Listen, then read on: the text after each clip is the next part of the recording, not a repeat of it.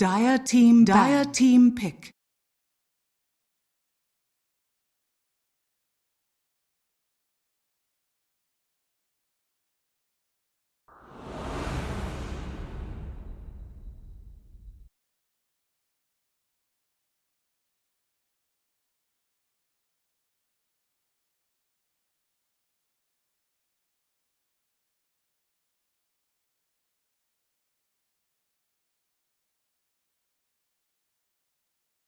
This one is in the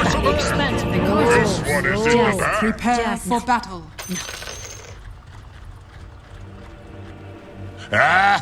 It falls to me to inform you that this one is in the bag. It's in the bag. There's a fine line between bravery and stupidity.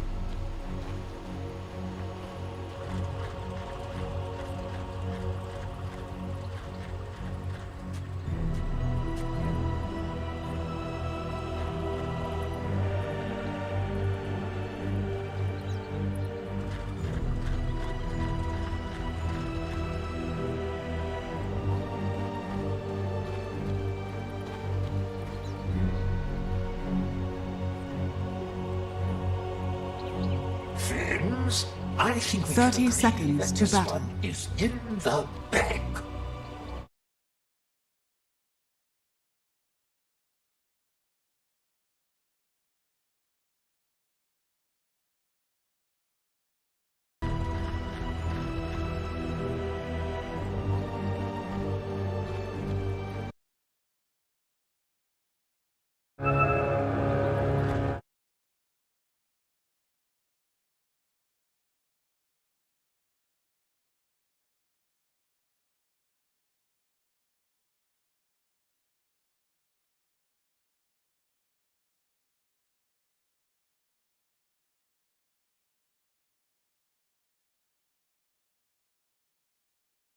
Line between bravery and stupidity.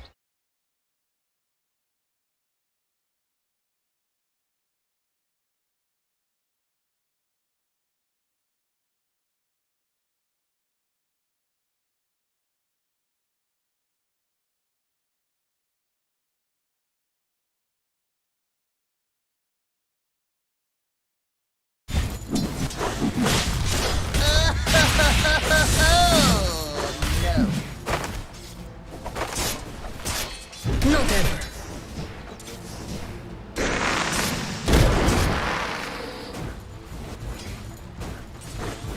Let's get into it.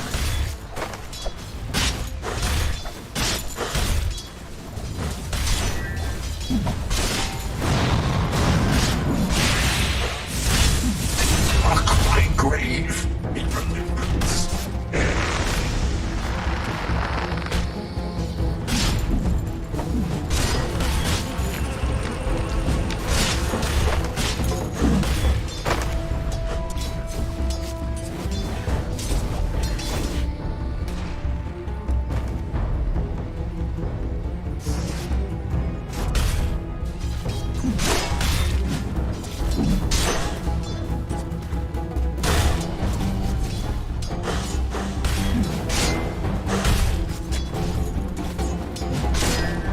Radiant's courier has been killed.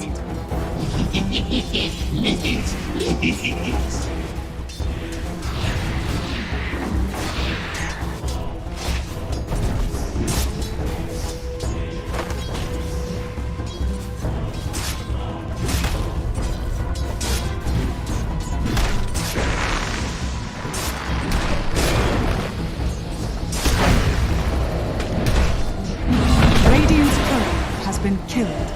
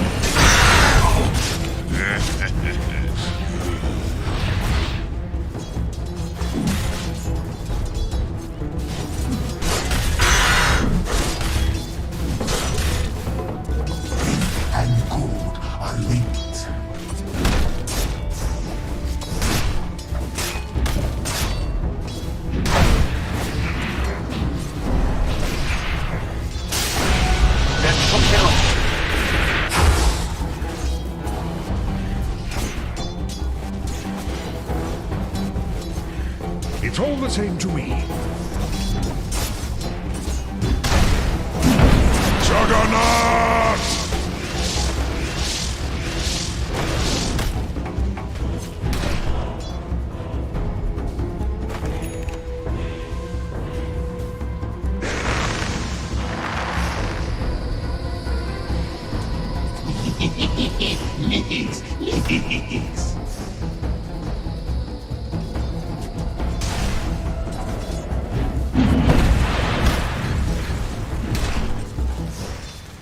Denied. That was very thoughtful.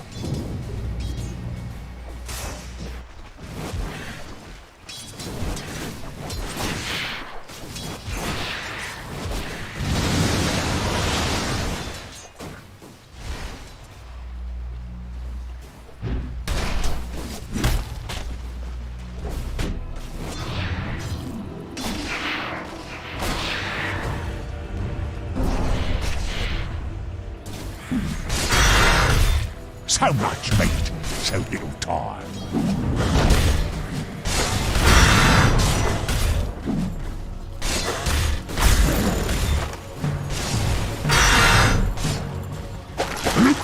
Cannon. Found and cut my loss. That is one less voice in my head.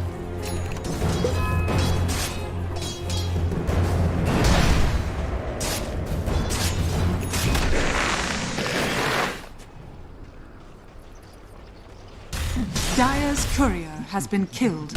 No!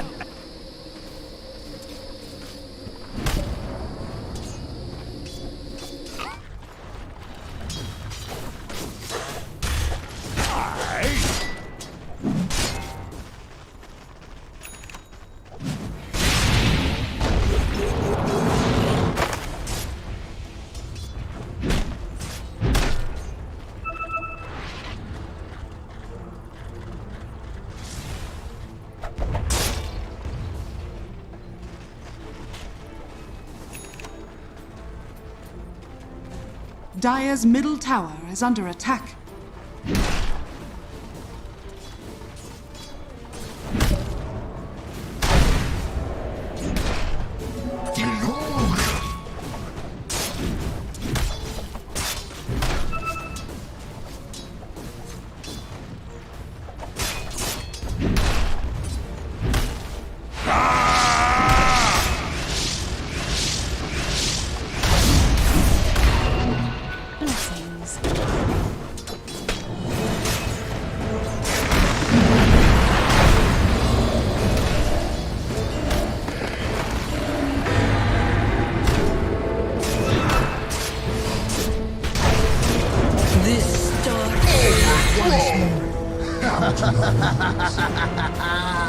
Dire's top tower is under attack.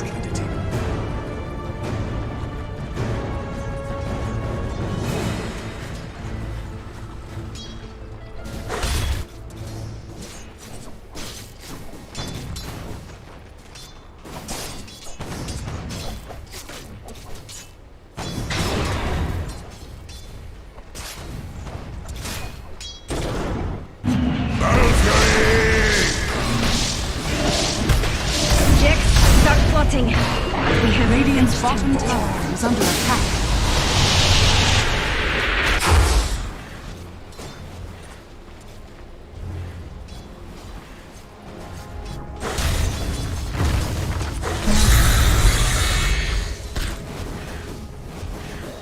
Radiant's bottom tower is under attack.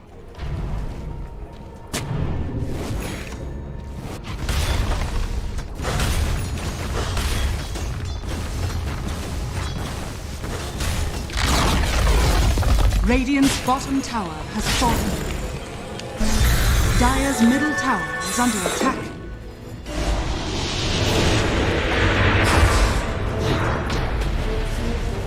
Not run forever, can we?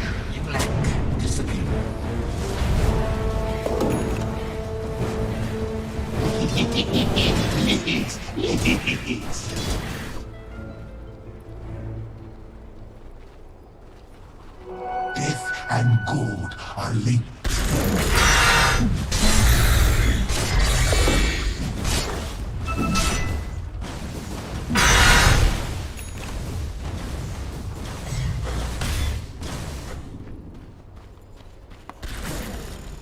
Radiant's bottom tower is under attack.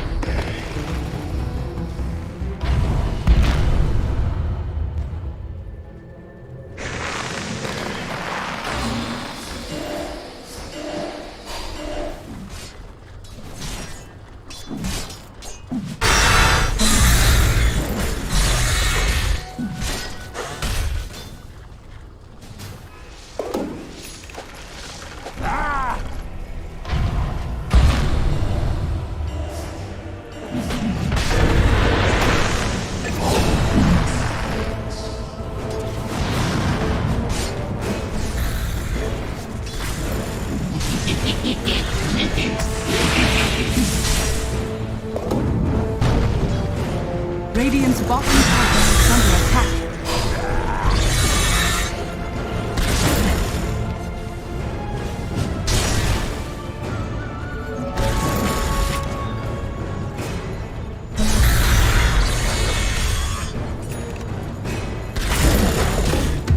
Bountiful.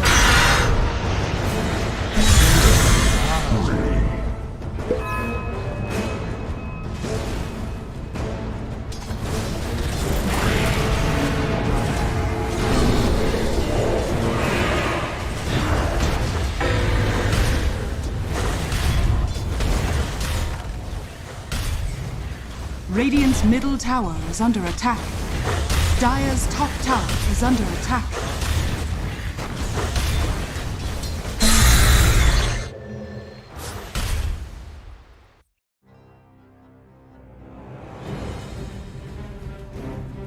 Dire team pick. Stop it!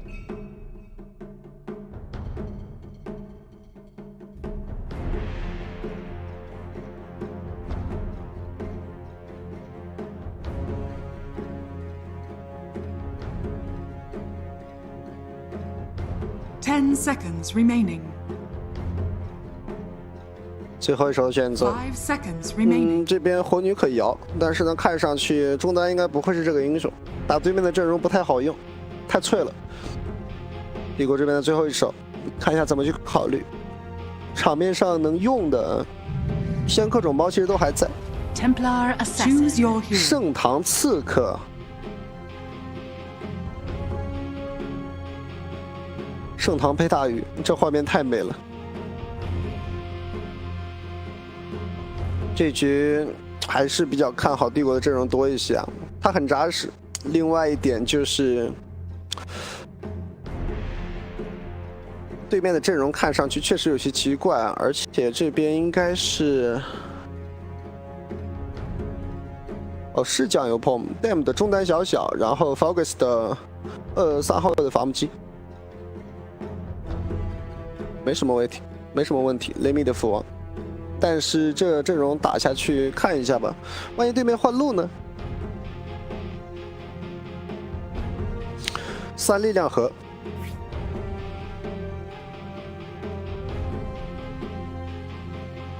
有点意思。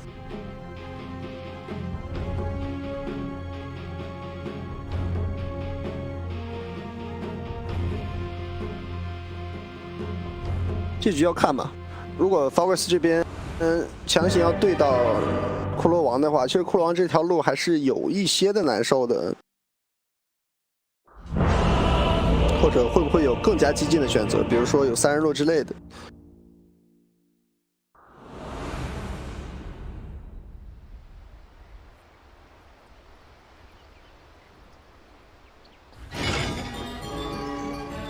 回到比赛当中，泰克斯这边POM走向上路，跟着伐木机。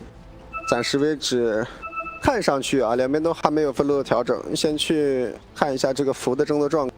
But X as well, it really suffers versus an Ice Blast, very reliant on having HP to sustain and spin a bit more for his damage output. So yeah, interesting.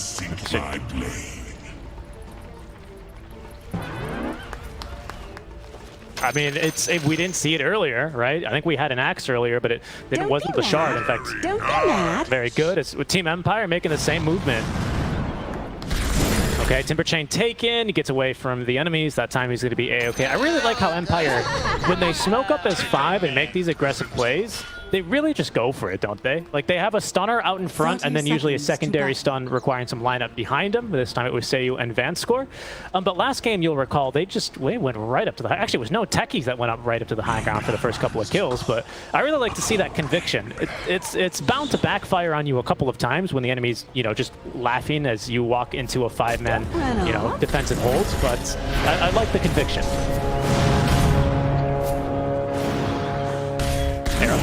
Beautiful. I'm done. First blood! I cut you, or I split you, That's like and this I killed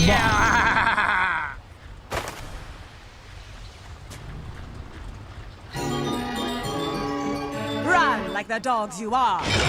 They'll never find your Nicely They'll done. never find your grave.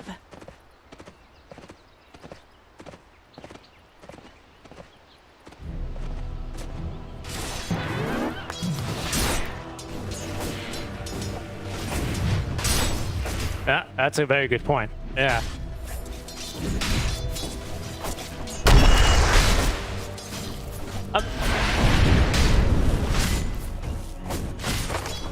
Okay, okay. And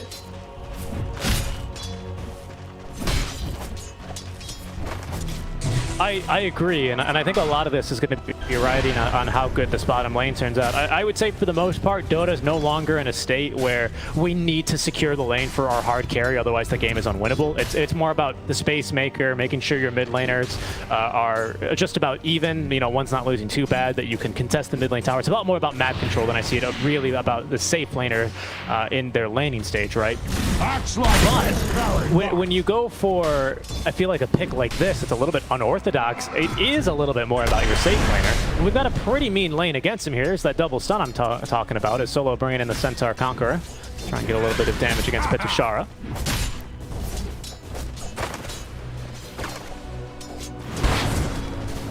Who spoiled that shot?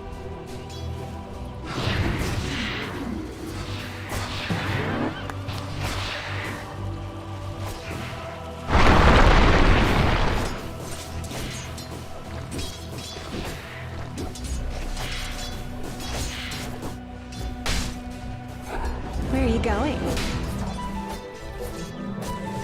No call, nothing to stop Seiyu from keeping away. They'll get him with a battle hunger at the very least. And he TP'd to the tier 1 tower, Radiant's so it's bottom going to be a tower full is under battle attack. hunger, you know?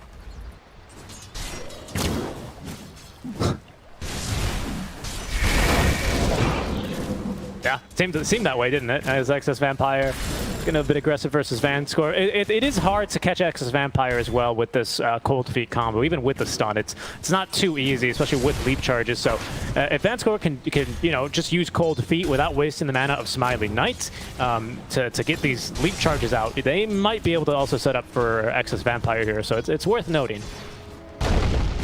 That's a little Avatos, Dame onto the press kit, very eager to blow through these refraction charges whenever they're up. Depress kit though, like most mid laners these days, even though it's not the most common, or wasn't the most common item for a TA, already has the bottle on the way, so she'll be totally fine. Oh, take that.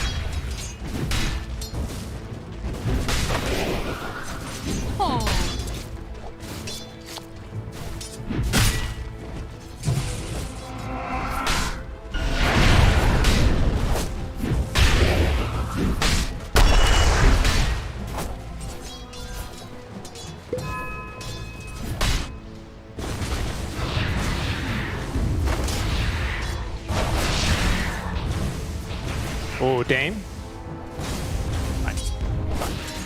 The press kit turned that one around real quick. You wouldn't believe it, but that started off with Dame getting tossed underneath the tower. What have we here? On top lane, I mean, Smiley Knight is already having such a great time. The focus quickly ran out of trees, but guess what? They respawn 2 minutes quicker now, so it's not too big of a deal for him. You have done this.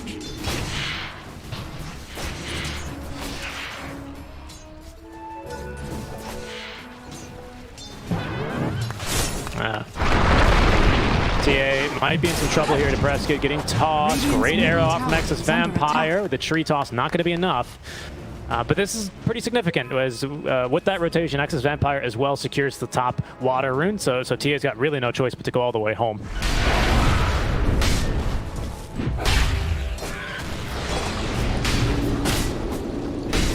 Whoa. In the fire. All must die! You That's a shard dead?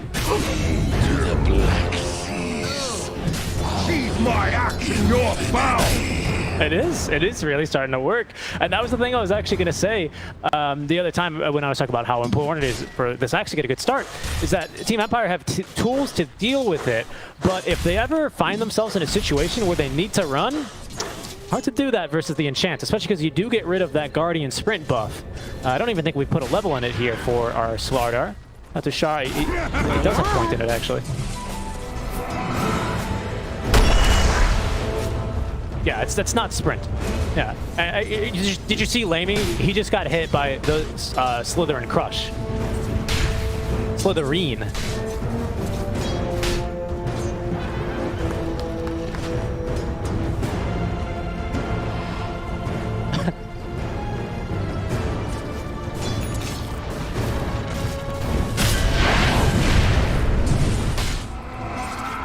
they made him a real hero instead of just angry fishy boy.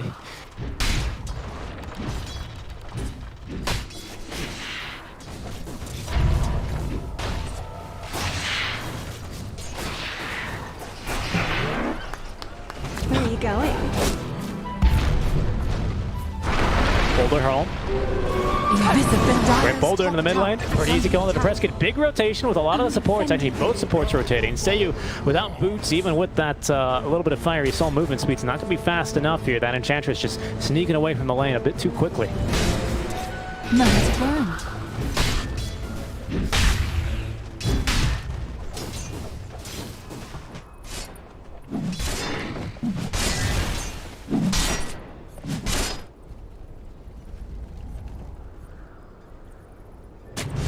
Radiant are scanning. Yeah. And it's a bit difficult. Oh, bottom, careful and trouble. Petushar from behind. Slytherin Crush into the bash, and LSA is going to buy him a bit of time. We don't have Enchant as Vanscore is going to die. Top 5 unanswered kills thus far in favor of No Tech. He says the Enchant is going to be used for Seiyu. We've got no boulders to be hurled, however, out from our little shard golems. Another Slytherin Crush out from Petushara. Seiyu, once again, I think he's going to go to battle hunger. See you later, Lamey, with the kill. Is going to be his 3rd under his belt this game. Dire's top tower is under attack.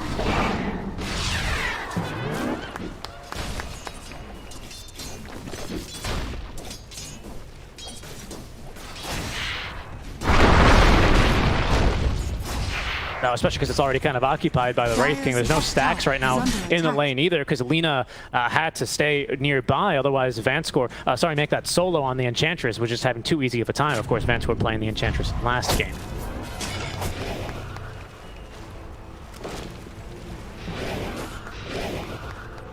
Dire's top tower is under attack. Yeah.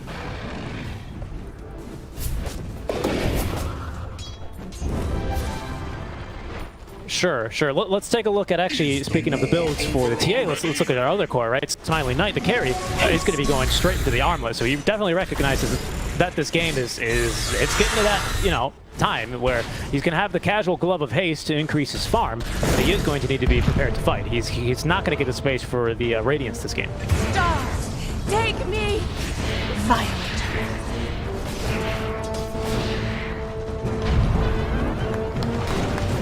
Where are you going? Yep. I saw that ending from miles away. Wait, is Seiyu gonna die? No, okay. I thought for a second Seiyu is going to die to the Centaur Conqueror with the Press Kid, a full creep wave, and a tier 1 tower nearby. But no, he's okay. Dire's top tower is under attack.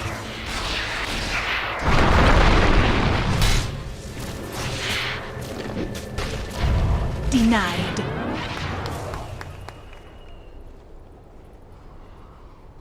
Okay.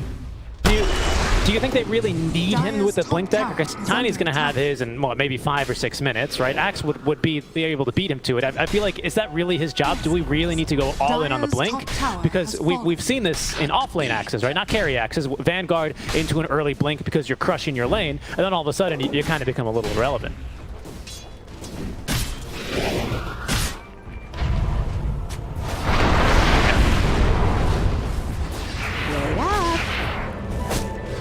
Is in trouble.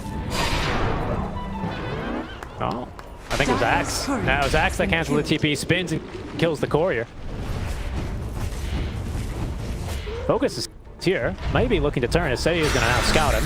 Solo, still under level 5. Doesn't have the point in untouchable as the Avalanche is going to catch 2. Arrow as well for Sseason, who is turning to try and drop the LSA. Instead, he's going to only drop himself as Depressed Kid will fall to the ground.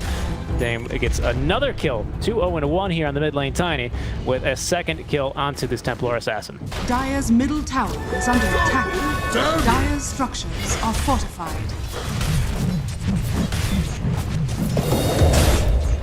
Yeah.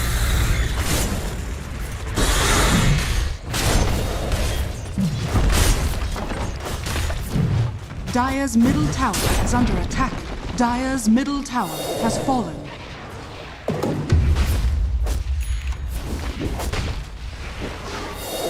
Yeah. It's like Naga Siren from 2018 or whatever, or Naga Siren if you're playing versus 4 Zoomers.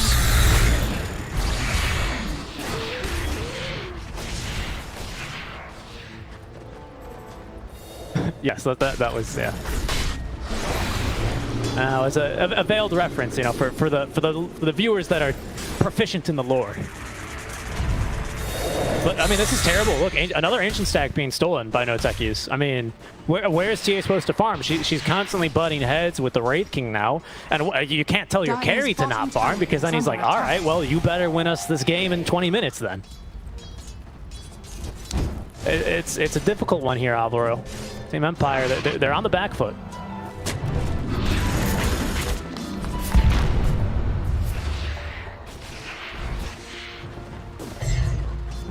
Dyer's bottom tower is under attack.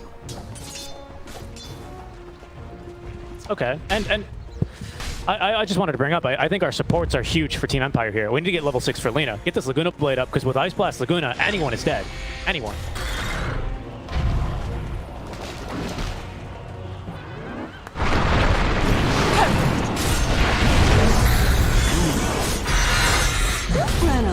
Dead.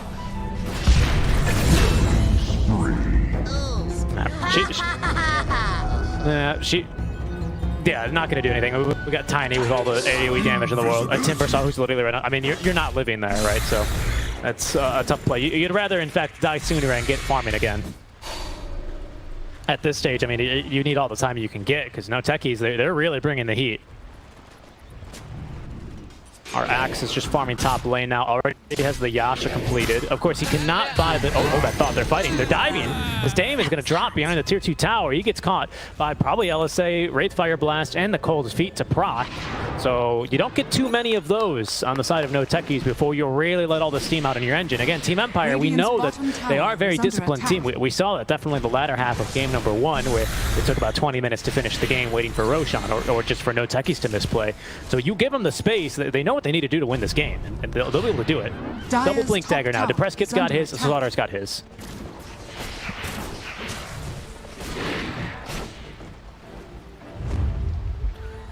Yep.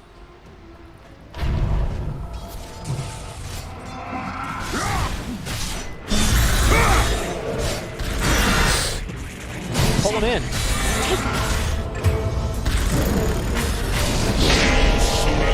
Dyer's top tower is under attack. There you go. Nice blast.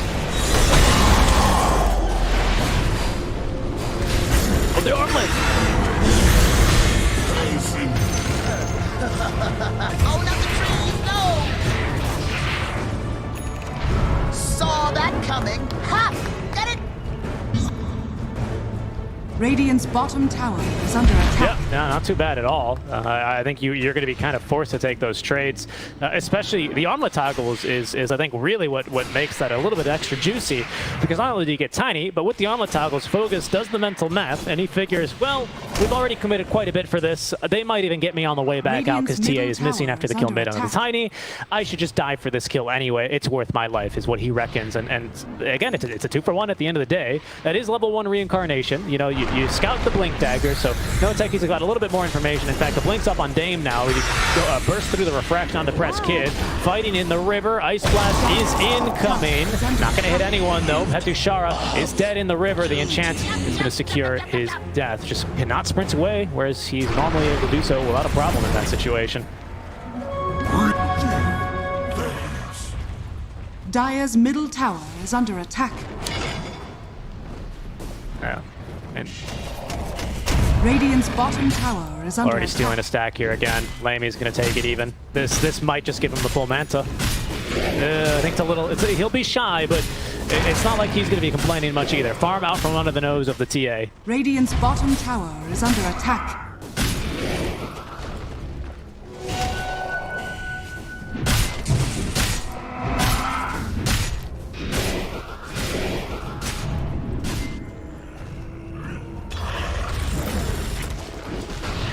I kind of like the BKB a bit better this game. It's not going to stop the AA, of course. He's still a big threat to you, or the Slardar, but it will stop the Lina, who's a lot of the burst damage right now, because I think you have ways of mitigating Slardar at this stage, because Dame is still very powerful. X's Vampire can give a good arrow, but the Lina is what scares me if I'm axed just a little bit.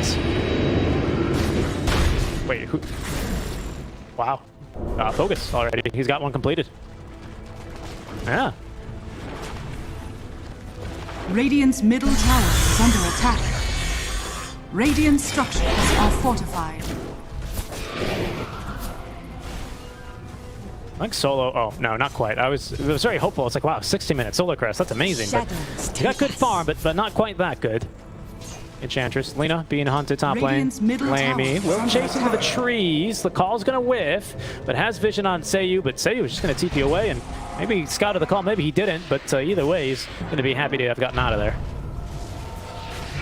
The Press Kid using this space to farm nearly has now the Deso completed. I think you usually like to say, what, 14 minutes is a pretty good timing for the TA Blink Deso. It's going to be a bit later, maybe 18 minutes here if they can savor this midway. Invisibility.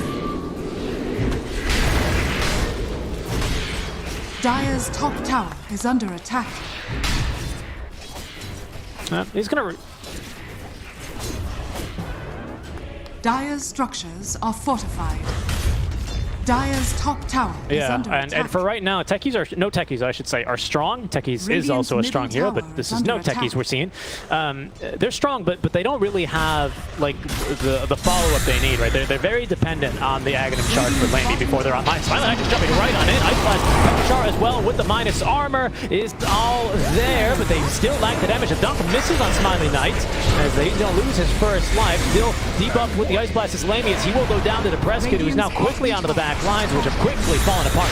No techies. Dame with a nice avalanche onto 3, but there's that Laguna Blade. The Press Kid falling a bit low thanks to the Urn of Shadows, but Smiley Knight is onto Dame. Dragon Slave up from Seiyu to secure the kill. In the meantime, though, Excess Vampire picked off by Petushara. It looks like Fogus and Solo ought to be able to escape, but it's a 3-for-1. That initiation even caught me by surprise, Alvaro.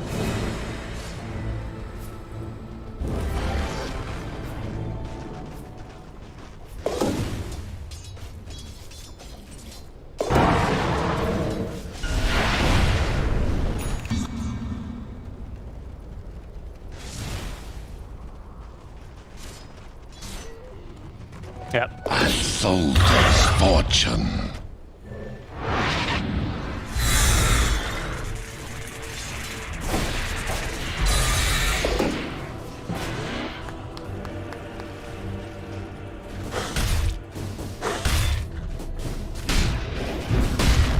Illusion.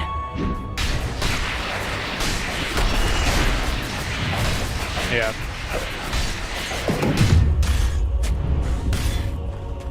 Of course, yeah. The farming speed with Axe Shard, I should say, on Axe and Manta is insane. But again, it's all about the Axe Shard. If you don't have it, you're just a Manta Axe carrier. It's not really anything special. An easy shot. Absolutely. Dame is going to be pushing along the top lane. They're going to try again the third time here for the tier 1 tower. Tier 2 make it, actually. It's gone poorly the first 2 times. This time Team Empire seems to be moving across the map here, smoked up as 4. The teleportation is coming out from Petushara. Dame doing plenty of tower damage. Excess Vampire and Solo hitting the trees to the north. As Team Empire looking to wrap around. Smiling Knight again, just immediately blinking right on in. Petushara to follow with a nice little bash onto Focus, who's going to be hit. No, with the Ice Blast is actually stopped. Dame manages to find him, so Vanscore doesn't get the release, but still catches Lamy with the debuff nonetheless. Smiling Knight is now in a bit of trouble, already having lost the first life. Looks like Seiyu's going to be able to at least get the kill onto Solo, but that Axe Call, a big one, finds the kill on the Smiling Knight. 322 gold on over to Focus. And Seiyu is now going to be turned down. A fantastic arrow again from Excess Vampire. Will secure that one. And you do lose Dame. A bit of a loss, but overall a net win for No Techies. They really needed one here. Radiant's bottom tower is under attack.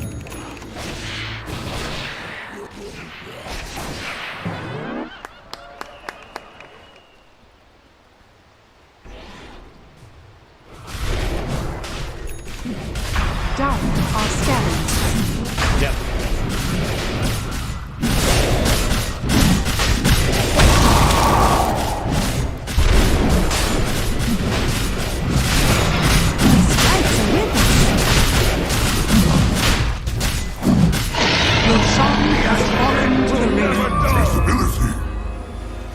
Yeah, thanks. Man, what is it with pro teams? They figure out a build that's broken, and then they always use it to do Roshan. Beastmaster Ags, Monkey King Aghanim Scepter, now this. I mean, they just melted Rosh, and they're not the team with the Slardar. That's kind of why I'm a bit surprised. They do. Okay, fair enough. Yeah, fair enough.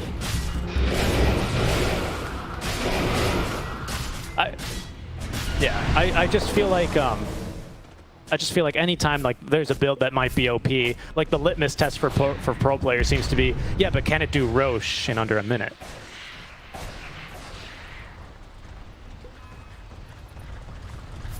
Yeah, it's true. Radiant's bottom tower is under attack. Yes, that's why it's broken for sure. You know, I think that's the best way, because normally people they don't really recognize the true power it has. Vanscore is going to be able to TP away after planting a couple of sneaky wards, but they don't really recognize the power it has until it's used against them. That's why everyone, you know, when OD got massively buffed, everyone started picking Rubik, and everyone went, "Man, OD is such a BS hero." Same thing with Beastmaster. Whenever Rubik would steal the axes, man, this is such a BS hero. You know, just you can't catch a break.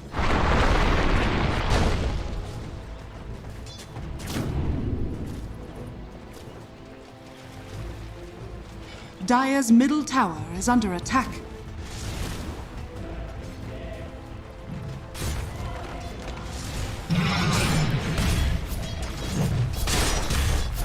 Dire's structures are fortified.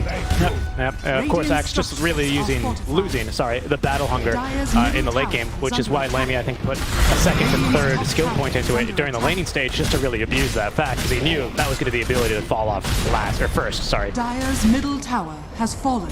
Radiant's top tower has fallen. Dire's middle tower is under attack. Radiant's top tower is under attack. Wow, this push. Focus as well with the Aghanim Shard. Sorry to interrupt you there. Just melting this tower out of him. To my heart.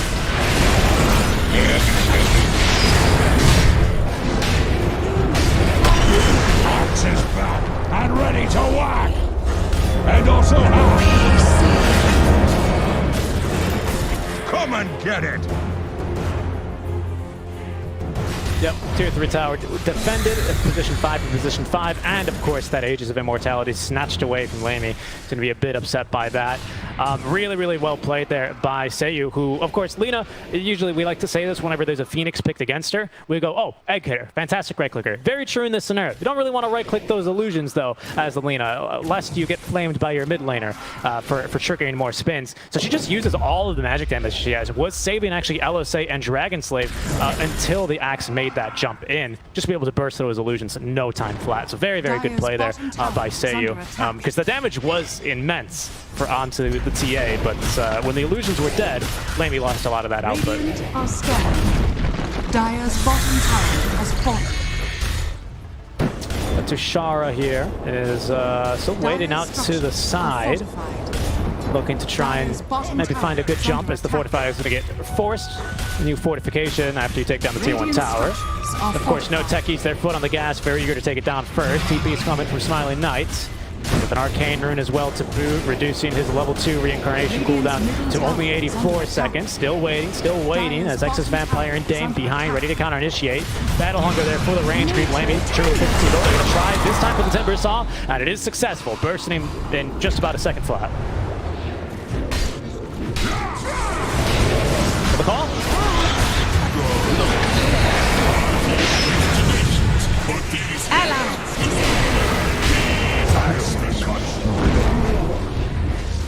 It's just not fair. Handscore lives.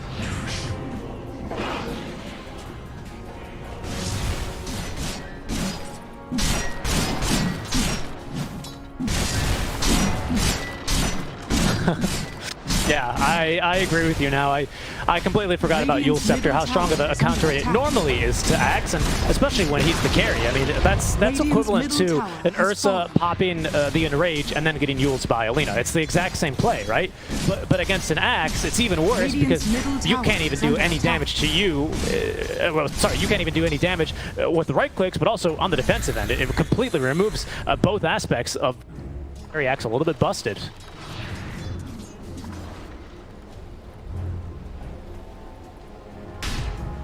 Yeah, but the call is wasted, right?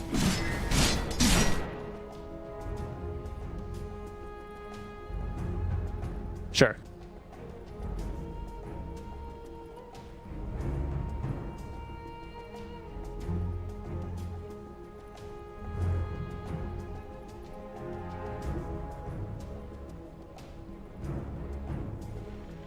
Yeah.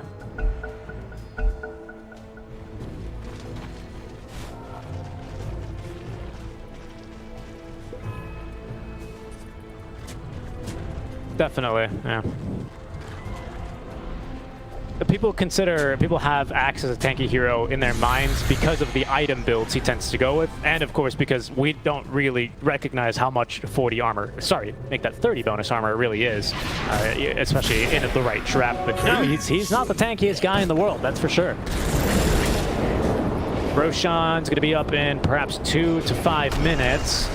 Techies just looking to try to establish control. Petra making the jump actually onto the Axe. Ice Blast incoming. Seiyu is here for the LSA to lock him down. The Yule Scepter now onto Dame to prevent the counter initiation. So Vansor gets off all of his spells. Take me now. I've done what I've needed to do is what he's going to say. Seiyu with the Laguna Blade kill, securing the kill onto the Tiny as Focus running for his life after Petushara though. It's a very easy race for him to win here on Petushara. 4 dead for no techies. Team Empire, man. You give them an inch, they're going to take a mile. Soldier's fortune. Radiant's middle tower is under attack. Radiant's middle tower has fallen.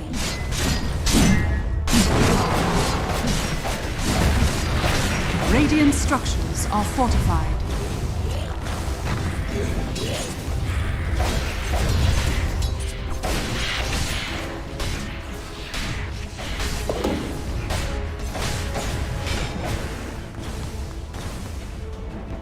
Do you feel like maybe we needed a different support duo this game? Because I love Enchantress and Mirana as a support duo together. I think they synergize very nicely. Plus, it's a deny pick as well with the Mirana because she's a great way to counter the early aggression that Ench brings. Like, I love the support duo, but I think it's right for the tempo that Noteki's needed.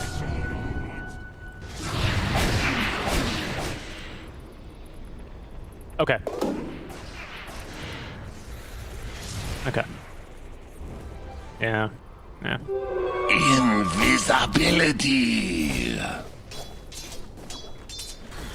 Right. But to me, it feels like if you're gonna go for hold that thought, solo. See you later.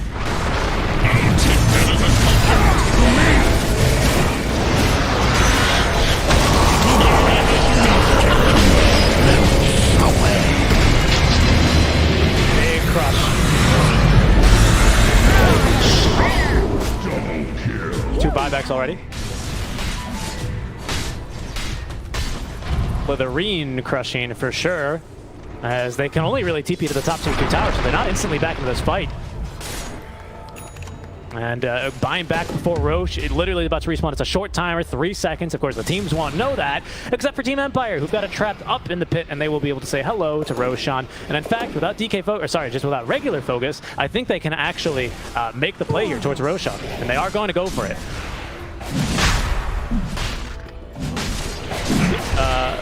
We do. Dire are scanning. Oh, no, he smokes. Wants to smoke first. Maybe saving it for the aggressive move. He knows what's coming. Arrow does catch Smiley Knight as Dame and Nexus Vampire being forced away. Petachar with another Blink Crush in, just forcing them away for now. No one in the Roche pit. Smiley Knight nearly dead, as there's a nice bash here. Of course, has armlet, so he should be a-okay, but it seems like the indecision here of the Team Empire has perhaps given another chance to attack these out. Big crush. Radiant's top tower is under attack. Monster kill. Ice Blast might get Nexus Vampire. GG.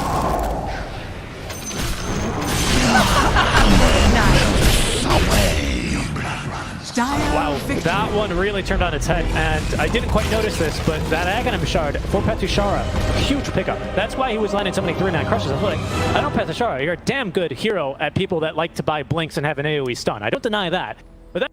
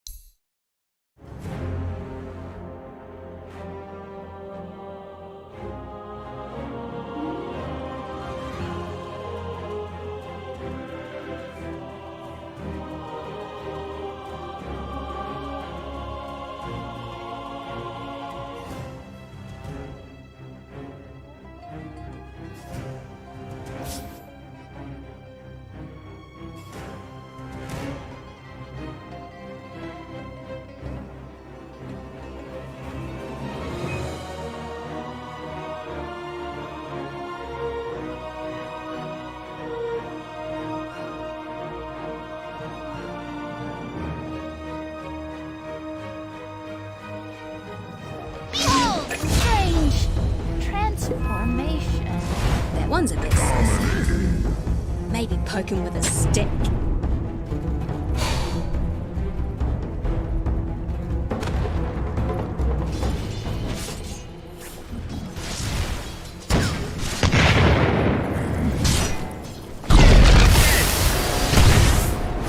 Dire's bottom tower is under attack. Host taking the occasional bounty. No!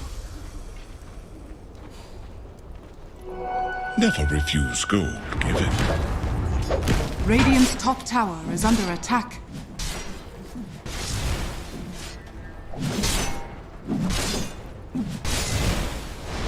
Behold my searing chains. Radiant's middle tower is under attack.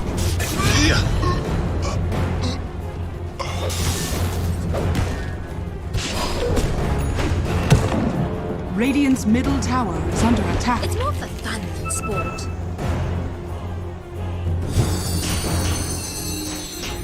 Dire's top tower is under attack.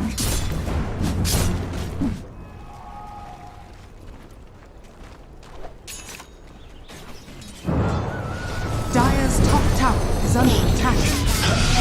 Hey! Let it go! Hey, here!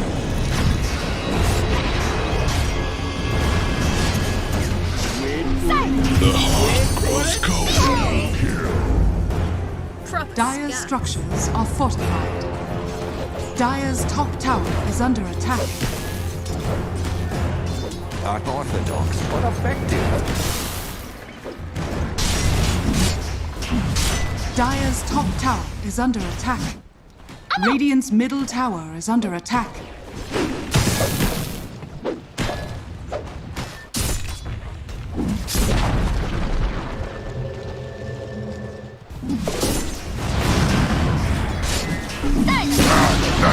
Radiant's middle tower is being denied.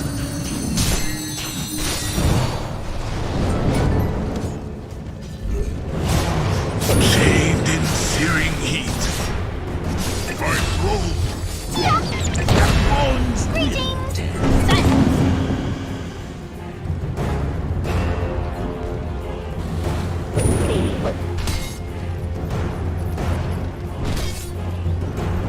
No.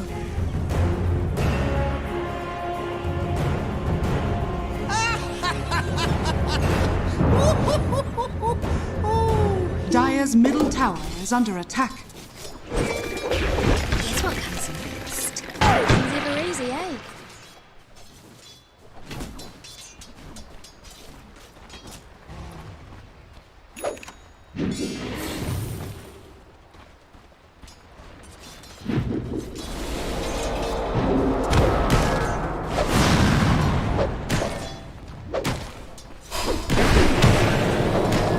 Radiant are scanning. on me.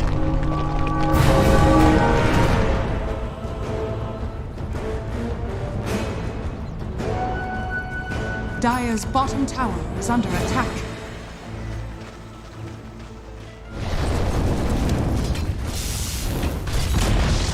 Dire's bottom tower has fallen. Dire's top tower is under attack.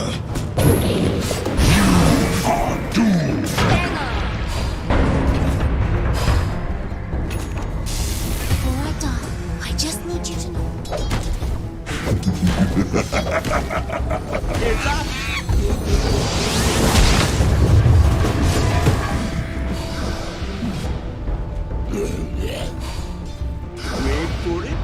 Wait for it. Dire's middle tower is under attack. Dire's structures are fortified.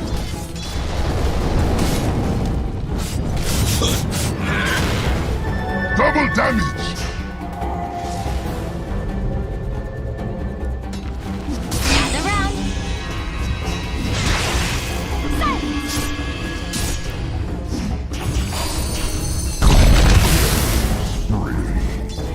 Radiant's top tower is under attack.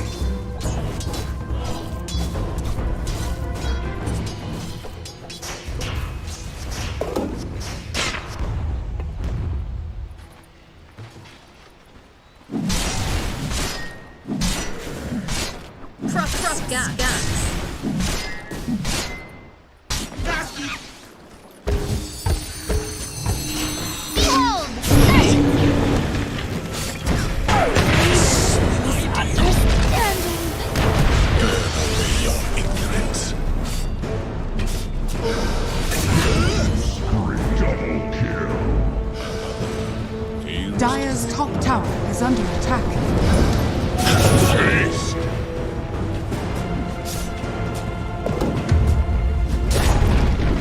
Dire's middle tower has fallen. Dire's courier has been killed. Dire's top tower is under attack. You surpassed the master. Hey, how you going? Silence. Dire's middle tower is under attack. Now.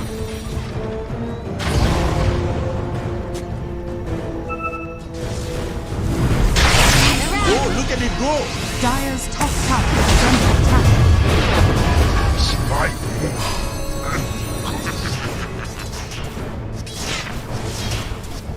Silence.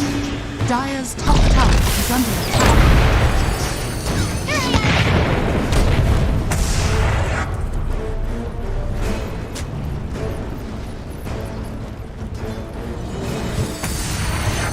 Ever seen someone bleed out in the neck? Pretty much a sticky.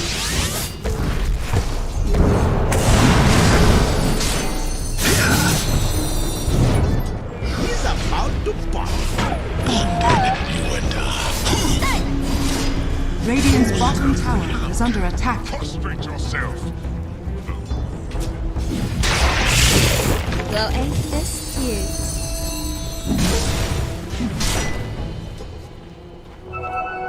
Almighty money.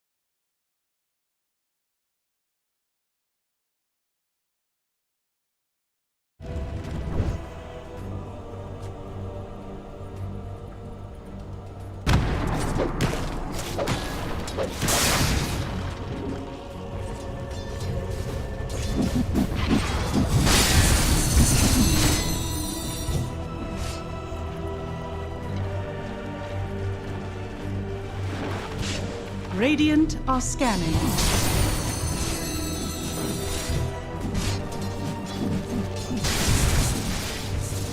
Dire's bottom tower is under attack. Place is here. Dire are scanning. Dire's bottom tower is under attack. Just what the doctor ordered.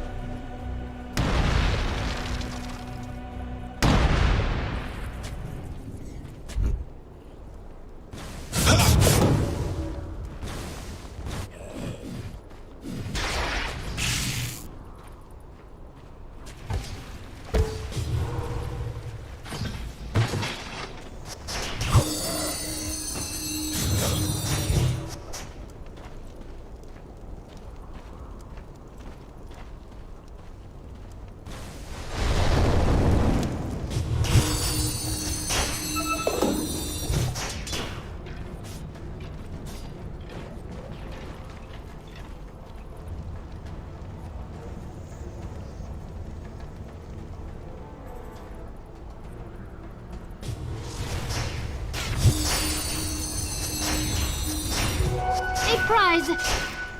Never refuse gold given. Stay near! This one's just fine. I'm out! A midsummer night.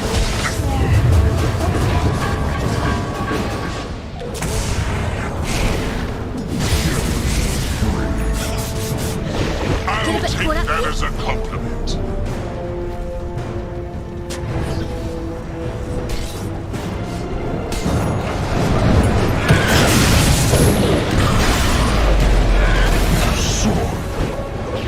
In you go!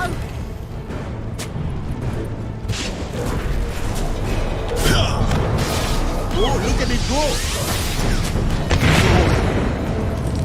Proper safety is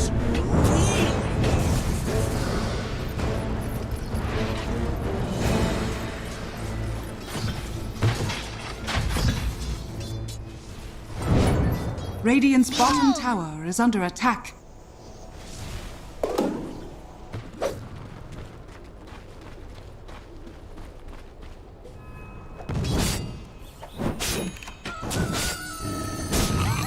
Dire's top tower is under attack.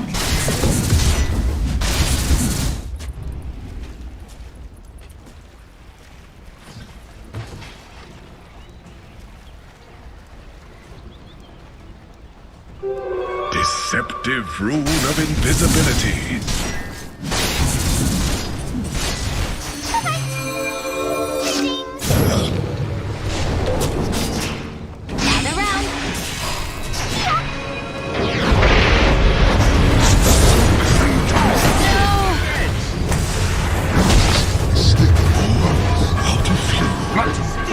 burning in blood. Fall to ashes! Dire's top tower is under attack.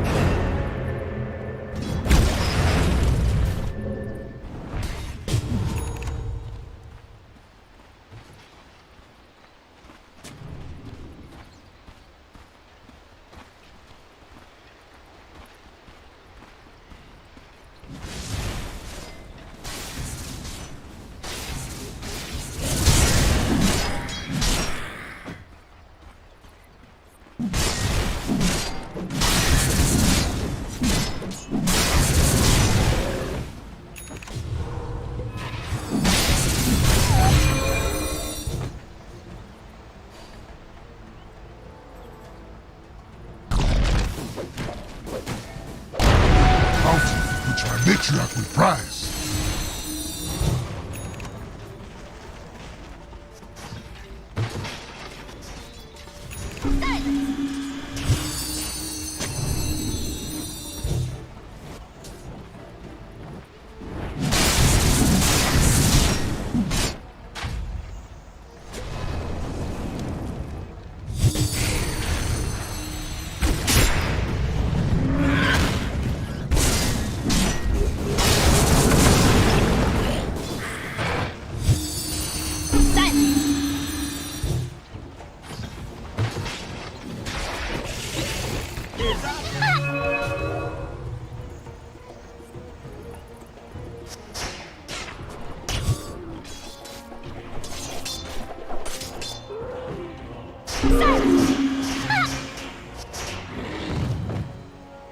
Radiant are scanning.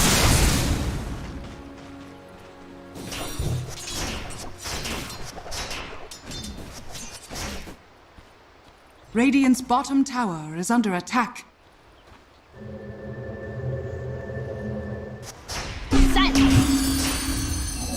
Regeneration! Radiant's bottom tower is under attack. Dire are scanning.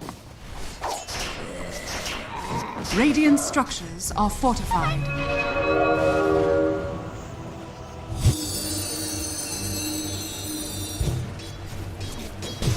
Dire's top tower is under attack. Radiant's bottom tower is under attack.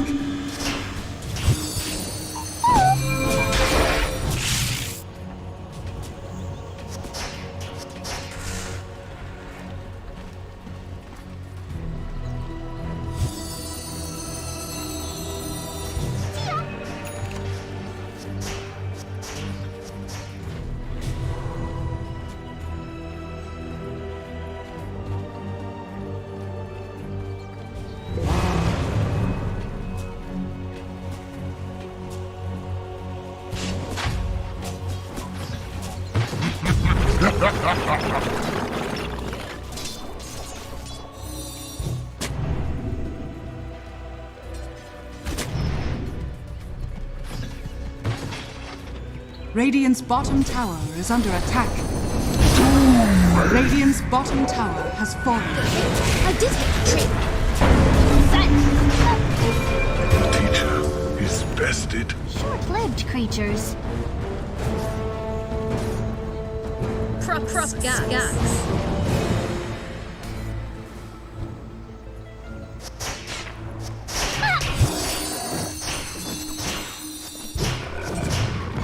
Radiant's bottom tower is under attack.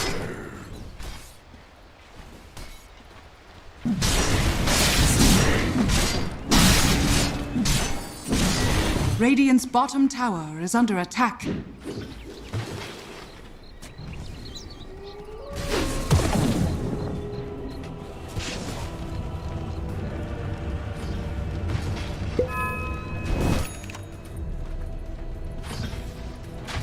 Radiant's top tower is under attack.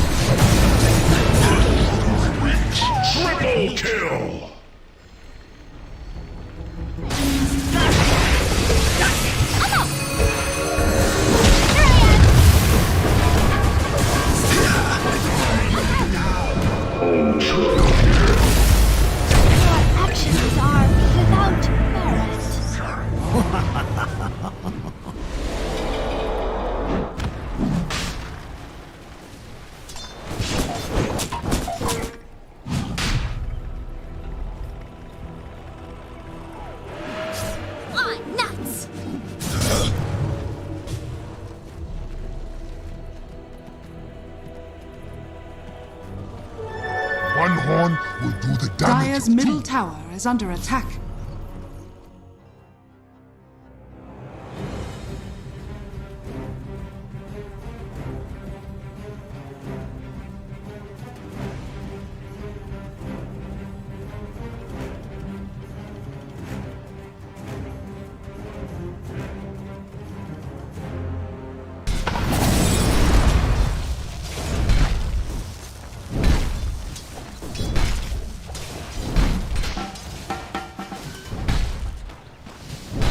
I thank you. Dire's structures are fortified.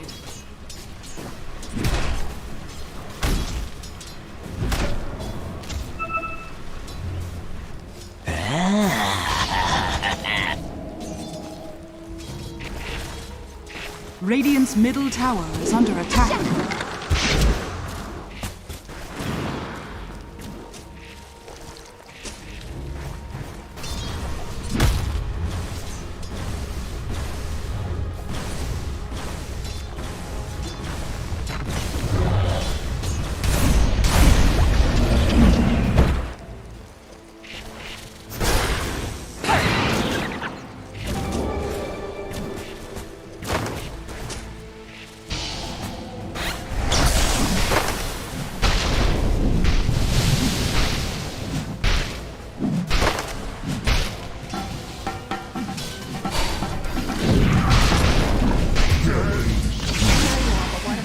You become past tense. Radiant's middle tower is under attack. Let the light carry me away. My venom is no more.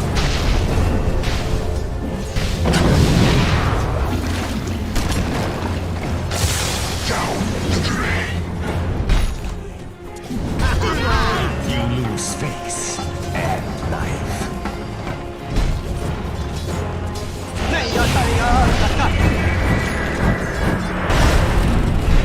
I feel my grand spirits.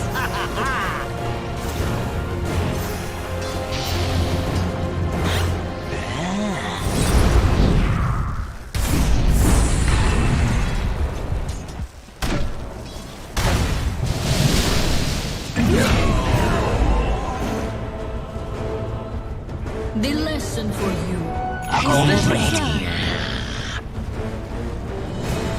Dire's bottom tower is under attack. Fortunes change.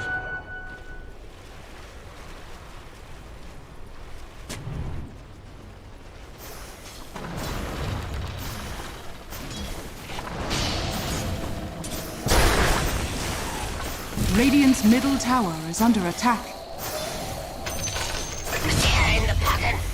The victim of venom.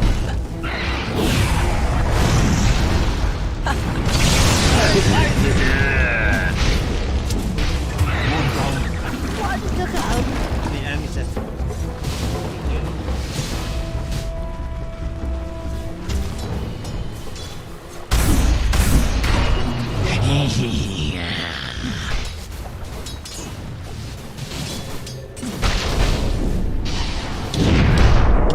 Some things are just not meant to be.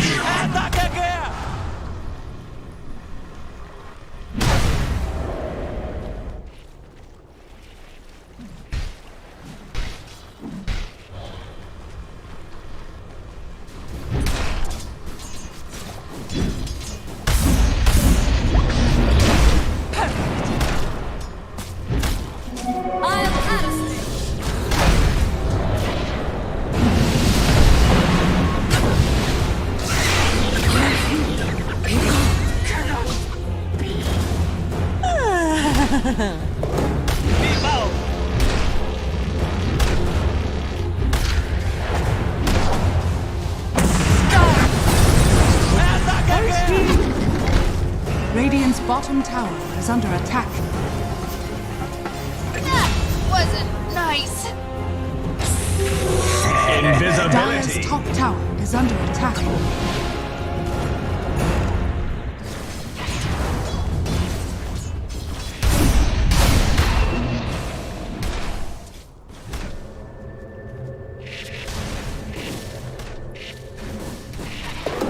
Dire's top tower is under attack.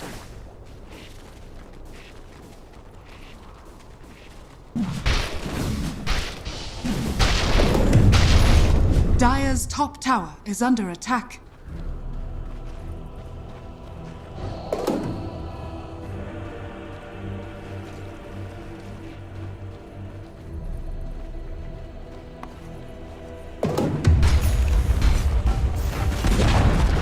Dire's top tower has fallen. Yes! These were woven from the first. Your allies disappear. His rise.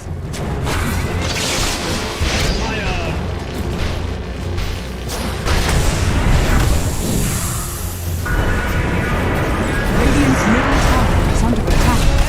Eyes broken. Eyes created to destroy beings magical. Radiant are scanning.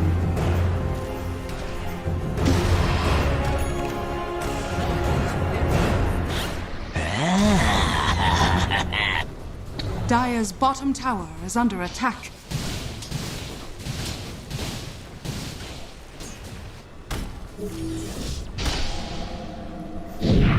Dire's middle tower is under attack.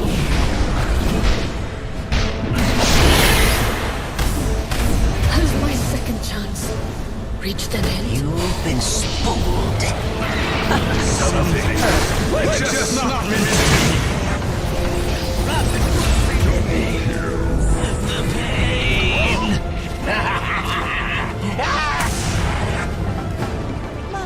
pet, thanks. Dire's top tower is under attack.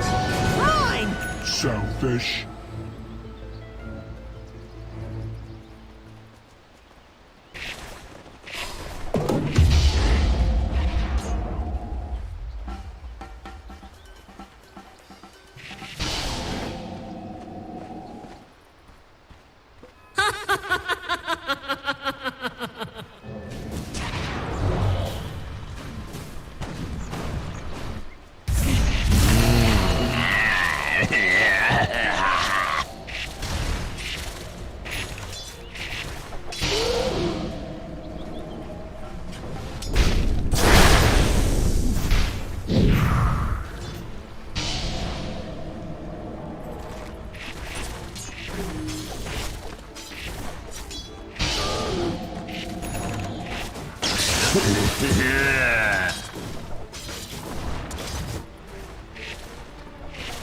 Stop it.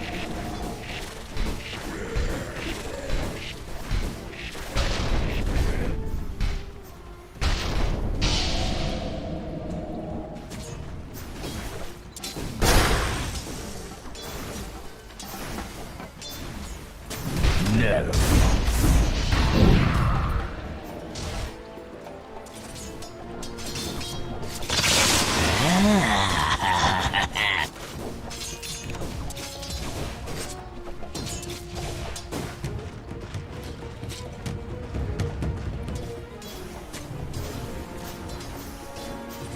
Radiant's bottom tower is under attack.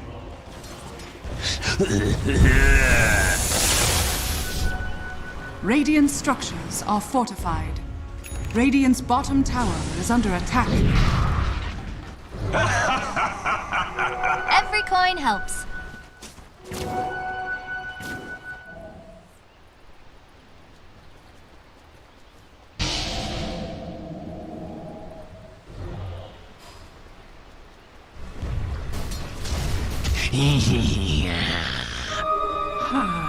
Dire's top tower is under attack.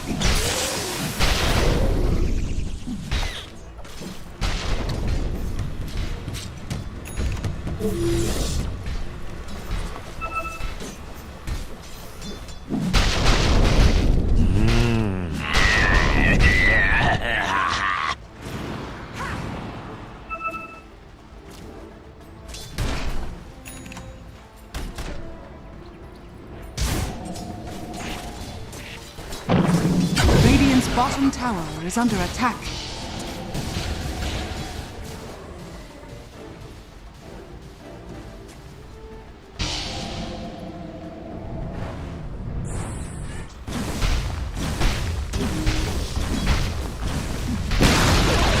Radiant's bottom tower has fallen. Another put down.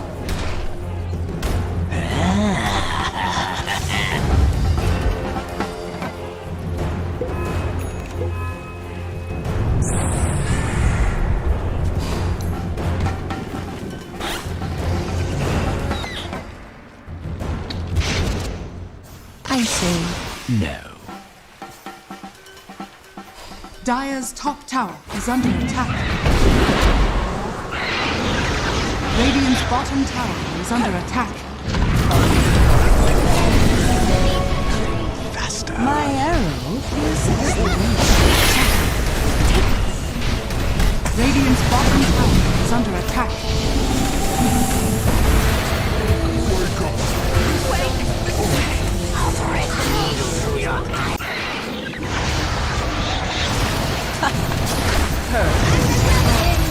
Dies. Dire's top tower is under attack. Radiant's bottom tower is under attack. Who spoiled that shot?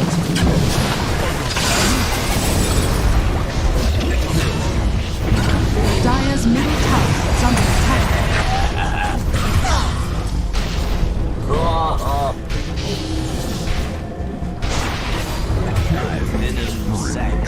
Dire's middle tower is under attack. To be rewoven. Dire's courier has been killed. Everything next to him? Battle is a spell. It feels. I'm in your debt.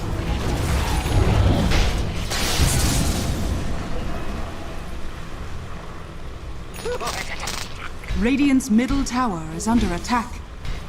Radiant structures are fortified. Double damage.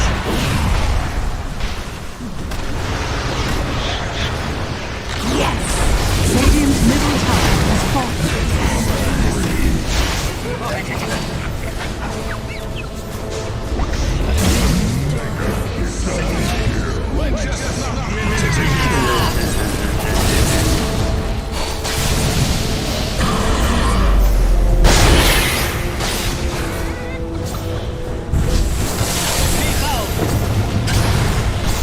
Cursed antidote.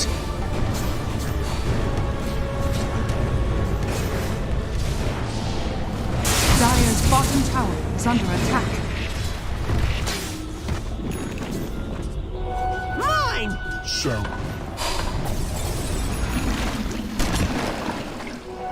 My waters rise.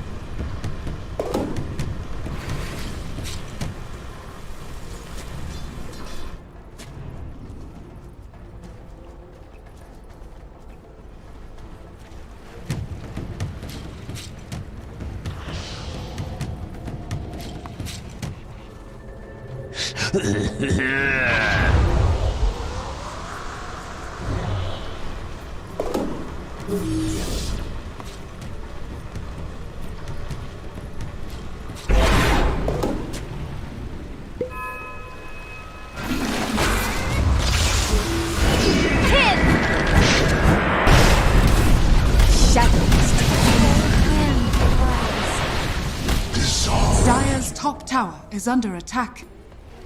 A golden thread. Radiant's middle tower is under attack.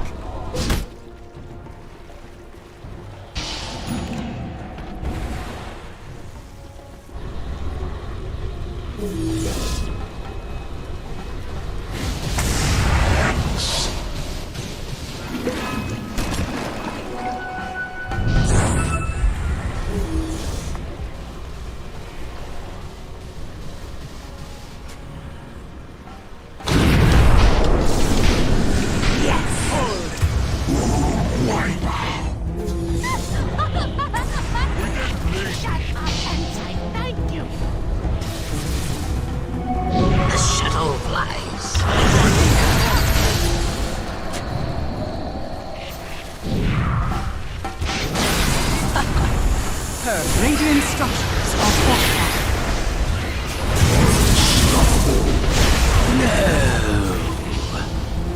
Dire's top tower is under attack.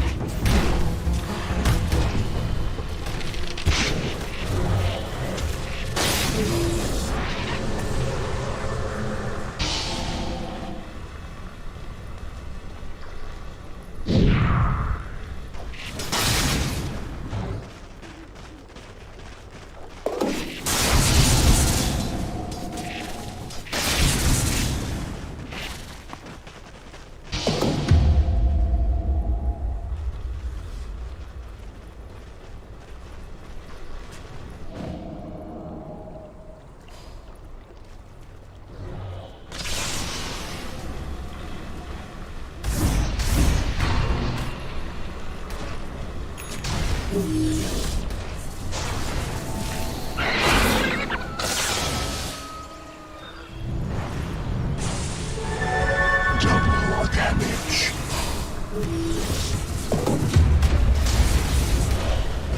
Dire's structures are fortified.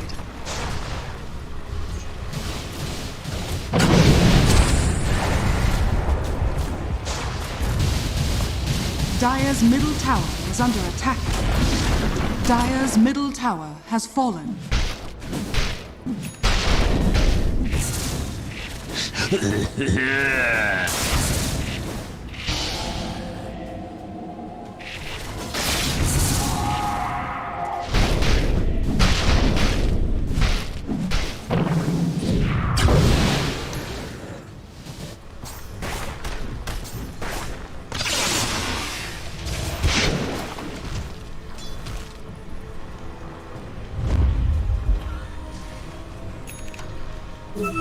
Radiant's bottom tower is under attack.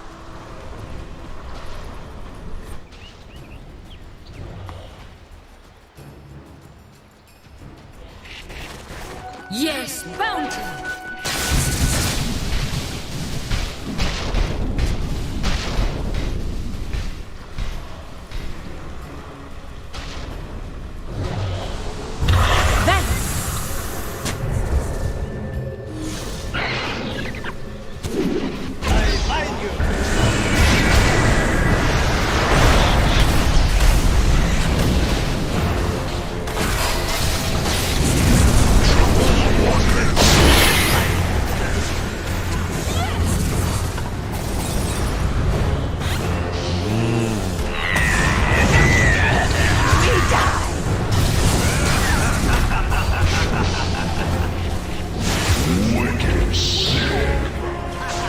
So honorable.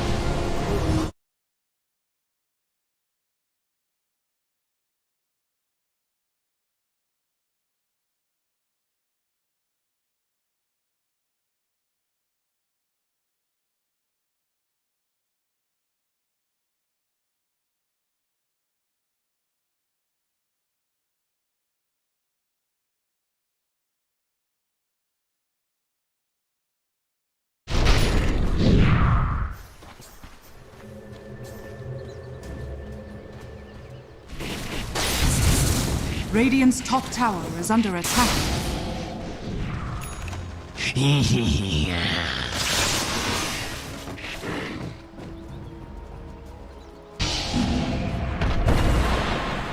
Radiant's top tower is under attack.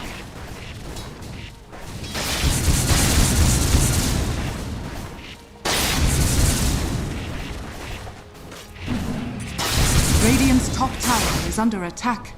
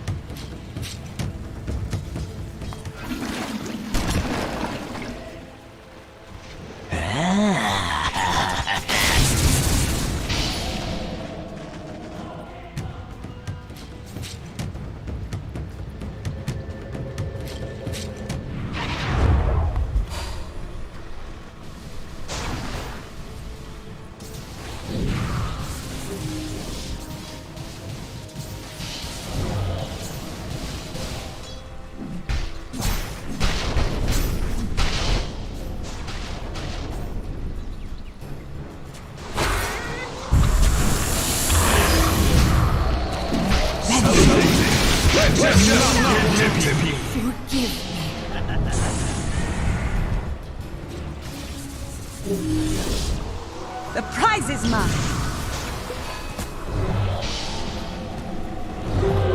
Silly not even.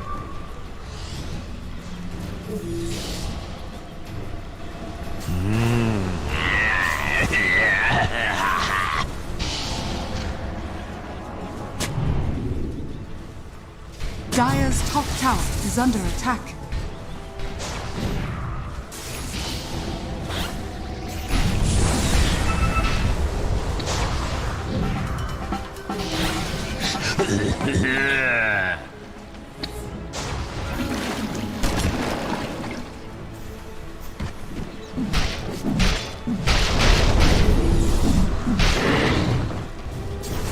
Every coin helps.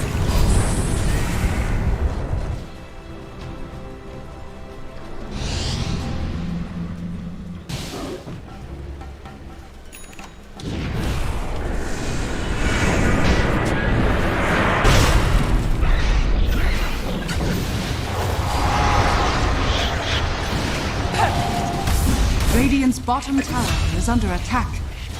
Radiant structures are fortified.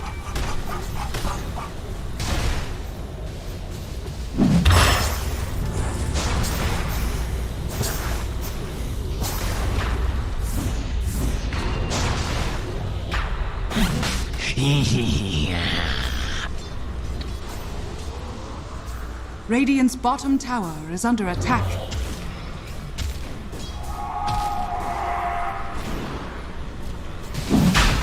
Roshan has fallen to the Radiant. Radiant's bottom tower has fallen.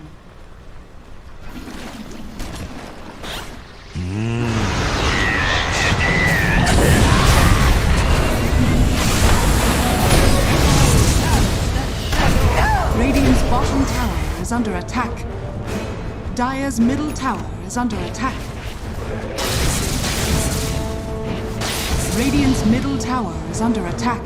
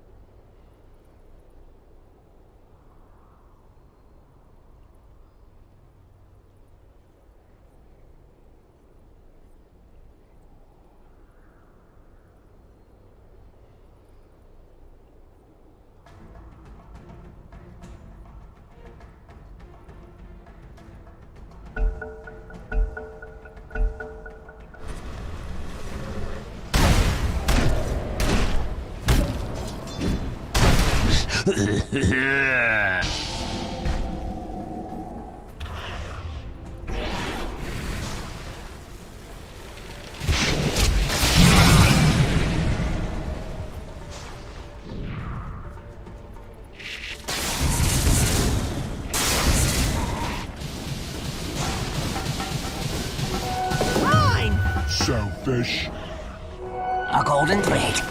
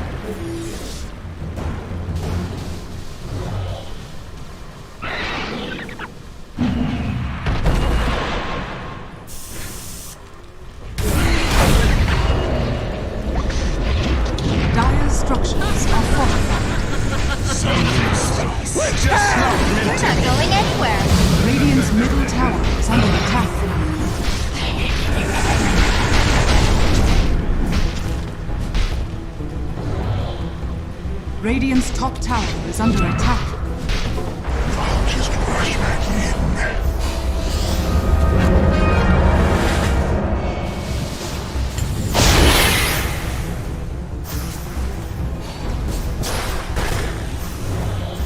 Dire's courier has been killed.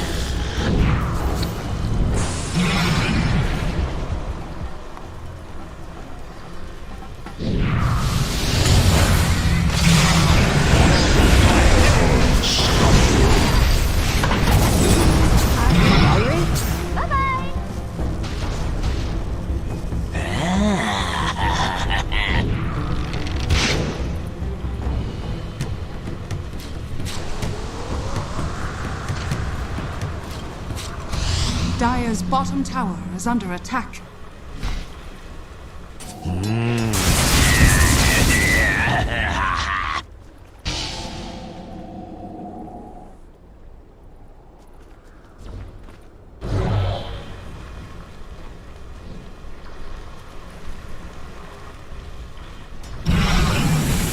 Gold for me. Radiant's middle tower is under attack. Radiant's middle tower has fallen.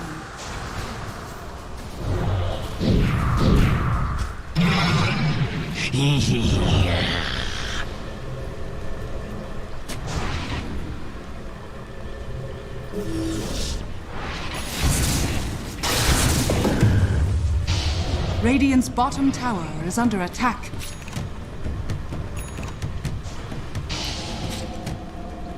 Radiant are scanning.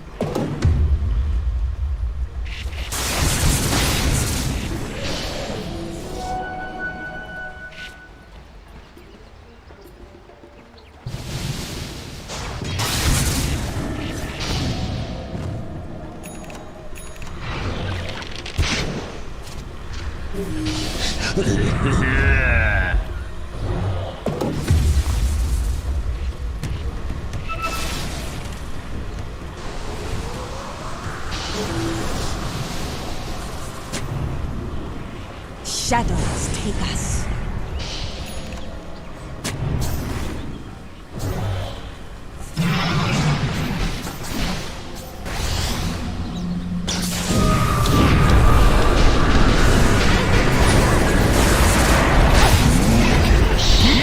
Monster kill!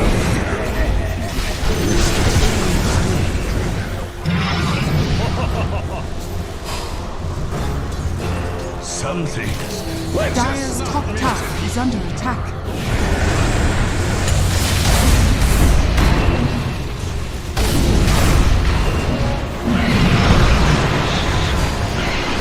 Radiant structures are fortified. Radiant's middle tower is under attack. Dire's top tower is under attack.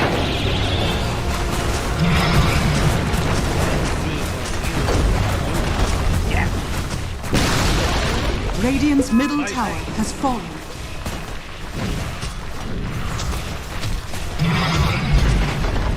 Radiant's middle barracks has fallen. Radiant's middle barracks has fallen. Radiant's middle tower is under attack.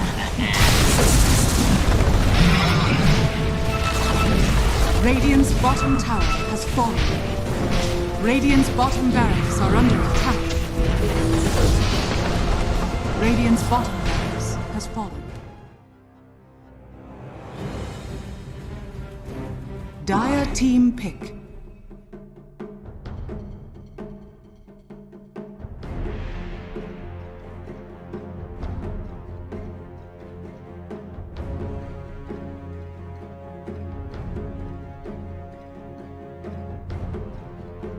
Ten seconds remaining.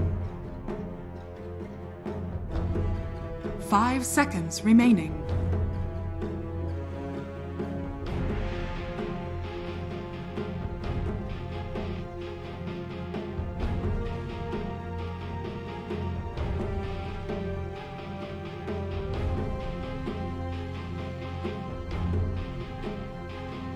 Radiant team pick.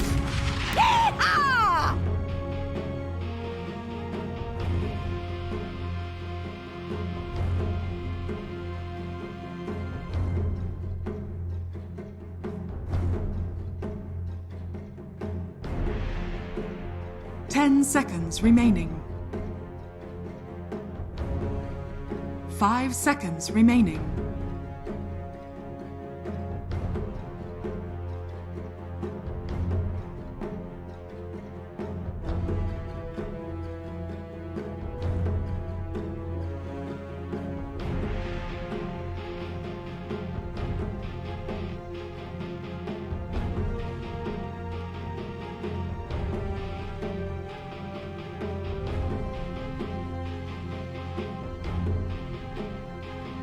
Radiant team ban. Legion Commander.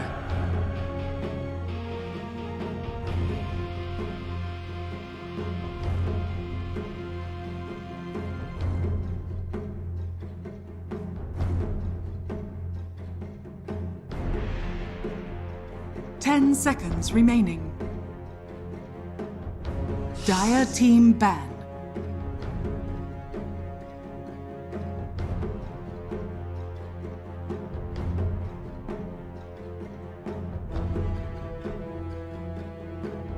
Radiant team ban.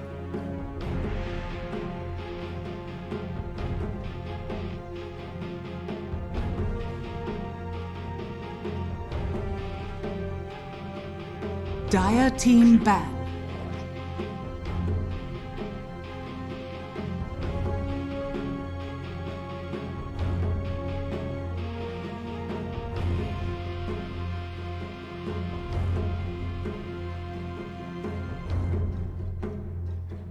Ten seconds remaining.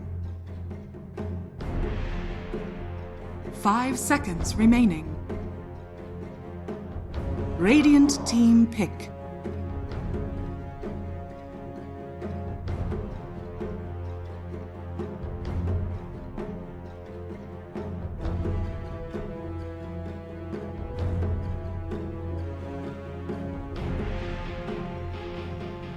Ten seconds remaining. 5 seconds remaining.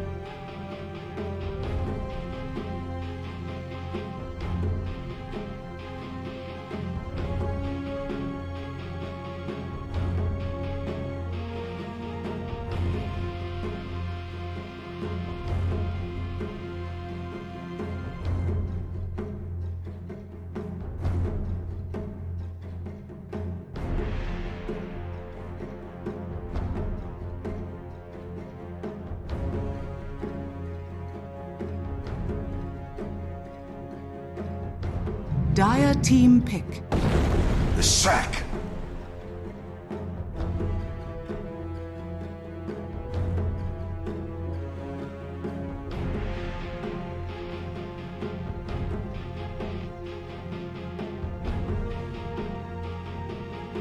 Ten seconds remaining.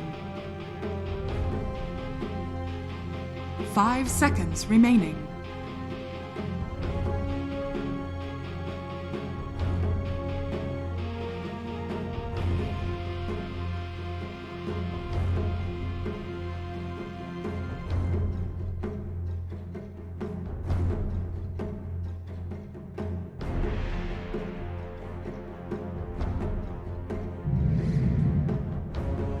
Wraith King! You may now select your heroes.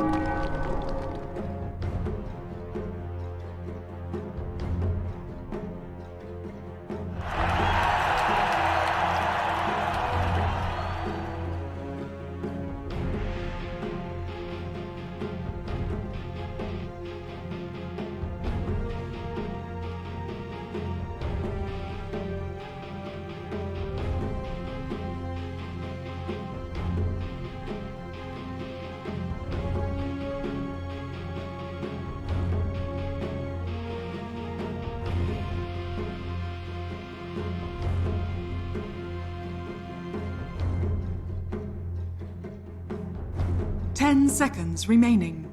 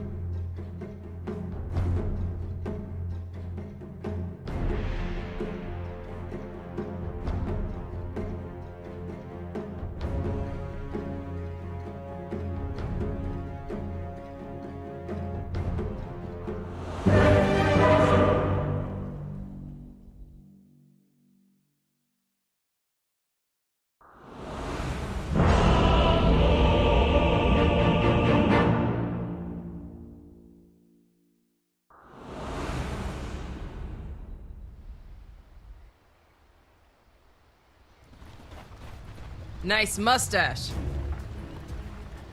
Prepare for battle. Conclusion. Sorry to disappoint you.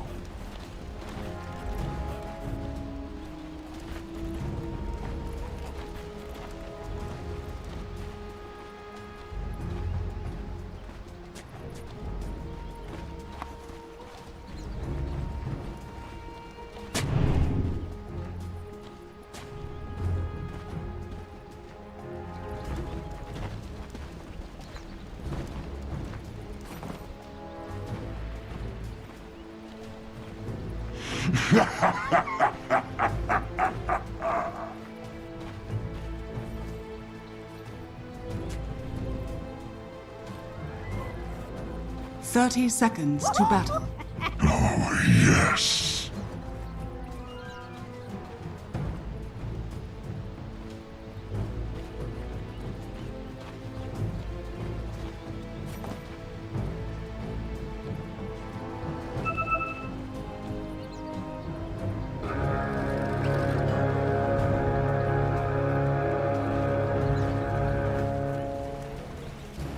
The battle begins.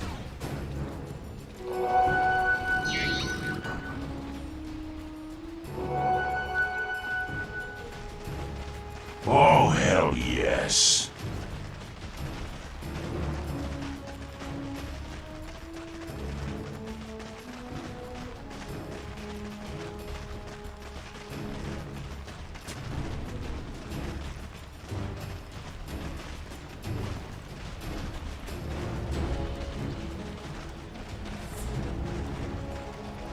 Two-legged abomination.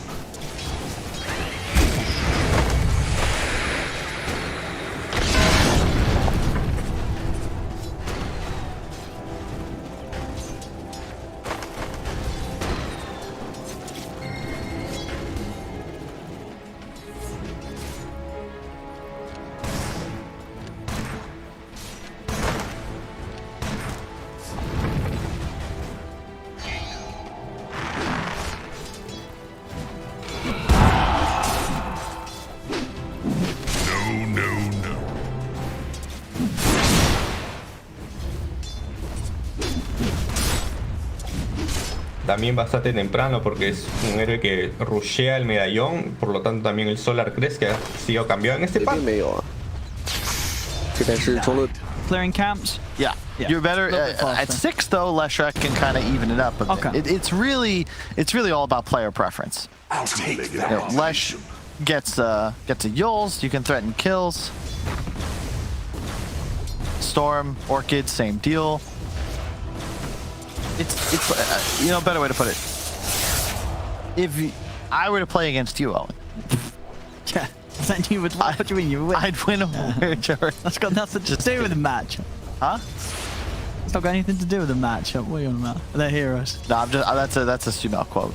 Oh, I see. He doesn't. He'll win the matchup. He'll win the matchup, whatever side. Yeah. Right, how's it going so far? 7 for 2 on FN, 13 for 3 on Mellow. Mellow definitely winning it out so far. Very, very good time in the lane. I'll say maybe it's more Lesh favored now that you get these fast bottles into runes, just because you can be more efficient with your damage threat. You know, every lightning is 100 damage onto the storm. It's not as if you can juke it. Sure, yeah, you're guaranteed to be able to get a lot of damage onto FN. I was seeing on the side lanes. Down bottom. Pretty close, 10 for 3. Ghost Stick still finding CS down here. He's not been zoned out at all. And top lane, a little closer actually. I'm seeing Shashlo getting just as much out of the lane as this Wraith King. And I imagine that will continue. Like Shashlo, there's not really too much Wraith King and...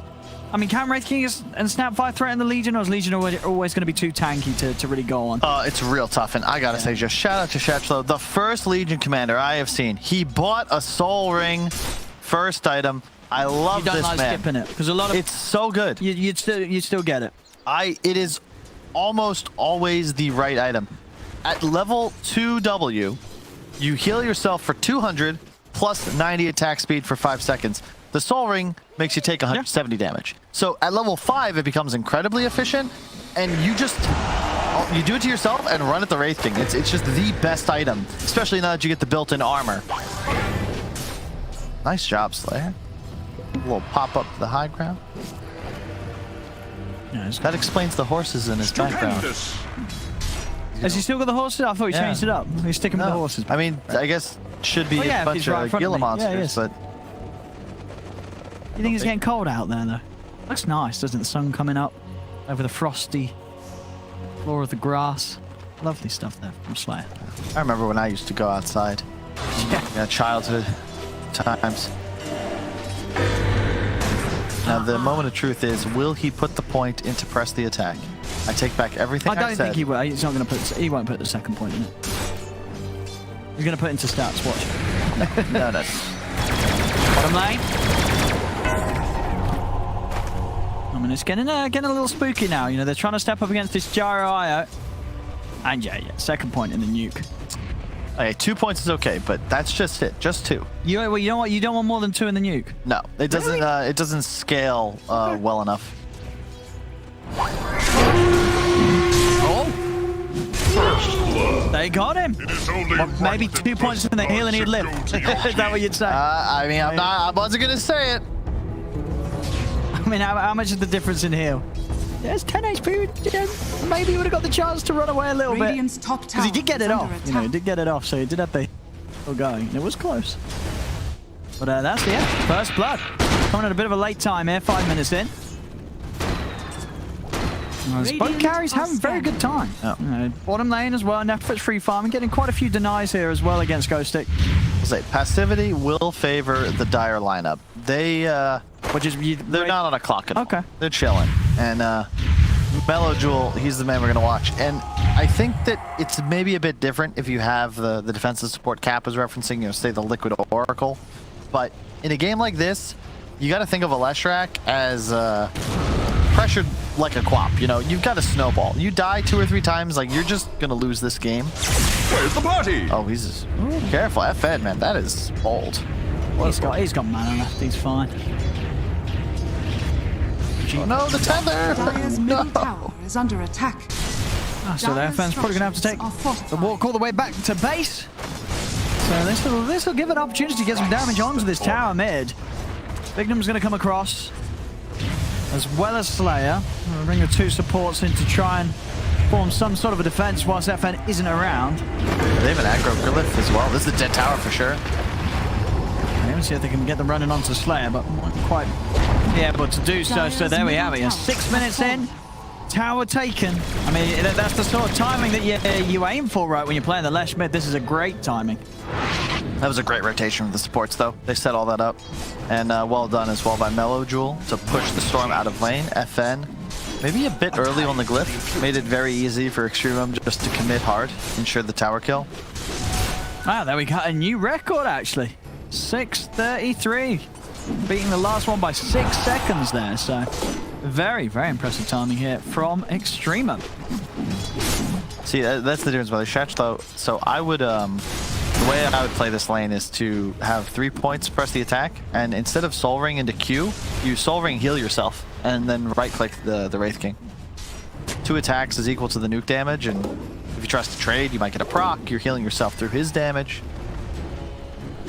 It's just a pet peeve. Like, spent a lot of time playing that. It's pretty much the only thing I spam in the offlane nowadays. Stop playing Legion. Yeah. It's a lot of fun. How would you build Legion nowadays? Do you get the auras up, or do you like to see a quick blink? So I have a different kind of philosophy on the hero, and so if you think about how a Centaur... What's the job of the Legion this game? Is it just to catch? Well, it depends on how you want to play it. A lot of players are treating it... Hang on one moment. Might be trouble. He is. Fine. Dire's top tower So a lot of players treat it like an initiator. You know, they're playing Slardar. Oh, I want to blink. I'm going to go try and find kills. I think you should play more like a Centaur, but in a different style. You need mana to be able to sustain, and this will probably be a dead real low. They have the... Did he save the Lion Stun? He's still got the stun. Yeah. That didn't go the way I planned. He has not got the stun, but he didn't need it. Never mind, no, he opened with the stun, didn't he? So the cookie. you all, instead of a Vanguard, you're buying, Falcon Blade. maybe an early Vows? medallion or solar crest, the drums. But you're playing the same role. You live in the off lane, you spam heal yourself, and if you die, it's to 2 or 3 heroes, and you're forcing rotations.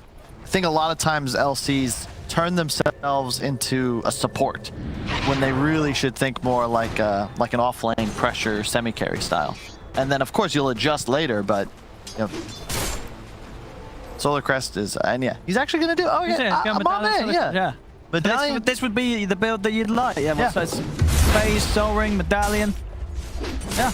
That's exactly what that's okay. Shashlo. And you like the skill build as That's well. exactly what you do. You spam Soul Ring, heal yourself. It's a stimulant for your farming. And he's got the speed. 3 points now in Press the Attack. Yep. Yeah. He's the first guy I've seen do it in I think 10 games so far.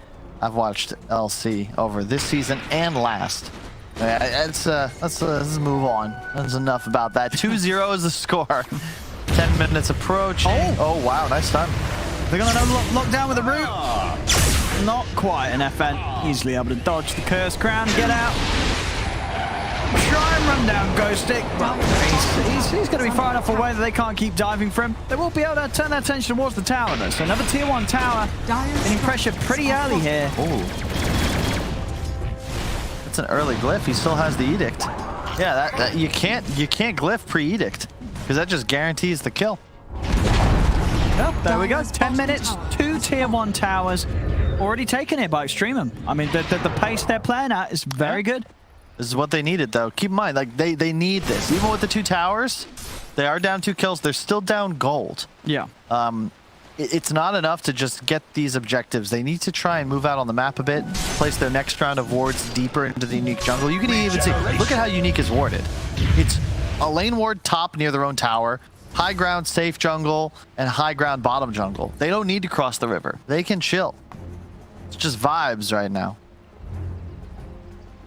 Exactly. Control your own territory. That's the name of their game. I mean, how greedy can the Wraith King go this game? What do we have from Palantir? Yeah, okay, it is the Radiance build. Yep. Top lane, FN. He's in. They've got the burst. Nicely done there. Radiant's bottom Another tower kill. is under Unique, attack. they may be losing towers, but they're getting kills, they're getting farm. Yep. That is the issue with the Extremum lineup, right? Because anybody who's pushing there, all 3 of their cores are susceptible to just getting exploded. Unique, there's nothing, you know, they have the Storm, they have a Lion, they have a Doom. Anytime they get off an ult combination with the Storm Initiation, that will land a kill. My soul. Very dead Doom. Ghost Stick in the middle of nowhere. Hey, he was just up hitting the tower. Yeah. Did spend he got his money spent before, as he has got the Blink Dagger now. Wow. Really? He went for the Blink Rush this game. He's got to find a Centaur. It's not bad, though. The Initiator style Doom is pretty solid, but I don't know. I'm partial to the stats build on effectively all offlanes. Blink, 2250 gold, no stats. Sure, like there is going to be that threat that he dies, just like we saw him die just there, where they're not going to be able to run him down and have the damage to just take him out. Like, let's say they initiate on you. That blink is worthless. Meanwhile, for a paltry 375 more gold, you could have had a Solar Crest. And that item is just bonkers. Nice. There you go. And with the Blink Doom, that Relocate is up. So they can take him out. He's going to be safe. Oh, get the fountain! Get the fountain! Get the fountain! Oh my god. Sitting outside the fountain there, but he's in. As G able to come in with the nice save. I don't think he'll be taking. Is he going to take him back? Can they set up? They can, yeah. They've got the Lesh coming in. So Blink on the Doom revealed, more than ready with the counterplay. I guess it was kind of close. They nearly did enough damage before the relocate was successful, but not enough. Extremum, they're able to get the Gyro out to safety. Really nice movement from G there, just keeping the tether in range. As they get the save. That would have been so funny though if he was outside the fountain, got relocated and he didn't walk in. It's not like this. Yeah. Be careful. Previous game we saw Unique accidentally wasn't having the blunder. Yeah. Accidentally takes his ally to the enemy fountain.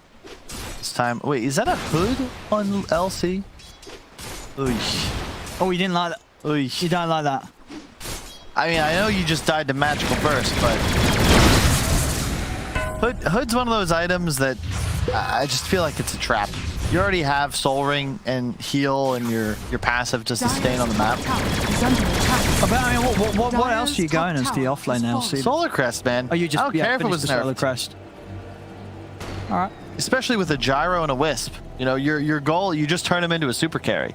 And theoretically, later in the game, if you get flak off, as Brian pointed out, it's not purgeable. You press the attack, you overcharge, Solar Crest, suddenly gyro with the eggs. Of course, he's rushing. Even doomed, he's pumping out damage. He's standing there ready to fight. Armored up Radiance soon on Palantimos, top net worth. He's going to make some good time on the relic. Extreme, though, they're keeping these early moves up, though. They're taking all tier 1 towers, 14 minutes in, moving into the rush. They are going to be able to get this as well. So, in terms of what they're trying to hit with their timings, like I don't think they could do it any faster. This is very fast-paced stuff here from Extreme. They're on point. I'm just worried about their scaling. And there we go. Actually, a new record on the Roche timing. So there we go. Extreme hitting multiple records there out of the 75 games we've had. The quickest tower and the quickest Roche. I wouldn't be surprised if we see the fastest BKB on a Leshrac either. He is 1 part away. It's just... Well, we'll see. I mean, as you said, they're on the timing. Yeah. So can they get stuff done? It doesn't feel like Unique are really pressured. You know, so far, everything they've given up, they've given away. The wards, they've just, like, they replaced the high ground ward on the entrance to top jungle. They cross the river to place the one bottom jungle, but same deal. They're just gonna chill. As long as they're farming, Doom max Devour. Wraith can go in Radiance. They have 3 cores, still huge. So, Extreme, I mean, what do Extreme have to do with the Aegis? What do they have to achieve, do you feel, to keep it going fast enough? How much do they have to get? How do they have to get? A tier 2 top would be great. Like, just so they can have the one outpost. tier 2 going to be enough? Do you need more? Do you need to be pushing up to the high ground? It's tough. You kind of have to be winning the game on the second Aegis. And right now, they're not on pace to do that. Like, the trouble is, you just don't really have an answer to Unique's full team fight with all spells available. Somebody's getting doomed. They're deleted. Storm and Lion are going to blow up somebody else. And Wraith King is the built-in Aegis, so... Yeah, I like this from FN. Skipping Orchid, just getting a BKB. Whoa! And then with the zip, they managed to burst down the IO. That's going to be G gone onto the backlines. Ghost Stick live with the jump in. They're going to have the Yule Scepter. Now we'll turn attention over towards Ghost Stick because they'll turn with the Yule Stun. Ghost Stick's going to get taken out. Was not able to achieve anything there with that jump in. They may have got the IO. They lose their Doom. Yeah, they have to back off that fight because Palantimos was not there. He's just farming bot lane. Very aggressive initiation. Yeah, we see with, you know, sort of jump for Ghost Stick. I mean, he was trying to find some sort of potential Doom target on the back lines, but I think ended up jumping Shashlo and didn't really want to throw the Doom down onto him as he sort of doubted, of course, if he would actually have enough damage on his own to get something done with the ultimate. Radiant's bottom tower is under attack. Have the axe soon on Gyro. Is this a more passive game than usual? 17 minutes, 2 to 4 is pretty low kills, right? Is this? I mean, you said, you know, these two have already played each other today. You know, they're having a bit of a break, bit of a peaceful opening to this game. Which, as you say, is, I would say, more of a concern for Extremum's lineup than Unique's. Is that Wraith King still sitting at the top? You're going to hit some very good item timings here with the Radiance build. Almost BKB on the Lesh. He's got to be careful with his mana pool with this build. He has the 2 points in Lightning. Only 1,000 max mana, so... You know, clearing a wave, he just lost a third. So we've got to be very cautious in the midst of these fights. It's all about the gas for Extremum. But I am a bit concerned. The game is, you know, dragging on, and they've yet to really even gain more than half the map. They've got the towers, but you know, it's a pretty even trade in terms of the map control. Yeah, I mean, Palantimos is going to get pretty huge if this continues. Top tower is under Radiance done, and also finding the Imp Claw. Definitely one of the nicer ones here for the Wraith King.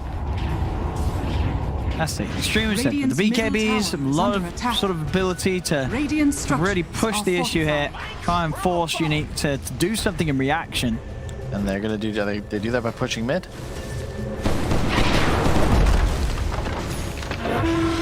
Careful, Slayer. Oh my. Oh my goodness, they didn't find him. He actually got out. He was just above the ward vision. Yeah, I think he must have just been out the edge of that. Like right on the. Oh man. Oh no, they have an ops around there? Nope, that's just that one. There's one in the mid lane that didn't see him either, though. It would have caught him if he moved up a little further.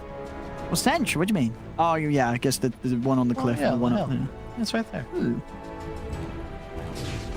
Calculated. Well, he's away. Yeah. Easy escape. And the Aegis is gone. So what did they get done with this Aegis? They got a tower. No, they didn't get a tower. Sorry, no, Tits is still fine, wasn't it? They didn't manage to get anything with that Aegis.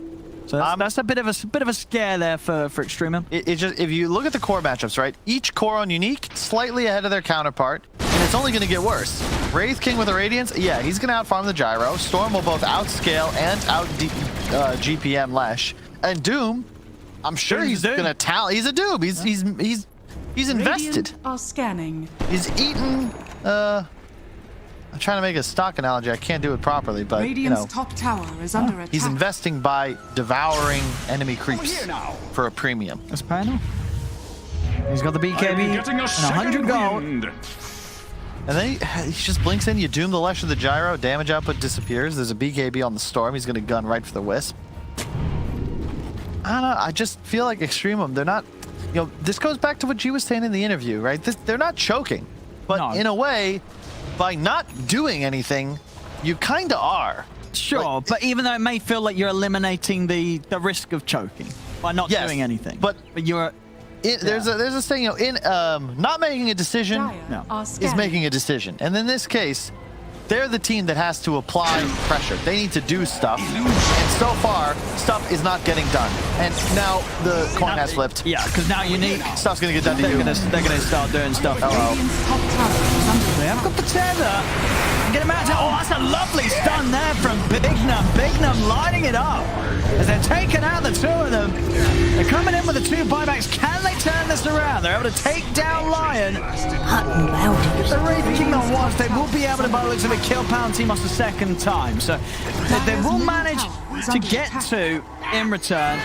But they do have to use two buybacks themselves just to be able to hit back a little bit. And of course, overall, that doesn't really benefit them. There's now a 3k lead for Unique, despite losing a big hero, the core themselves. It's down to the fact that Extremum, to do okay there, they're having to use big buybacks. Well, bright side, they got BKBs used. It's an even kill exchange, just the buyback was what it cost. So they had to overpay a little, sure. But if they can get the tier 2 top in the outpost, they should be able to do so. No glyph. Dire's top tower is under attack. It's all right. Like, it could be worse, but that's the problem right there. If Unique just zip and blink in, pop BKB, there is nothing you can really do about it as Extremum. And it's a very tough game for the Wisp, because as soon as the tether is seen, Lion's going to pop forward. Really good stun, though. Lovely angle there. Excellent target with the burst. Only Roche was up.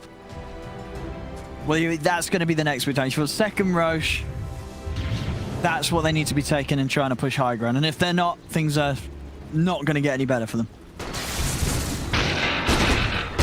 I do not think so, although I do dig this, and this is something we'll probably see more from the LCs. Another reason I like that Solar Crest concept. He's going for the shard. So press the shard's really good. Applying a BKB. Also, the reduced cooldown. I think if you remove that, it's still a good shard. But you also get more of it. It's a really good shard. And what level is it that you get the AoE? Is it 15 or 20? It's 50. 25, isn't it? Oh, 25. Okay. Hey, come on. Oh, that's level 50. I guess if it gets to that point, it's not going to feel good, because then the game's going to have gone a little too long for Extremum. Over here now. Well, that one, yeah, very nice when you have like Ace or IO +1. You want to send the two of them in with the Magic Immunity. I mean, if you haven't lost a game with LC level 25, you see both the talents, really high win rate, then you're probably going to be okay. Hero does not seem to make it very far nowadays. Shard up. Really good against Lion, because you can remove the, not just remove the Hex, but prevent the next follow-up stun. Radiant structures are fortified. I mean, Unique's getting some towers themselves now, and they're smoked up and ready to make a jump around here. All ults at the ready. Radiant's middle tower has fallen. The BKB on Palantimos. Remember yesterday watching Ace refuse to buy Black King Bar. I mean, you need it, right? The Willow's the big one that we did see Ace really struggle with in that game, and that Willow here again. Yeah. Just so much control from just the one hero alone. Radiant's top tower is under attack. Now, this is pretty bad news for Extremum. You know, the hustle. If Unique are able to take Roche for themselves, Extremum, they've got to stop this. And all the heads of the dude comes out. Look at the burst. Oh, they're able to get him out to the side though.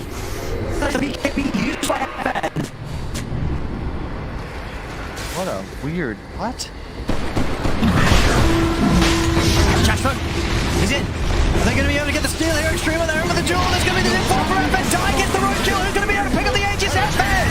He's able to take them both. As he zips in, gets the kill, gets the Aegis. He will subsequently lose it. But they've lost Jashlo, they've lost Nefrit, they'll lose Melody. They've lost all three cores. And it's going to be a whole team. The whole team taken out. As they try to find a fight around that pit.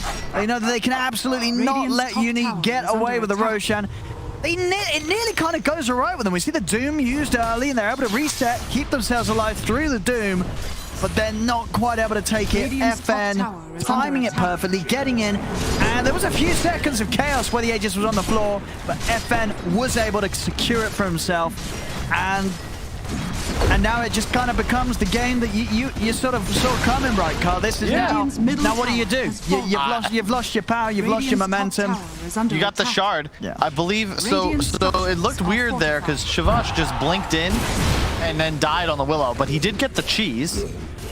And the gyrocopter picked up the shard. One of the downsides, the second Roche, you know, so much on the ground.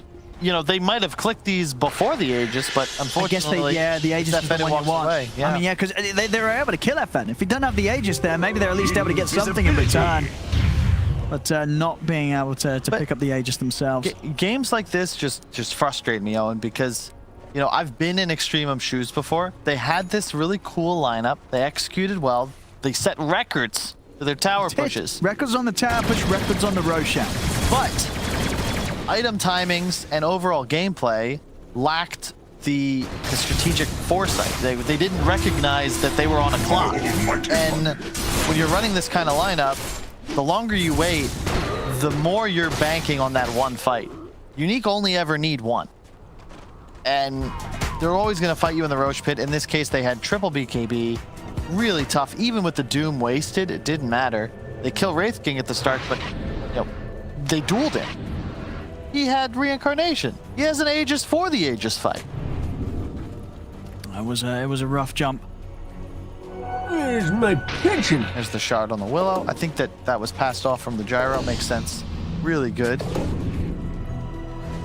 Against Wraith King and Doom, as we've seen. Doom, yeah, Ghost Stick's now got a full Shiva's guard for the next fight. That is. I mean, Ghost Stick, he did get the talent for gold. Yeah. Oh, no, he did. Well, he got a Scorched Earth. Cool, then look at him, a team player. Either way, though, you're still... bottom tower is under attack. 240 extra gold every 60 seconds doesn't seem fair. That just doesn't seem fair. Yeah, I mean, that was the ability that... I think it was 7.29 it got like the big buffs on. I'm pretty sure what it was the cooldown. Yeah. The cooldown used to be worse. Like that skill has only kind of got better and better. It's definitely become a pretty insane farming tool. And with the blink, he's also, you know, he's a blink initiator. He's a it's like a blinking Sand King. Timos? Very bold, they see him. Hello. He's gonna walk straight into the gyro. The rest of the team heading over. Let's see if they can take down the one. The Doom is gonna come down onto the ledge. She's gotta get out of there. He's gotta run. On top of the IO, G will get taken taken out. Shaslo trying to go with the duel, but there's way too much damage. As it's going to be FN winning the duel, and Unique again winning the team fight. They're not even done yet. Big Num's got another catch. As it is, it's just another situation as the fight around the pit. It just looks like Extreme, they've got nothing at this point. Unique, they're able to keep it chill.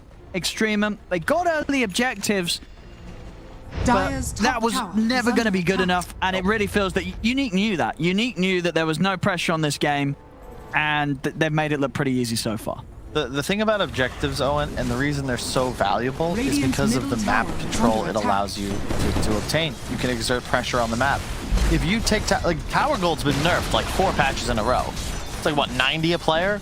Who cares? The key is that you can control enemy jungle. If you just kill the towers and say, all right, we got it. Now we're gonna go back to our side of the river. Don't get any big ideas. The tower doesn't mean anything. That gold will be recovered eventually as the tier 1s start to fall on your side.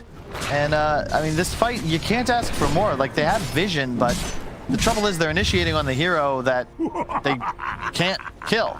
Yeah, reincarnate, great, but immediately Palamatimos will come up. Hey, BKB, you're not killing me again. It's not possible. Leshrac is doomed to have the fight. Back in the action. We got him, Melo. He's going to be saved. He's going to look for the stop. Ghost has got the BKB and the Shiva's popped off as she is getting focused by FN. FN's up on the high ground, takes out Nefrit.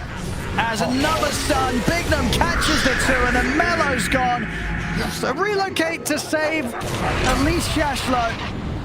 But he is, at least one of them is going to be coming back to their death, as there's no buyback on Melo or Nefrit. Big Num, he's even into the high ground. He knows that Shashlo's going to be looking to back up G on the way back in. G actually able to get out because of that distraction there. So Shashlo, they may have tried to jump for him, but that has allowed G to at least step back. But still, of course, just more bad news here for Extreme, losing 2 of their cores again. Yes, clinical performance, Unique. It was 4-2, now 17-4. Radiant's Gotta be pleased with that. That's a story of the game right there. You know, again, maybe it looked like Extreme was in the lead, but they were in the lead at, you know, 6 minutes in when that first tower died. That gold advantage is staying the exact same for another 20. So that's the window, and it's shut. Trying to bring down Ghost Stick, at least get something here, but Ghost Stick is able to walk away. BKB Spider Legs, he's out of there. FN as well, also able to TP out to safety. They did manage to defend the bottom racks though. Melee and range still up on the bottom lane. Yep. So a defense of some sorts here from Extreme. This is where I'm supposed to explain the comeback mechanism for Extreme. How it's not over at all, Owen. In fact, both teams still have a good shot to win. Yes. Maybe not a great shot to win. 3%? No, it's 200% more than 1%. Think about the odds of you being born, Owen, and how slim those are for all of us. Right, absolutely. If I can be here in this chair, I'm sure Extreme will find a way to win this game. Here it goes. Here we go. Team Moss. He's going to look for Melo. BKB comes out. FN's looking for the back lines. Trying to get in on these supports. Shadow Realm's going to buy good time in for the Willow, though. FN can't find the target. On the front, Nefrit, and he's back up. He's going to get it. Tether comes in. Nefrit pops the BKB. Team Moss will get taken down the once. FN coming in with the zip to the side. The kisses are coming in. Extreme, and they've got to run. They'll start to retreat, but the kisses are coming in hard as Melo goes down. Shashlo's caught out by Big Num. Once again, a couple of cores taken out.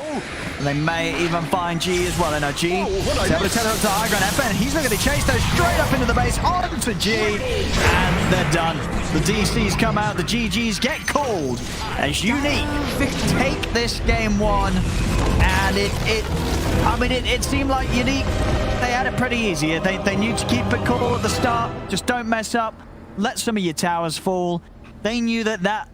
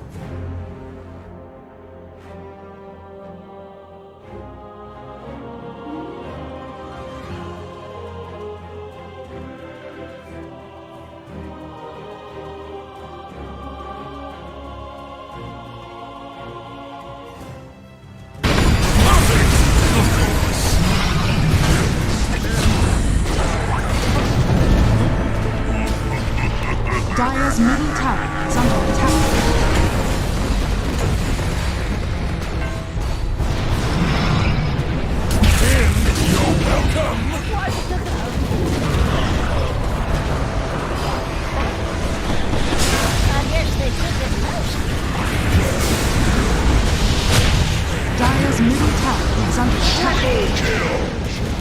100 times my age and you're still a fool!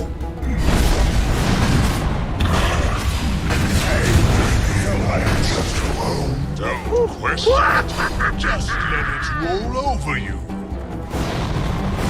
Radiant's top tower is under attack.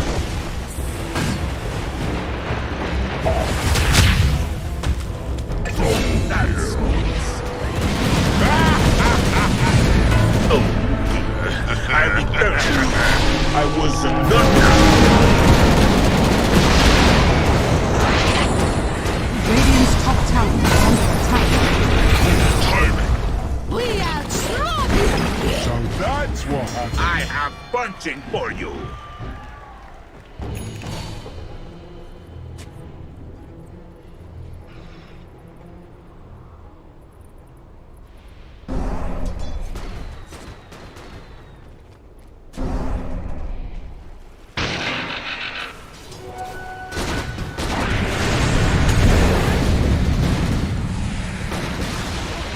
Radiant's middle tower has fallen.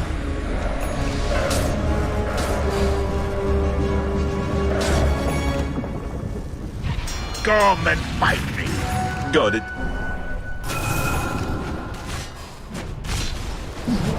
Here's the good ammo.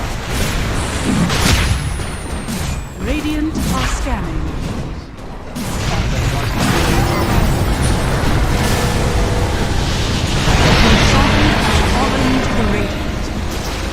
Immortality! And stay down!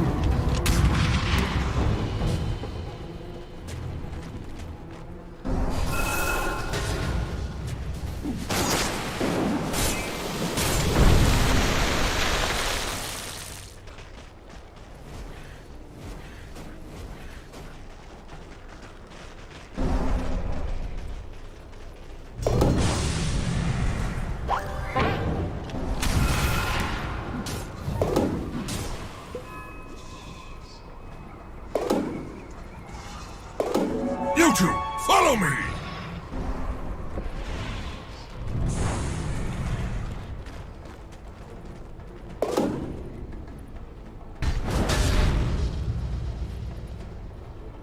Radiant's bottom tower is under attack.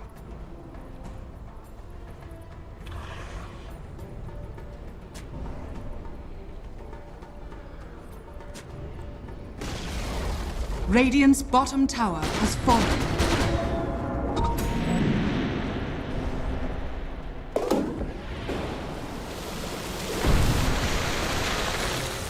Dire's top tower is under attack.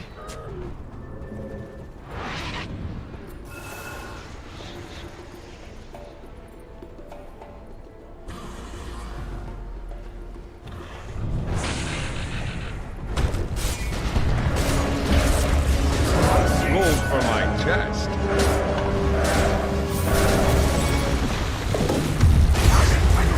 Oh boy! Come and fight me!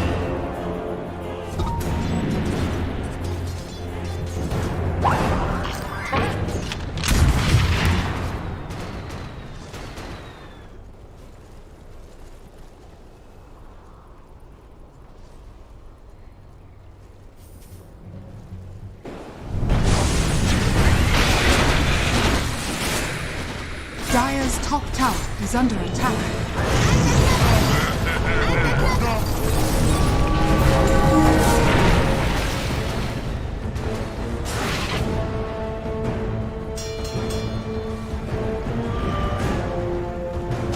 Dire's structures are fortified. I'll take your tribute. Dire's bottom tower is under attack.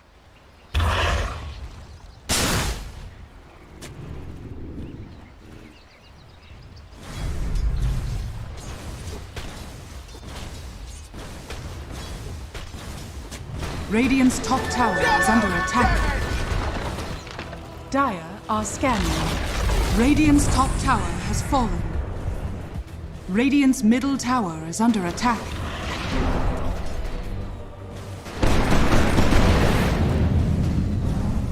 Radiant's top tower is under attack. Radiant structures are fortified.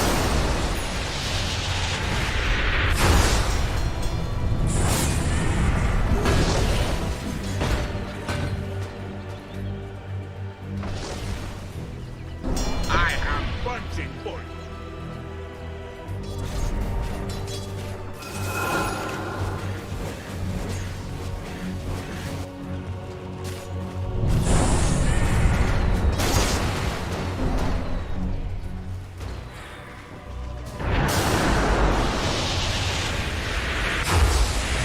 Radiant's middle tower is under attack.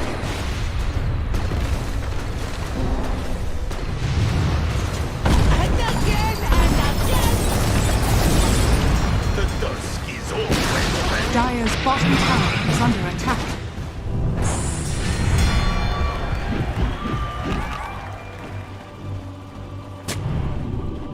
Dire's bottom tower is under attack.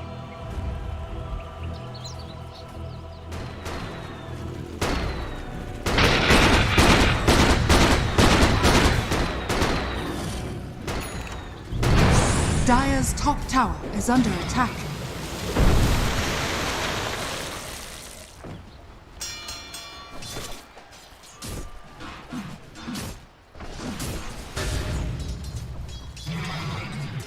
I am punching for you. Dire's top tower is under attack.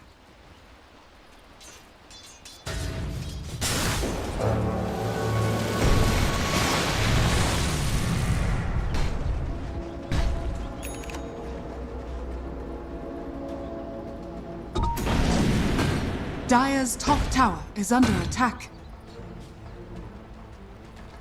Where's my pension?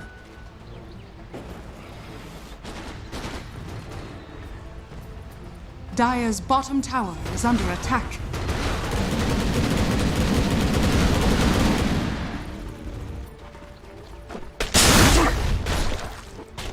Bounty!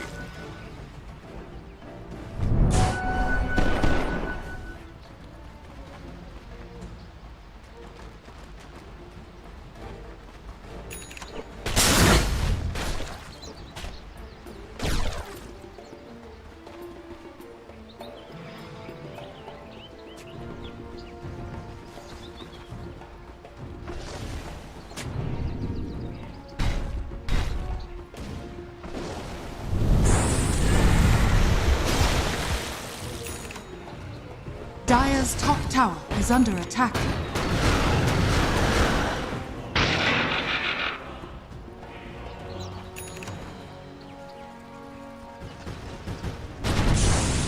Punching for you.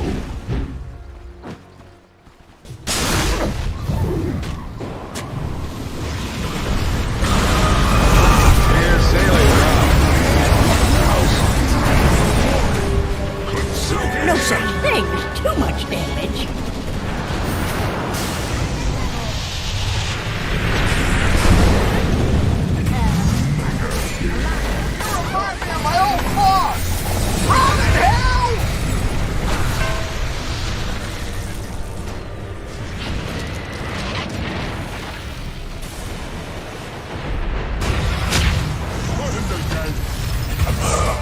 So dark. Oh boy.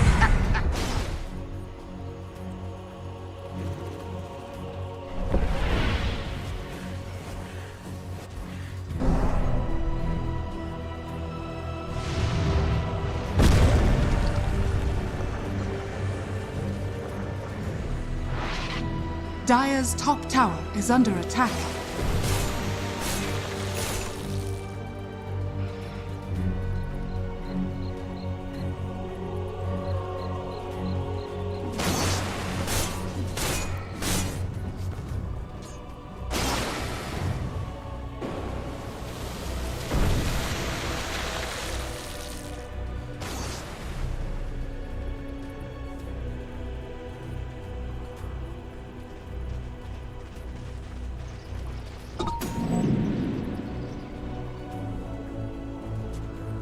Dire are scanning.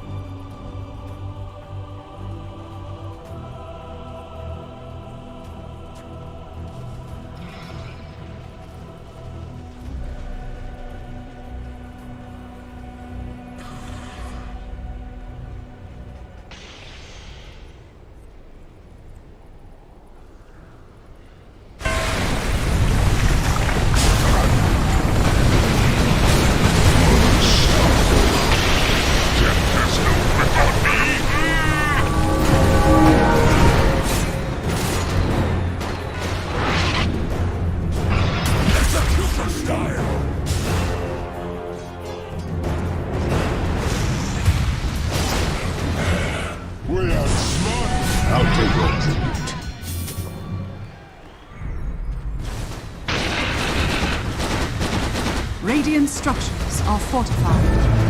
Dire structures are fortified. Dire's bottom tower is under attack.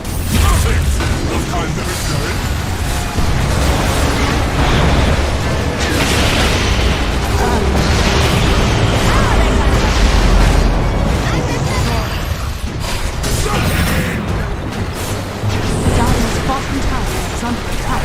Is rich.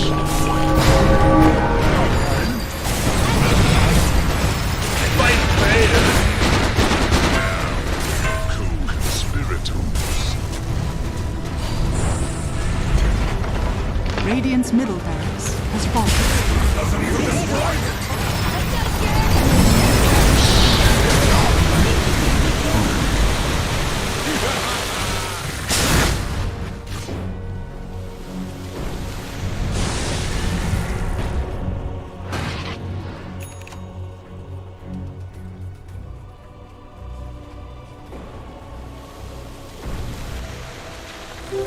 Invisibility.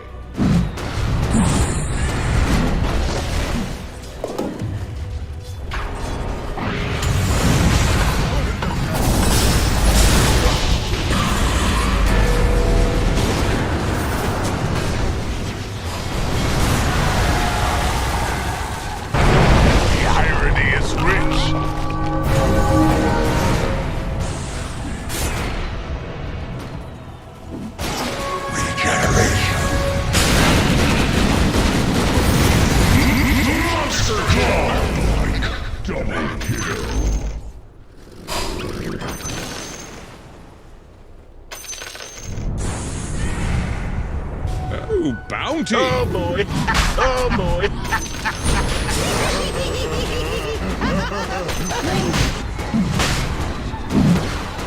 Roshan has fallen to the Dire.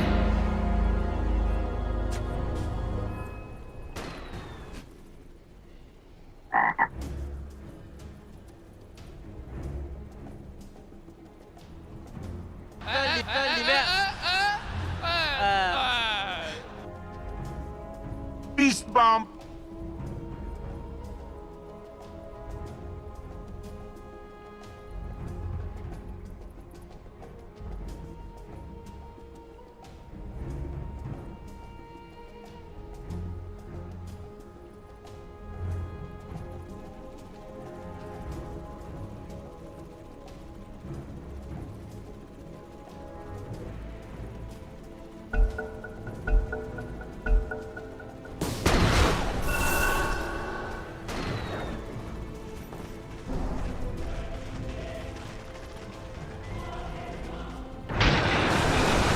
Got it.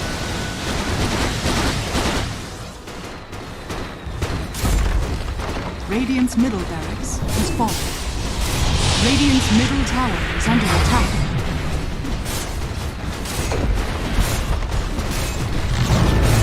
Radiant's middle tower has fallen. Radiant's middle tower is under attack.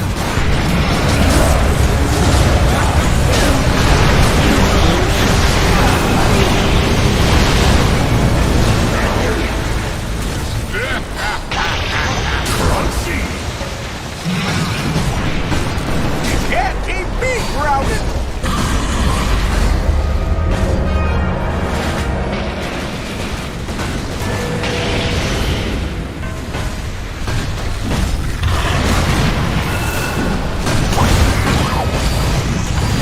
Radiant's top tower is under attack.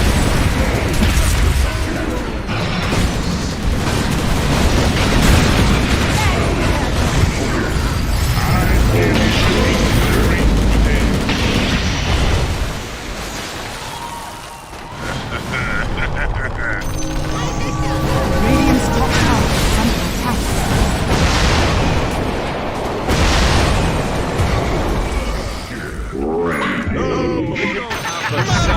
Radiant's middle tower is under attack.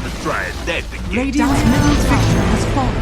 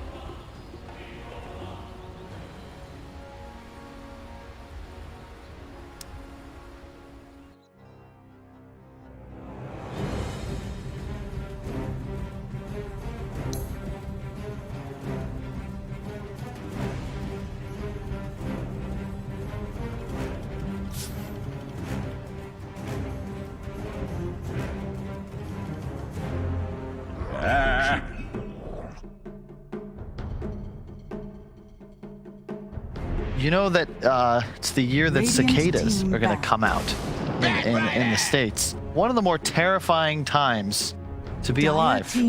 What is that? Cicadas have a 14 to 17 year like life cycle.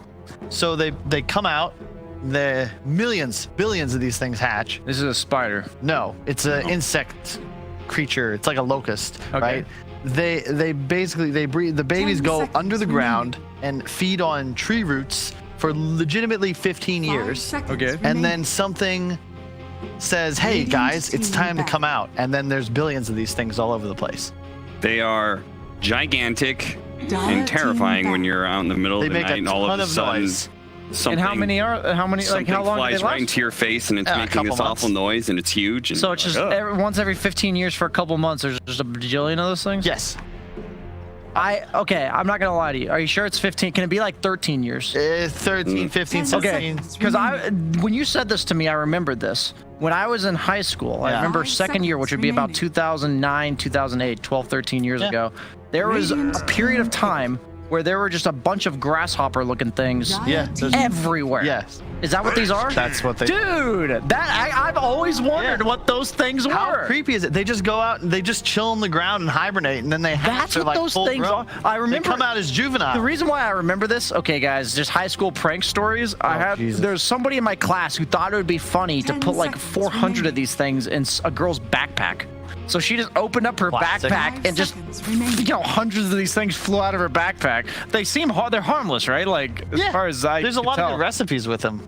I mean, that's just weird, but all I can say is the fact that you randomly mentioned this, something instantly came to mind for me, and it was about 13 years ago. I don't know. I think it's an America only thing. So this is more of like an educational segment. We'll get to the draft in just a moment. Our viewers here probably have no idea that these even exist, and now they'll be terrified. Just another reason not to go to They America. just look like grasshoppers to me. I just remember a bajillion of them. That's hilarious. Okay. Wraith King, though. Extreme so much. Stealing it from Unique. A bit of an awkward pick, though, isn't it? Into the PA. The Bat Rider I do love, though. This is a really scary lineup. If they pick something that catches the Bat, I think Bat and Brood kind of died of the same stuff.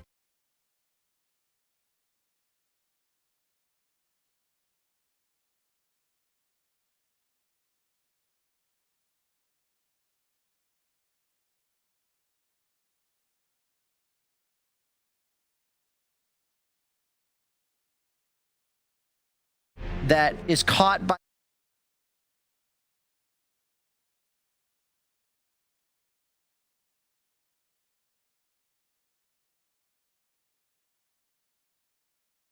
Truth.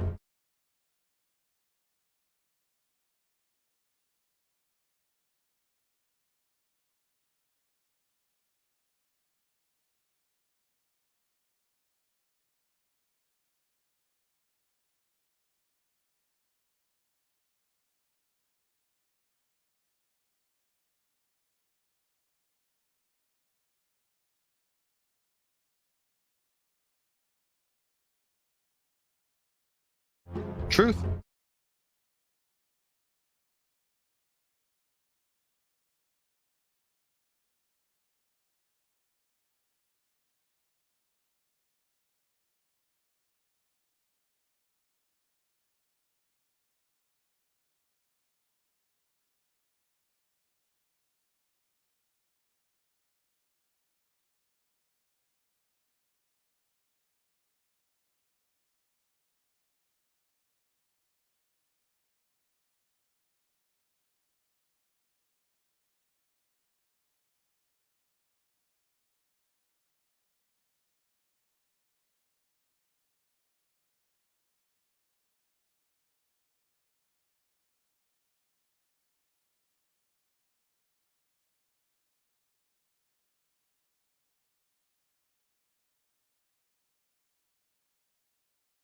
What do you reckon? Is this Brood going to be able to do it again here for Extremum, or this time round a Unique? Do they have the answers?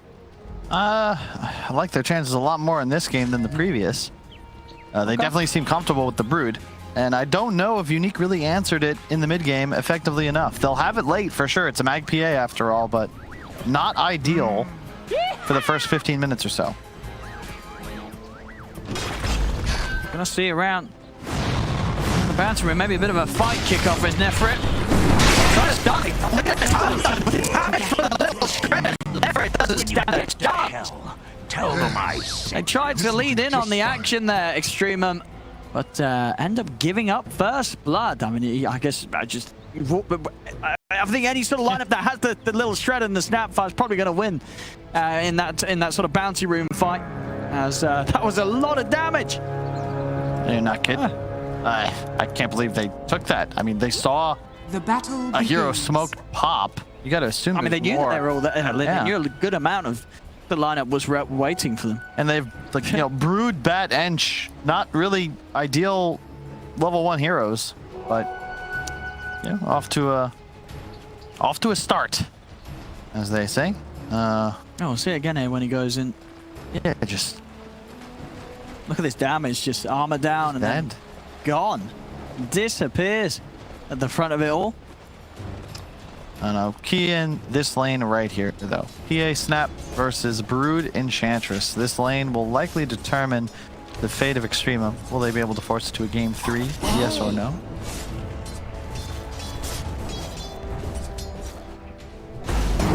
Well, let's see. Because last time we saw in the lanes, Extrema, they did have a pretty good start. That they were able to get things moving, get the early objectives. Obviously, this game, the pace is definitely going to be quite a bit different from them. They don't really have those tower hitters early on, so more of the ability to scale alongside and in comparison to Unique's draft. But Unique, of course, they have got that PA Magnus factor. This is a pretty good game for the PA if the game does go on. Yeah, it's a repeat of the previous, right? It's all about scaling. Unique, you are comfortable taking this into the later stages. Extremum to win, you need to abuse map control. Sure, but what are Extremum aiming for with their draft? Like you say, you know, they don't want to take it late, but when is their draft strong?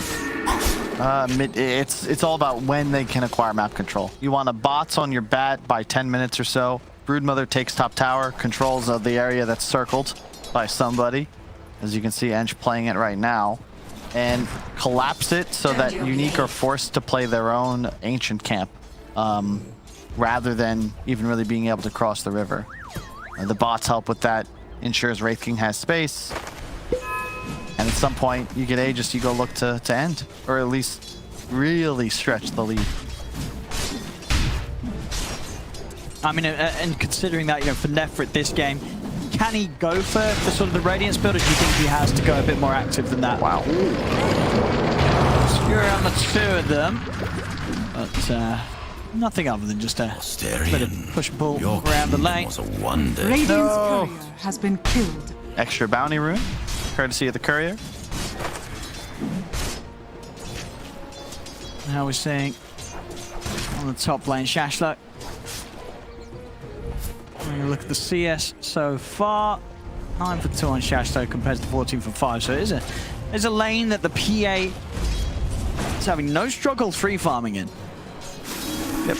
It's to be expected, I think, for the first couple of waves. Brood, you know, before level 6, just, you know, exists, farms, trades. Clearing spiders will be the trouble.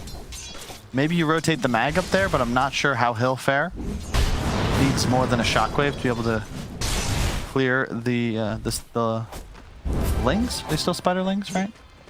Spiderlings and spiderites. Are there spiderite? I thought it was just spiderlings now. Oh, hold on. Oh, missed the cookie. No, we were talking about this the other day, remember, because we had the our stats only show spiderlings. Spiderites. Right. Well, maybe it's just because the games I've seen, it's just spiderling armies. But in the past, in a game like this, you would move the ites to be sure they didn't feed extra gold away. Wait up! This is the... Oh my god, this is so much damage. I'm gonna turn that. What? You thought that was so much damage? Check out that, Kyle. The little strand, it just does so much. Oh my god. Good job by Palamantino. So block the hard camp, so this Ursa will be the only danger. That was absurd. He died instantly. He didn't even have a chance to get a fairy fire off. He had that and the heal active. Just didn't use either. Well, that just goes to show how carefully he's got to be up here against the Snapfire PA lane.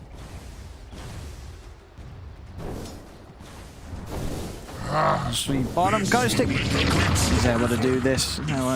Don't have the heroes or tools to punish a big beefy hero like the offlane Magnus. A small adjustment. He's going to be able to make those pulls every time. Mid lane. So a bit of a lead here at the moment for the Voice Brit. Top lane. Shashlo. And he's got to hide in the trees here. Has to be very careful anytime that the Q starts to wear off. He's not going to be able to stand his ground and punch back. The minus armor, too strong. Physical damage, too high from these two. I'm not a huge fan that Broodmother is back in the meta. It's a really tedious playstyle, but I like the point that Cat made. Hang on. A lot of damage coming out bottom, but you got to figure that looking at the way Extremum played, like they looked a solid team for the first 10 minutes, but it was executing the game plan, actually getting from advantage to victory that was the trouble. But Brood, once you're comfortable with it, it's a much cleaner way to win a game. It's much more simplistic. Brood's gonna play top, everybody else plays around the pressure he can apply, and thus far Shashlo has definitely demonstrated he knows what he's doing. Almost level 6, and then things get dicey. One more creep. Oh, he got it.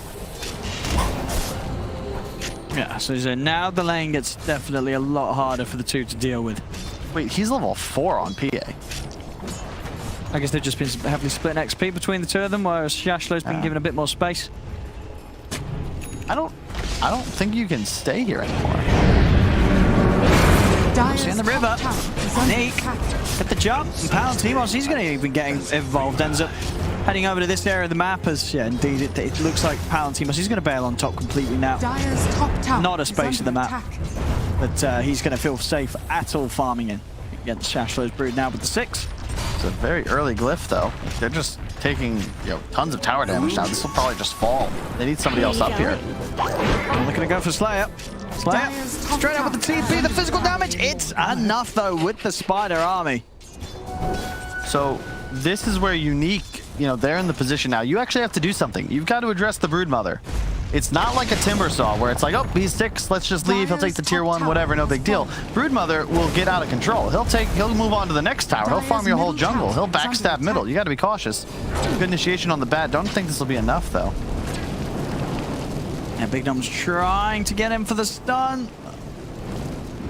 Dire's middle tower is under attack. So, I mean, well, who goes over and starts to push Shashlo out of the jungle? Who can threaten the Brood at this Not stage? the Snapfire. He's got to get the hell out of here. It's, I don't know. I assumed the Void Spirit, they last picked it for a reason, right? But if he's not willing to do it, I don't know who is. This is only going to get worse. Like, Slayer cannot play the lane. He is useless here. He should go anywhere else on the map. Yeah, I guess he's sort of just hoping, trying to get some XP here from the lane creeps coming in. It's a scary place for him to be. Scanning. So he builds on a mid-mellow. Oh, yeah, so he is starting to have a bit of a look around. Fencing, see if he can find the Brood, but even if he does, I mean, he's not going to be able to kill Shashlo on his own. No. That's just not going to happen. Very unlikely. He needs +1 to be right by him. They actually want to try and kill the Brood. I like that they moved him up top, though, because he had to play there. Somebody had to play there, but now in a scenario where the Wraith King is free farming, Bat Rider's doing just fine. So all things working out for Extremum so far. You can see Shashlo being very disciplined, keeping the majority of his forces in reserve, sending the advanced Spider forwards.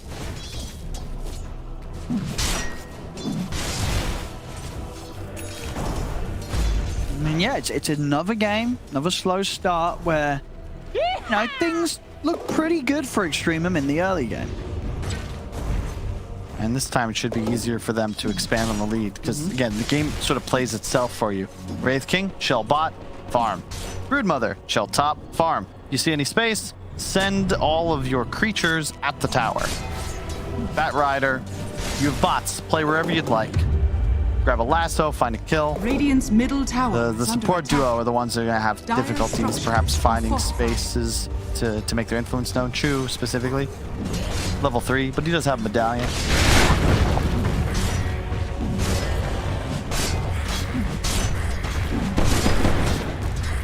Getting some pressure now on the bottom tier 1 tower. Once again, Extremum My path Being the team that's just able to put that bit of early pressure on in a much easier fashion than that unique Zone heroes are capable of. I like their warding a lot too, just to try and safeguard the Broodmother in his jungle. Well, in his enemy jungle. He's stealing, what, 4 or 5 camps in this dire team. Mag camping top. Tough to push into him, especially with the threat of RP, but Mellow Jewel now going to join up. And this is the name of the game, right? Pushing multiple places at once. Bottom tower is under attack. Tough for Unique to respond. Radiant's middle tower is under attack. Dire's bottom tower. Try and see if they got the damage here from Mellow, and walk over the DD they do. Wow. They will be able to take down Mellow there. ZFN's able to get in and grab the DD before him. Nah, I will say I'd really love them to bring somebody top. I think that's where Mellow Jewel was thinking about going next.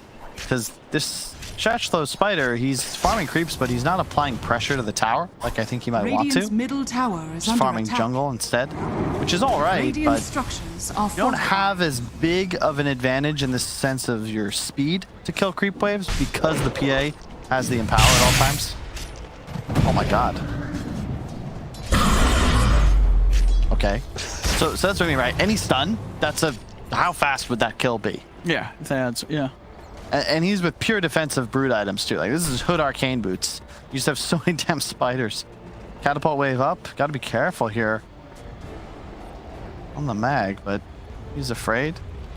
Is RP even skilled? Yes, it is. That's max in power, so not really able to clear through this army. Palantimos. They've been able to walk up and grab him with the lasso. Palantimos, he's gone.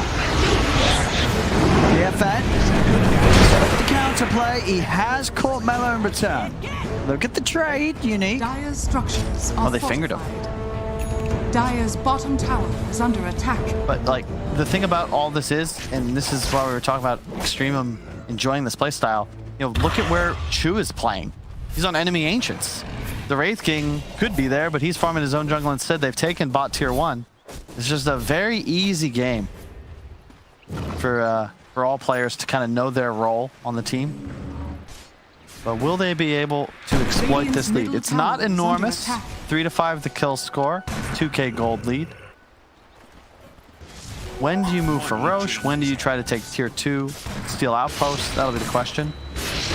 Really, a Sanjin Yasha PA with the mag instead of a Deso or a BKB? What are your thoughts? I mean, the status resist is pretty nice considering you don't have any save supports, you know what I mean? Yeah. You're getting lassoed, you're getting stunned. Status resist is going to just, you know, in general tanking up. You know, you have to build defensively. And, you know, do you really want BKB? Probably not. So, yeah, you know, I'm down. It's safer than a Deso. Yeah, I'll give you that. It's definitely the sensible choice here, because the sensible choice would be that or BKB, and I think you can absolutely get away with not getting the BKB this game, because there's the lasso in play, and BKB is not going to do anything against that. Look at the jump. Mellow again. Dude. A few times now that they are losing the bat, as they're also probably going to lose Chu here. Big Num's out against the trees. Chu won't be able to find him, as slowly but surely take down the Enchantress as well. So wow. A couple of moves here where Mellow's just dying on the front of it. Huh, that is the downside of bat. 6 base armor. He has no stats, right? The 2 from the circlet and the 2 from the wand is all these 3 from the wand, because he just has bot's bottle. So when he rocks up like that and gets medallion, he's already at 0. Every shredder takes him into the negatives, and FN's just there with the Astral. He just explodes. Really nice play though from Lion to both interrupt the lasso and then just provide nice bait. Bignum making big plays. Yeah, we've seen both games. Him looking very good on the line. Where's the pressure up top? This is just not enough. They've got G up in now with Shashla. Well, it's just I don't know. I don't understand Brood. I'll be the first to admit. But I'm looking at a Hood mech Brood that's not being played around. So if you're going to be able to just sort of isolate yourself, yeah, come middle, right? Like, hey, get involved in the game if you want to go for the unselfish route. You're top net worth. Your team needs you. And yeah, you're eating the map, but it's in that... We're in that same kind of game as we saw previously. Unique. Yeah, it's the same pace. I mean, it's 14 minutes in, 3 to 7. Very low kills, and definitely it's not quite as extreme as you know the game one was, in the sense that it's like if they don't do something extreme, they're going to have a super tough time. I mean, I think this game, if they don't do something, they are going to have a tough time. Just not quite as tough as game one. There is a little bit of a way out in the later stages with some good plays around a farm Wraith King. But yeah, on paper, at the end of the day, I think you do have to favour the PA. You know, as long as this PA is able to keep in line the farm, you know, PA is just going to scale much better. And how's Wraith King going to deal with this in the late game? He's got to buy an MKB. They've got to have control for the PA. If they don't get that lasso, Palantimos is probably going to be jumping all over the place. It definitely gets hard to get a game for Extreme later on. So make the move, bringing in more firepower. Top Mellow joins in. It's about time, Owen. That is the move to make. Play into the Brood. There's a guy sitting here just farming creeps. Kill him off real quick. Took all of 2 seconds. And now Spiders should be able to finish the tower. And that means the outpost is free to be taken. And yeah, that sets right up for Roche. Maybe we spoke too soon. I mean, this is... Well, we still didn't get Roche last game. True. And this time it won't be a record, but it's close. You're feeling all right. Pretty quick again. Yeah, 16 minutes in, Roche.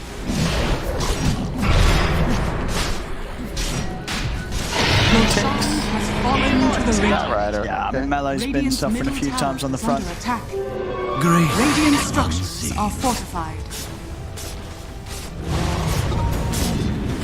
Extreme up. So they want to start something in mid. Palantimos.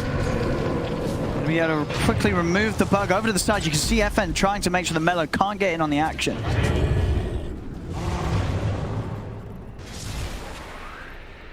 They have Blink online. That was fast. Radiant's middle tower is under attack. Nice job. Radiant's middle tower has fallen.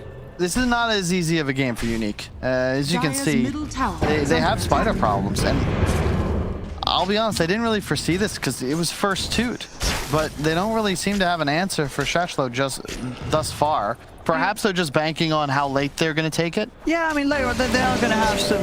They've got pretty good AoE, I'd say, right?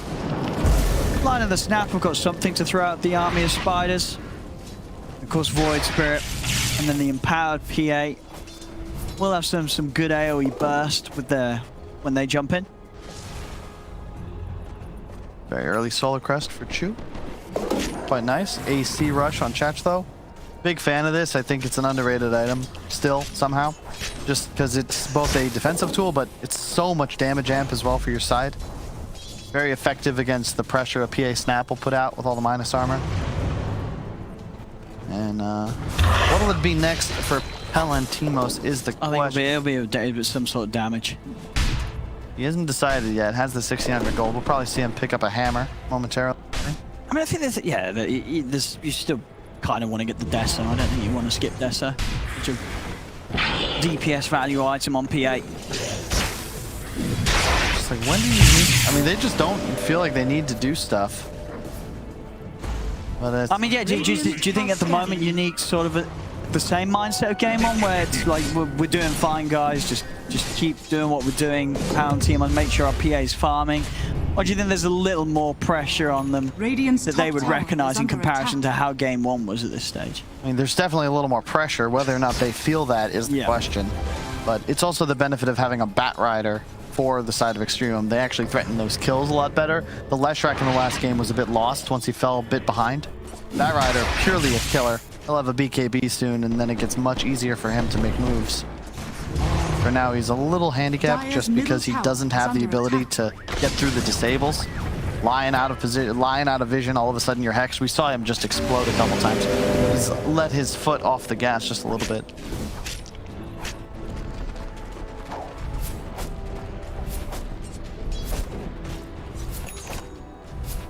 And we have an AC done. For my coffee. Wait, what? Wait, whoa, whoa. Shashlo's still winning it. Is he Shashlo?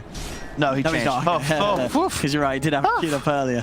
I was like, hang on, Shash. Because I saw the... Yeah, she was like, hang on, Wraith King. Yeah, he's on the same team. He did buy the buckler, but that's all good. It's all good. So Wraith King making the call, you know, he wants to get that on for himself, and he's got it. So AC, good to go for the next fight.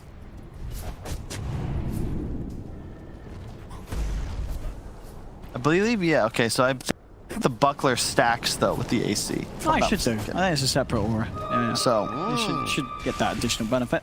I remember Moon telling me the start of the season that don't tell anyone, but buckler was super OP. Okay. I don't know if that's still considered a secret, nor do I know if it's super OP. It's just 2 armor. It's 2 armor for 450 gold to your whole team.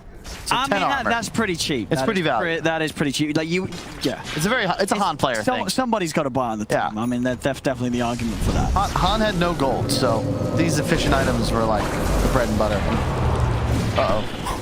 Trying to get in here, Mello. He's got aim. Off the mark, though. Ghost stick. Little bit of a miss there. I mean, yeah, yes, you said he still had the Aegis, but if they were able to get a deep skewer onto him, they would have been able to probably take him down twice. A little bit of a missed opportunity there. And Unique going for the strategy of Extremum will, I guess, throw? Because they have they crossed the river in 15 minutes? Here we go. We'll see. All right. They crossed it and right back. We're not going to do that for very long. It's like, you ever play Capture the Flag? Do a little, you dance over the line, run right back. Don't tag me. No? What? I'm talking about some like playground game. Yeah, Capture the Flag. You never play Capture the Flag? That's like a game mode. No, it started as just a game. That was the whole game. Yeah. Oh. I had a flag on my side. You had a flag on yours. If I tag you, I don't know, something happened. You had to like go back to your side or something. Or take a timeout. I don't know. It's been a while. So some American thing. Dude, we had like 12 different ways to play tag. Had TV tag. Had octopus tag. Freeze tag. Under the leg tag. All kinds. Very advanced. No, yeah. We had some pretty simple stuff. It was a bit of jumping around, some sort of numbers chalked on the floor. Hopscotch, yeah. Yeah, that was it. That was your playground. What'd you call it? Hopscotch, yeah. I didn't want to use words that I thought you might not understand. I don't know. Like, what is this? This foreign playground game? What about skipping rope? What'd you call that? Radiant are a skip, right? Well, no, jump rope. A jump. No, jump rope is an American word. What would you call it? We wouldn't call it jump rope. We call it skip. Okay. Yeah. So different. We don't. So similar. Yeah. We skip. Much more elegant. And speaking of skipping, Extremum. Skipping the action. Yeah. Yeah. Hang on. 4 kills again. They had this last game, right? There's something about the number 4. 4 kills. I think they can get a little more than 4 this time, though. They did end on 4 kills last game. Yeah. Under attack. Can they get more than 4 kills this game? Let's have a look. Both teams they're just posturing. A lot of intense action sequence stare downs. I feel like I'm watching an episode of Dragon Ball Z. Oh, he sees him. He's in. Got him again. He likes to RP the spider here. Have they got the damage, Shashlo? Whoa, he's running. Greaves. Oh, he's away. Shashlo, he is out of there. He's able to run. Double lasso. They've got the double lasso. Kisses aren't coming in from the side. Have they got enough damage to kill off Palantimos? Palantimos looking for someone to jump over to. He's able to make it over Slayer, but Mello is running him down. Palantimos will fall. So will Slayer as Extremum. This fight is absolutely theirs. They're not even done yet. Over to Big Num. Take him out as well. As a lot thrown down onto the spider, but Shashlo able to just survive it. So a little bit of a mistake there. One of the rare instances is a lion. You don't want to finger too early because you're playing against Greaves. So a lot of that damage output at the end there to try to finish the brood was playing into that massive aura buff where if you fall below 20%, you get 16 HP regen and 10 plus armor. So suddenly PA, those auto attacks do nothing even with the benefit of Empower. He does have the Deso, but that's an AC aura as well. And Extremum, they realize we don't have to make moves. We'll just plant our spider on a hill, try to kill him, and it won't work. Well done. Yeah, I mean, they break the 4 kills. Double lasso. I mean, what can you do? 7 kills now. And 7k lead off the back of that fight. A big jump up after that team fight. Because then, of course, even without the blink, now Melo's got it. Greaves on the mag, Gem on Shu. And I mean, when you sort of see that go down, can Ghost afford to continue to do this? Go for the solo RPs on Shashlo, or do you need more? I think it's all right, but it was just a bit discombobulated. They didn't have the damage. Overlapped some disables as well. I think there was the Remnant, the Lion Stun, and the Snapfire cookies seemed to land within 2 or 3 seconds of one another. I also think maybe Grimstroke would be a better target. Extremum, they're getting aggressive. Masso's back up.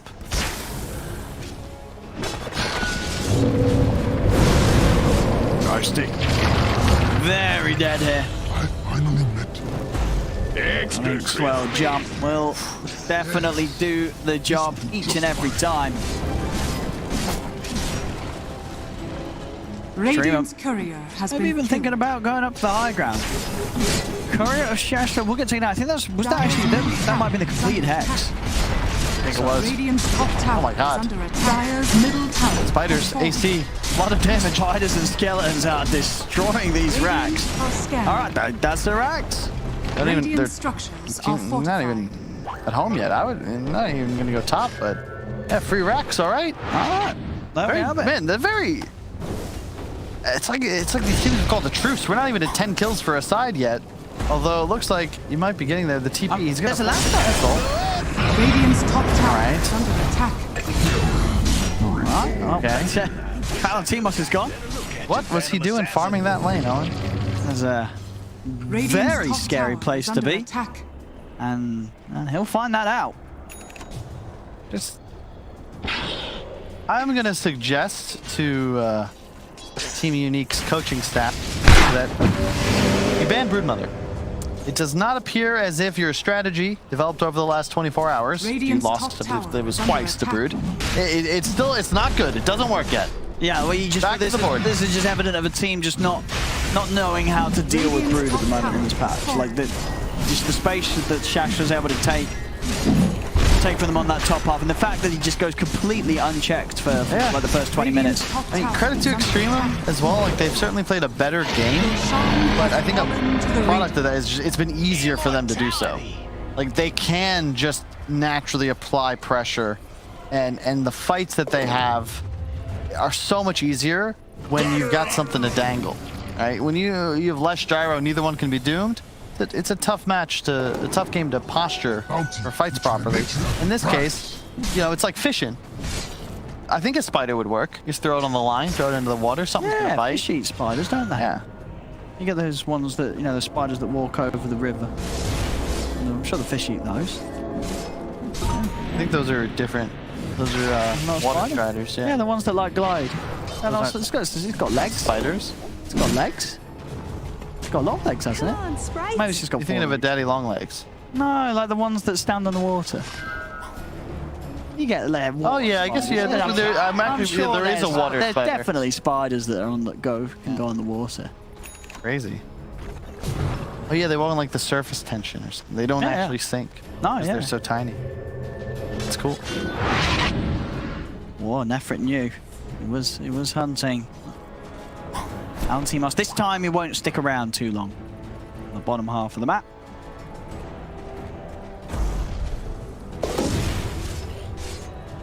Well, Unique, what do they need? They're gonna need a miracle RP, that's for sure. Which they could get. I mean, they're playing against, what? 2 melee cores and a ranged core that's going to be jumping in to look for a lasso. So you have 3 heroes that could get baited in on one target. The opportunities are there to at least guarantee 2 in the RP.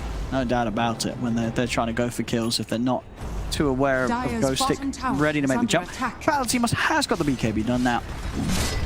So still the lasso going to be a bit of a threat, but everything else will not be able to stop him from following up a solid RP from Ghost Stick. Love the build from Nefrit. Blink BKB prepared. Shashlo, super tanky, double BKB on his other cores. It'll be very tough for you to bypass these heroes into the backlines. And Unique, I would stop him. Pass the spell. There we go. Oh. Get the grab. Uppy's going to come out in return. Palantimos going to put the BKB. They're going to turn towards Melo. The greens apart. Melo's out of there. Nefrit He's going to run straight back in, but the finger comes out. Nefret will go down the watch. Ghosting, trying to get away from this all. They're chasing. The kisses coming in as Extreme. They've got to be careful. They've got to respect the kisses coming out. See if FN's going to have any follow-up. Going to be the counterplay here from Nefret. Nefret's ready to jump back in. He's in on the FN. FN's going to go down. No buyback on Void Spirit. Extreme find a big kill and very nicely just back in and out of that fight as needed in a way where they do not lose anything themselves. And now Unique's got to try and defend without RP and without FN. Fine here, Nefret has ulti back up. You still have Aegis, no lasso, but it shouldn't matter. You just do too much damage. It's PA versus the world right now, and his damage output is negligible. That Deso minus armor completely nullified by the AC defensive aura. This is 1 minus armor, but still. Well, there we go. 2 sets of racks now taken there at 15,000 gold. In a very low kill game, just 10 to 8, 30 minutes in. This time round, the sort of the peacefulness, it's working out for Extreme a whole lot better than it did in game 1.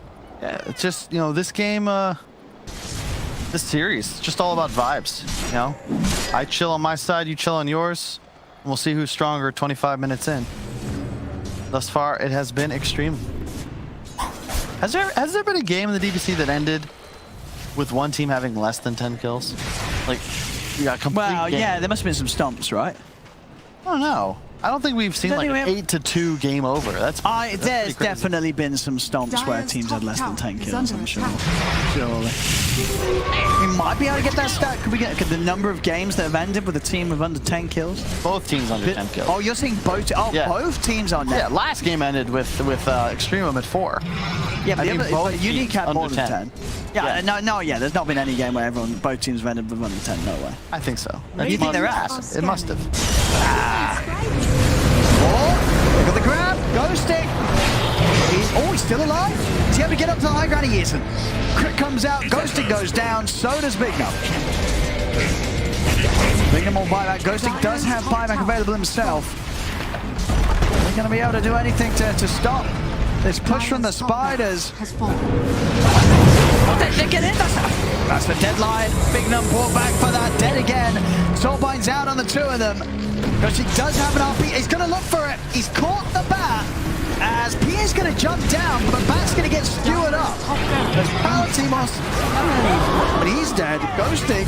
I don't think they could save him, as that's 2 diebacks there from Unique. They're going to call it. It is GG. As well, Extreme having an infinitely better game here than they did in game 1.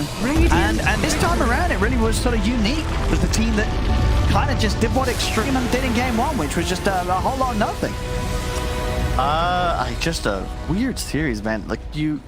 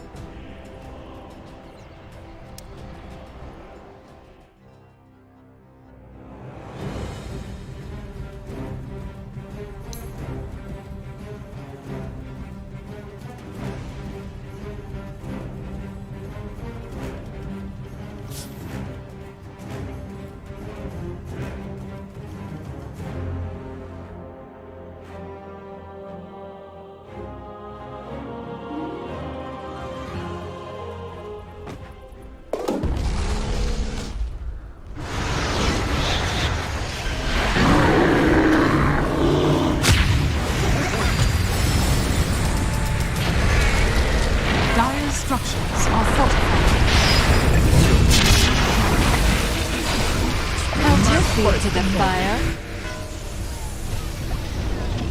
Dominating. Double kill.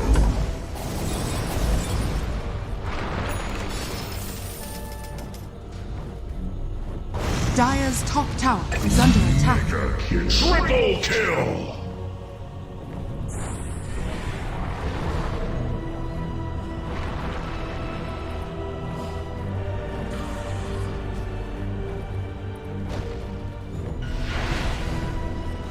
Dire's middle tower is under attack.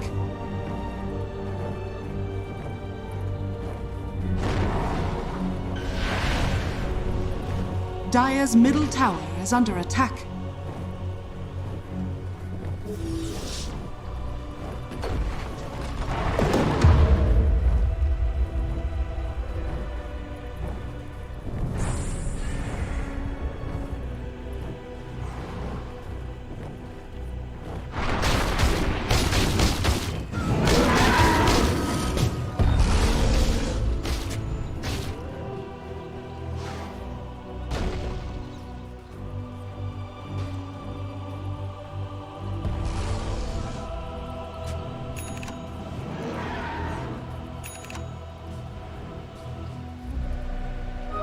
More fuel for my fire.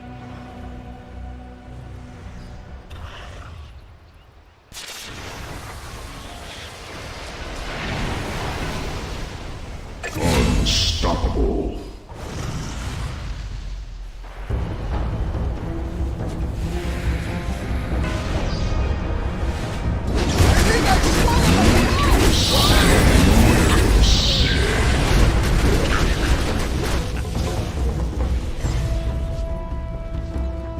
Dire's middle tower is under attack. Radiant's bottom tower is under attack.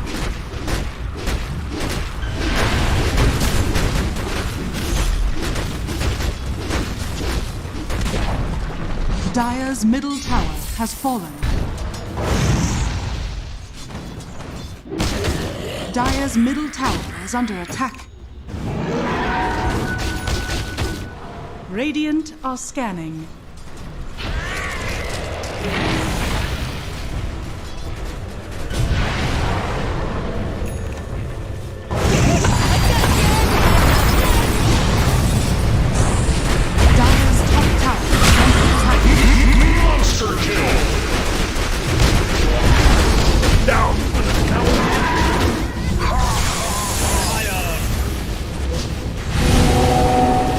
Better to burn out than stay away.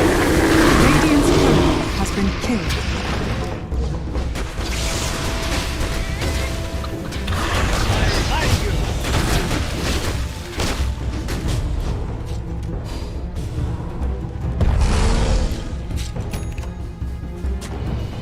You're not going anywhere.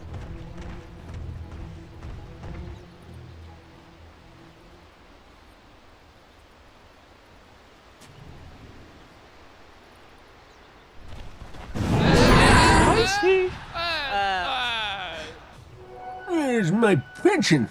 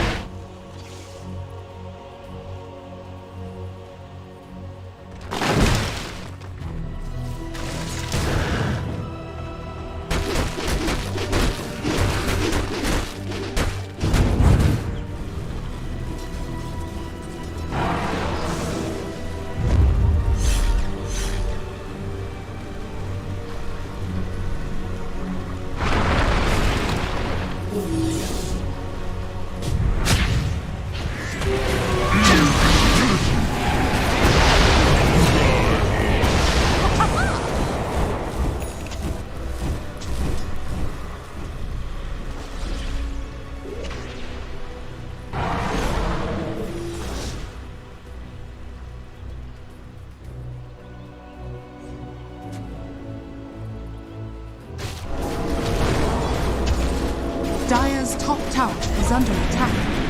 Dire's structures are fortified. What to take? Haste!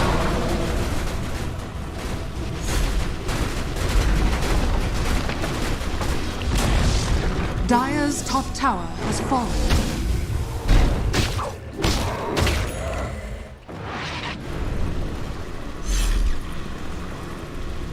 Dire's top tower is under attack. Mere coin?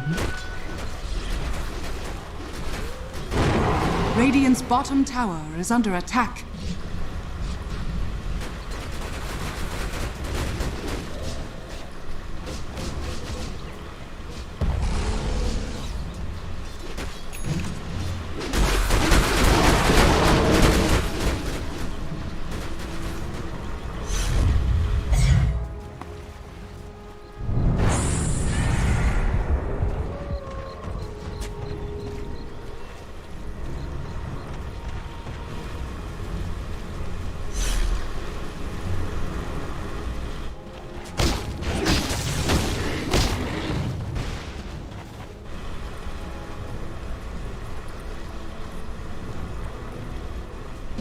Radiant's bottom tower is under attack.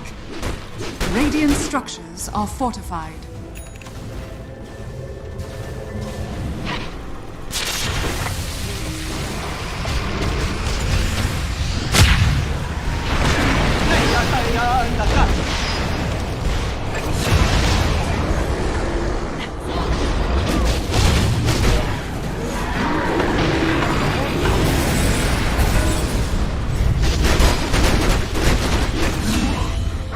Radiant's bottom tower is under attack.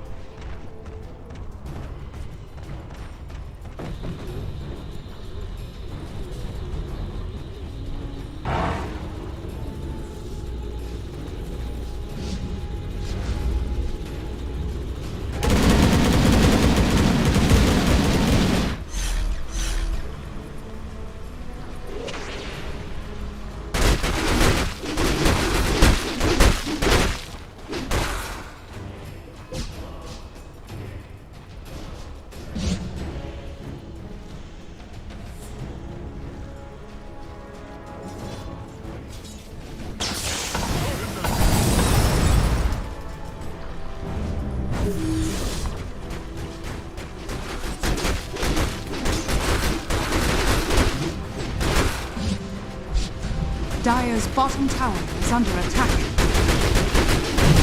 Radiant's top tower is under attack.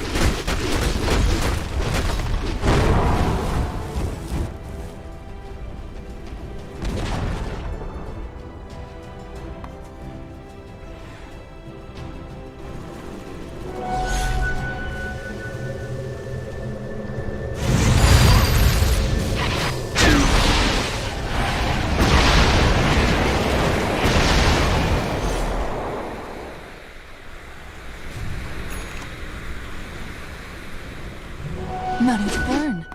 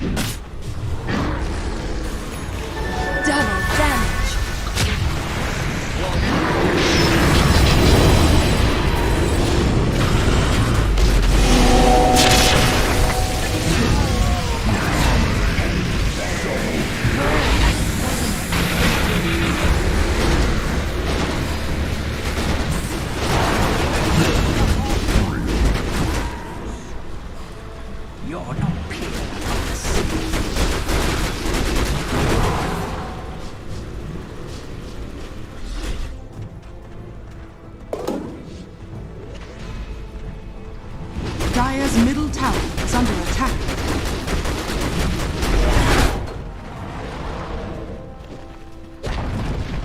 Dire's middle tower has fallen. Dire's middle barracks are under attack.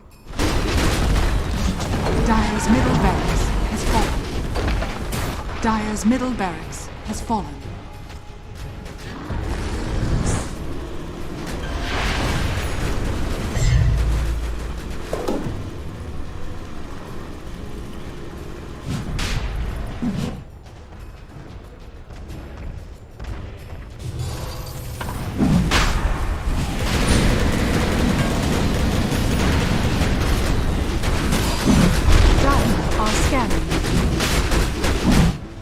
Roshan has fallen to the Radiant. Immortality!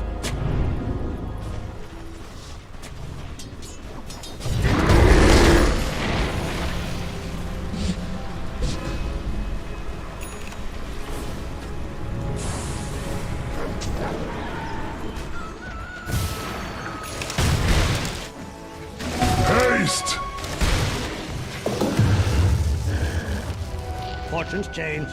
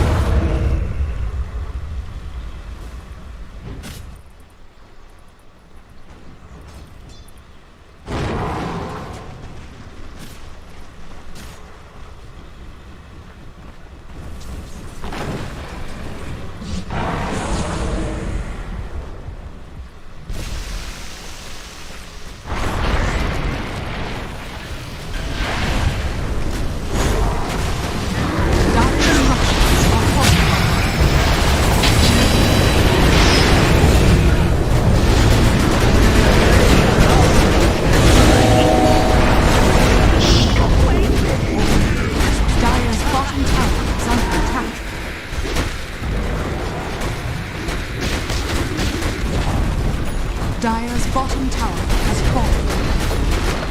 Dire's bottom barracks has fallen. Dire's bottom barracks has fallen. Radiant victory!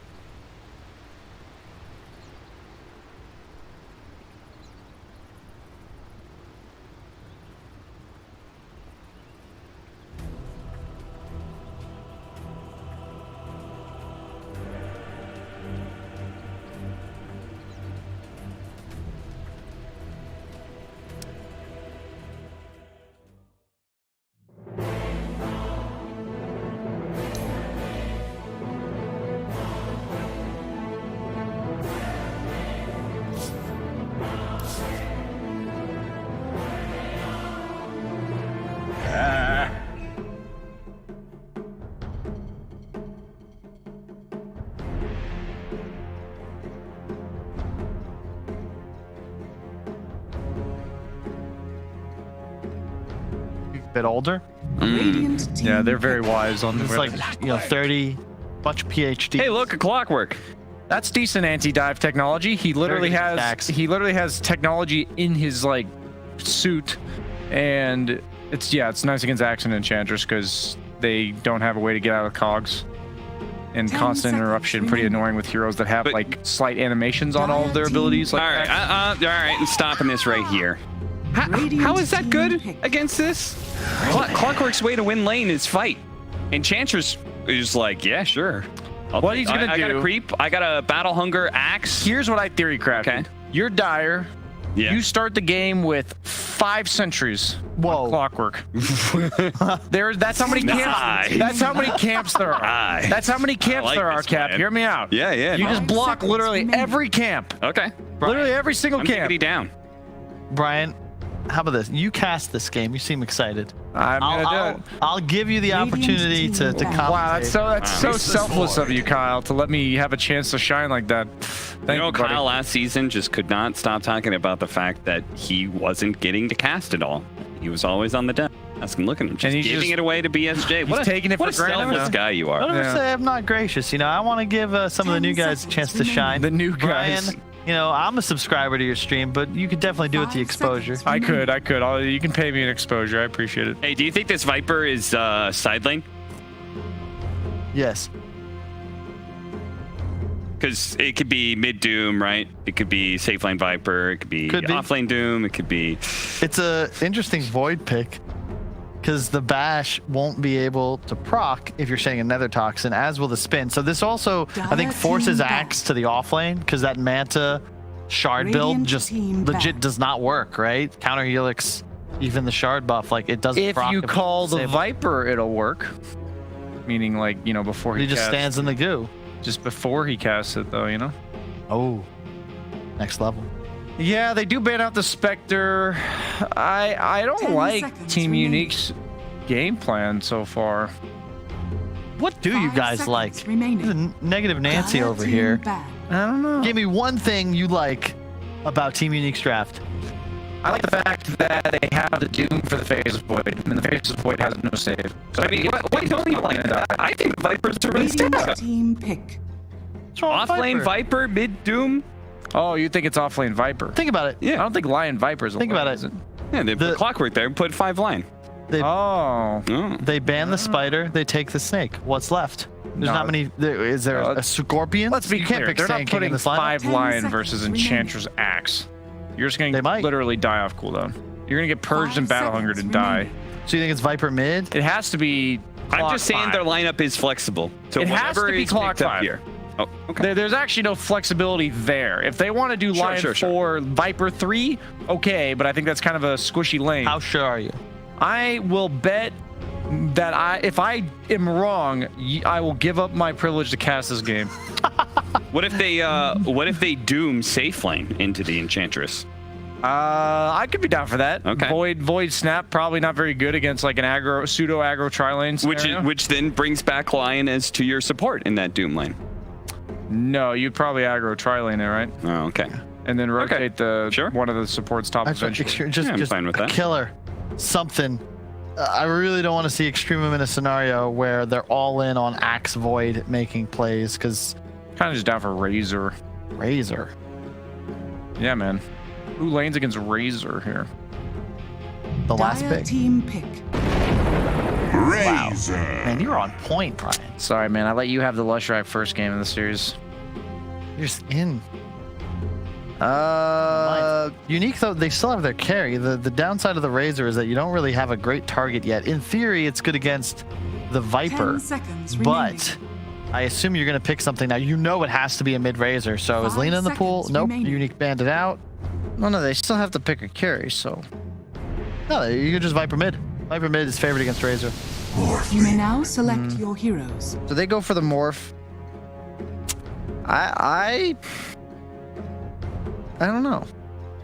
I don't like Unique's draft. Yeah. We'll see how it goes. I'll be honest, Viper's a lot stronger against Razor after the nerfs to Razor than you'd give it credit for, I think. Okay. And I'm pretty sure that Morph and Clock are going to do just fine top. As long as they don't get run out of lane, you know, I just think Unique gives you a Doom against Void, Viper against Razor, Morph against Axe. I just think that they have the answers, the tools.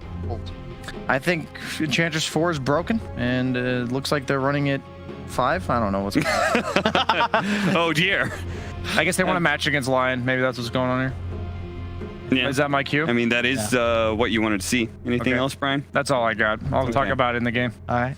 Thank you, Kyle, for giving me this opportunity. No worries. Glad I could help. Always looking out for my boy. Whew.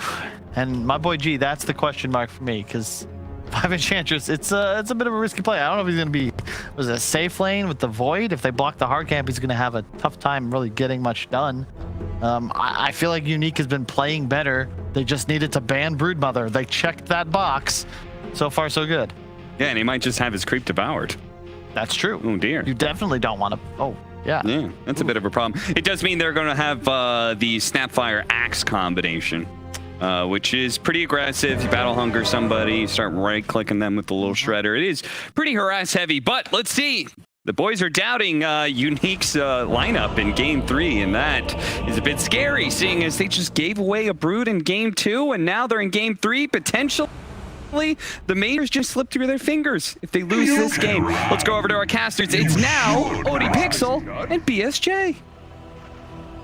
Thank you very much, Cap. Yeah, welcome, Brian. Thanks for joining Such a pleasure to be here with you, Owen. For this game. Thank you, Brian. And yes, so what do you make of this? As we heard from the panel, and when you're on there, you're sort of saying Unique's draft.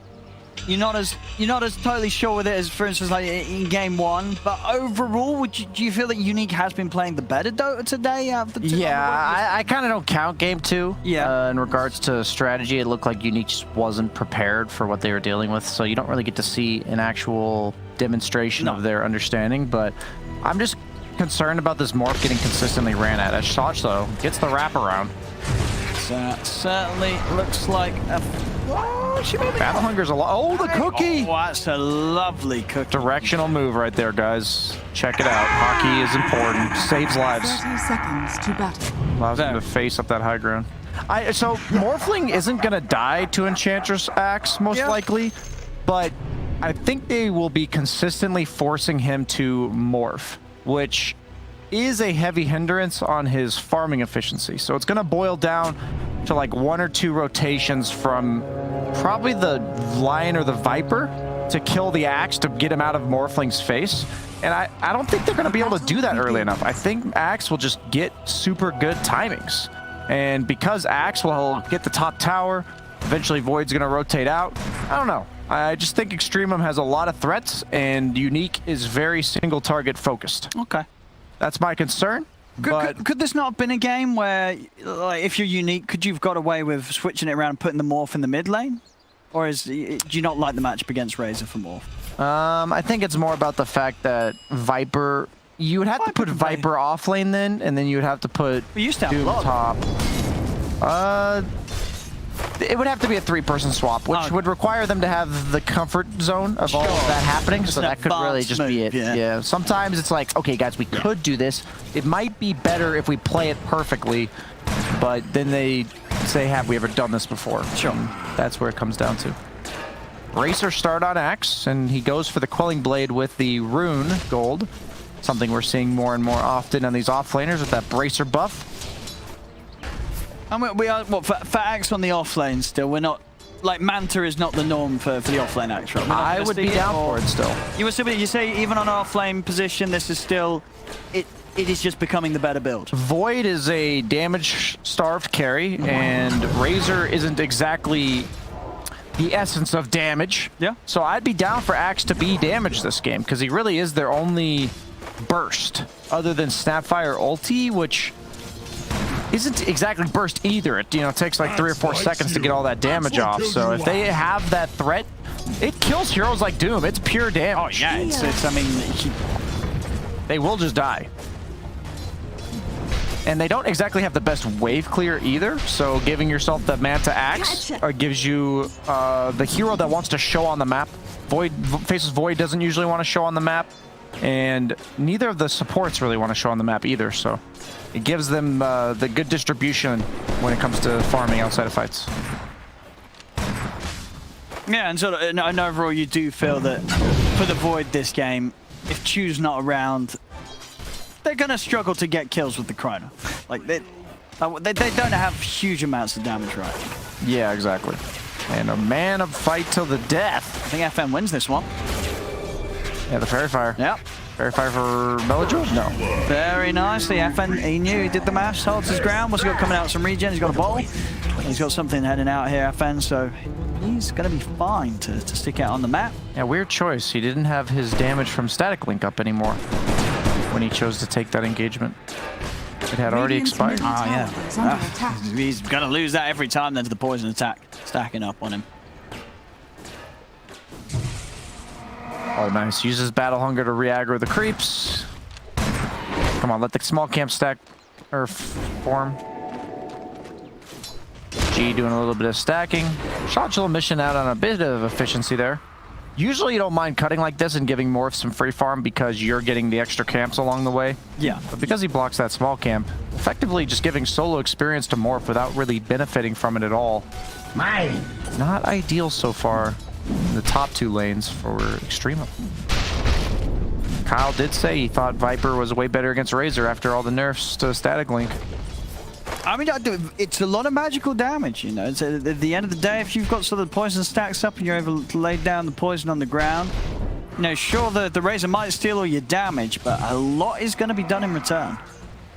Yeah, you're also attack speed slowing the Razor, and most of his damage is from the attack speed of the Link. So this is what I was talking about. You're never going to kill the Morph, but he's having to spend a decent amount of mana morphing himself strength, and then it also means he's not farming as fast. So it's just a bit of an annoyance. And I've experienced this as Morph, and your GPM is just lower. That's really all there is to it. You're not sitting at 500 HP hitting for 120 damage CSing, which is what is his really only form of efficiency. Ghostic popping the... Oh, I thought he was doing it for the courier, but he's just trying to cover the 3-foot. He might get... Yeah, I think he's pretty dead here. Yeah. Well, that stun is going to be enough so annoying. I mean, G just nice body blocks as well. There's the bash too. Yep, they got him. They've got him. Radiant's bottom He even tower tipped the is clock. under attack. He's probably trying to interfere with his farm and not accomplishing anything. That's probably what that tip was for. I mean, can Clock do too much about what Shashlow's doing up here? That's the problem with the Morph, is with that carry, no. He's just 270 move speed, and he went for a Morbid. I don't know how I feel about the Morbid mask on Morph, because if you are being forced to attribute shift defensively, Morbid mask is pretty underwhelming. Okay. Because you're not hitting very hard. Already has the Vanguard 5 minutes in. Yeah, I mean, this is, you know, when you hit these sort of timings, it's very much like, okay, well, we've got to ignore the axe now or bring in extra firepower. And that's what they're doing. Here's the Viper. This is what I was looking for when I saw the draft early on. Really important. Very, very nice move from FN and a very much needed one. And why Shashlo would have continued to live pretty happily on this top lane. Yeah, Viper not traditionally a ganking mid, but when duty calls, you gotta do it. Somebody's gotta do it, and you got nobody else. The Doom's level 4, Lion's only a support. Very good rotation from FN there. And what would you say the optimal build is for Void then, from what you've been seeing this patch? I've been seeing a lot of Mask of Madness SNY. Yeah. I think that's most likely what he'll go. You do need that early sustain from something. Battle Fury is a bit too slow. You just don't do any damage. And the SNY against heroes like Lion and Doom, status resistance quite impactful. And the amp of the lifesteal with the Mask of Madness is what... You don't want to go that early BKB, because it just doesn't help you at all when it comes to farming. I mean, do you find you're ever building Battle Fury on any carry other than PA right now? Occasionally I see anti-mages, but otherwise the item is just incredibly underwhelming. The nerf was just a lot, man. The mana regen added up. Heroes like Ursa did rely on constantly spamming their spells. You can feel it as a carry player if you bought Battle Fury 100 times last patch. Absolutely. Dire's middle tower is under attack. It's amazing how these little nerfs to efficiency items, specifically, that just make them unpurchasable sometimes. Ellijul did lose mid, though, which is not what you want when you pick Razor. As the hero that is completely reliant on dominating his lane matchup. Chrono to no avail, it appears. Bottom lane. Okay, never mind. Set up for the Centaur Stomp. It's another kill onto Ghostic down. So 2 times now the Nephrit's been able to pick up some action on the safe lane. Yes, so far, it's I mean, another opening where Extremum are just... They seem to get off to a much better start in these games. Oh, Shotchill got greedy, man. No! No, he got so greedy. They're all missing, dude. The cookie? It's not going to be enough. Yeah, you can't die like this. The first one's reasonable, because you kind of have to make them prove that they're going to do this. You're just being so efficient, so greedy, that if they don't do it, you're getting away with it for so much gold. But the second time around, they're all missing. Nobody's sitting mid. He's already shown you he's going to gank you once. It's not the end of the world, since the Void is also having pretty much free farm in the bottom lane. But now I'd like to see Unique make a move with his Doom level 6 when it comes out. Nearly there. That's not the Frost creep. I don't think that's the creep you want here. Run off. I would like a more nuke-based or defensive creep, as FN wants to carry this game. Nice. He's doing a good job of it so far with these movements, these sweeps between the top lane and the mid. God, I hate Falcon Blade. What a Carl's a bit of a fan of it. I understand. If it was somebody else, I'd reevaluate. It's just such a do-nothing item. Like, it's like, oh, I've got an extra little bit of health, mana, and damage, and... You never buy it yourself. You always feel there's something better for the job. Yeah, I feel like if I need the mana regen, I go Bassi. It's half the price for about the same amount of mana regen. You're ferrying some clarity. Yeah, and if I need HP, I would just rather go for a bigger item. Top lane. This is going to be another death. I mean, you said it hurt the second time. This is a third time now. This has got to be a problem. Dire's middle tower. I think the issue is their mid laner's a Razor. It's not like a Leshrac or Death Prophet who's going to punish you. But G making a really good rotation here, because the punishment of a mid laner consistently ganking the off laner is meant to be that he loses his tower. And doing a lot of damage, forcing rotations, but at the end of the day, this Axe, it just becomes easier and easier to kill him every single time it happens. As we're seeing the snowball effect of the first death leading to the second one, now to a third one. Do deward the Ancients, but I don't like this hood. I was going to ask you about this, yeah. It's going straight for the hood. I mean, obviously he's feeling a lot of pressure, a lot of heat from this, but I feel in those situations, even with a hood, he probably still dies, right? No, I want people at home to understand this, because I think it's commonly asked, like, how many items on an offlaner do you go? It completely boils down to, he's been cutting lane, right, for how long he's been cutting it for. How long can this go on? How long can he continue playing the farm efficiency game? So he got himself a 5-minute Vanguard and started buying the components of this hood 6 minutes in before he started dying. But then you're just going to keep dying. So the hood means that he intends to keep executing this same game plan for the foreseeable future. And I don't think it's going to work like that. I may end up being wrong, but the game is going to change the way it's getting played. He needs to have that Blink Dagger to set up plays for his team. I'll do better next time. Now you kind of just share farm top, like Face's Void has to rotate out of bottom because Doom's 6, he doesn't want to be there anymore. Ends up queuing up the Maelstrom as opposed to any other options. Yeah, I mean, they did have like a sort of a 3k lead, and that's really starting to just disappear quite quickly here. Yeah, I think his vision of the game is incorrect here. You don't have enough. I've done this mistake countless times, so let's be very clear. Like, as an offlaner, you want to be greedy. You have a really good start. You don't want to rush that blink because that means your farming period is over. There's plenty of games where you go blink and you're like, well, there's nothing to do on the map. I wish I had a hood. But this is the complete opposite here. You do not have this. You are not unkillable. That's what the hood Vanguard's meant to be. It's like, I am absolutely unkillable. I can farm wherever I want. When you're like Centaur, Axe, their innate kit farms plenty. You don't need any farming items. You just need to be alive. But since he built to purely live, and you can see he's killable, it usually ends up backfiring. But if he can get to the Blink Dagger without dying, yeah, this greed will effectively pay off. So we'll see what happens. Radiant's bottom tower is under attack. And so for Unique, what is sort of the moves? You know, what are they looking to achieve right now at this stage of the game? I think you just want to use your volley of ultimates. You have Hook, you have Finger, you have Doom. Let's just get a quick kill. And it looks like Extremum's thinking the same thing with their set of ultimates. I've got the kisses online now. If he doesn't get Morph off, he will die. They scan, they know he's there. You probably have to chrono without time walking. Yes, otherwise Palantimos is going to be able to start shifting. Yeah, you have to just do it. Okay, let's be very clear to the viewers at home. He had to do that. Meaning, like, he had to chrono without time walking, but it wasn't really that close. It's tough. I can actually understand why he did that, but it looks really bad. Yeah. Oh no. So the kill going in favor of Unique here. Rather, both teams cast their ultimates. Still have Finger though. To the viewers at home, I'm glad I talked about the fact that he couldn't time walk in prior, so you guys can understand. I mean, that's what he was doing, but it still looks stupid. Like that was one where it was never gonna hit Brian. It wasn't like the morph was even in range. Yeah. Okay, I'm actually gonna do the math. Let me do the math. Well, what do you? Okay, let's find this out here. So Chronosphere Radius. Wait, why can't I Radiant's click? middle tower has fallen. It's the alt key's broken. Give it a bash. Fixed it for you. Oh, thank you. That's all right. So Chronosphere's radius is 500. Yes. That means if he casts it... Wait, what's the cast range of Chronosphere? Cast range is 500. So that means that... When you... If you that he can cast it from the very edge. That's what that means, right? So that means he can effectively cast Chrono 1,000 range. Okay, right? Like the tip of the edge of the Chrono will be 1,000 range away.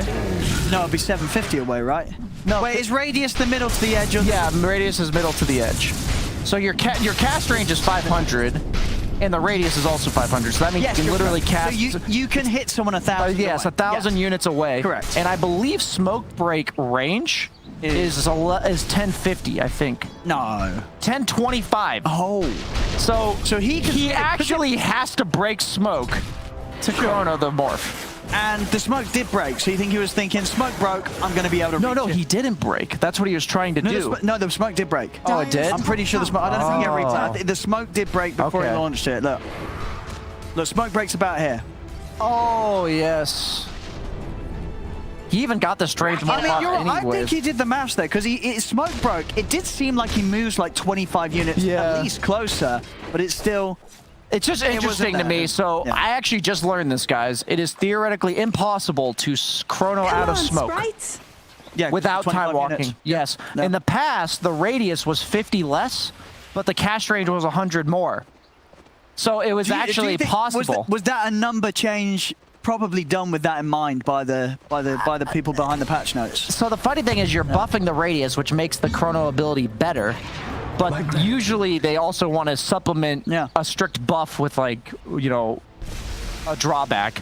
And I think that's too specific to... You think that's a coincidence? I'm saying it's too specific to not be a coincidence. Okay. To go from 1050 to 1,000 and having smoke be in the middle of that range, dude, balancers are nuts, very man. smart. That's cool. Very smart. That's the kind of... I didn't even know that going into this. That's really cool. Yeah, well, we'll give him credit. That's why I did the research there. I'm like, I'm going to learn myself. You know, I act like I'm educating the viewers at home, but it's really just two birds with one stone. I get to find out for myself when I would usually be too lazy to investigate.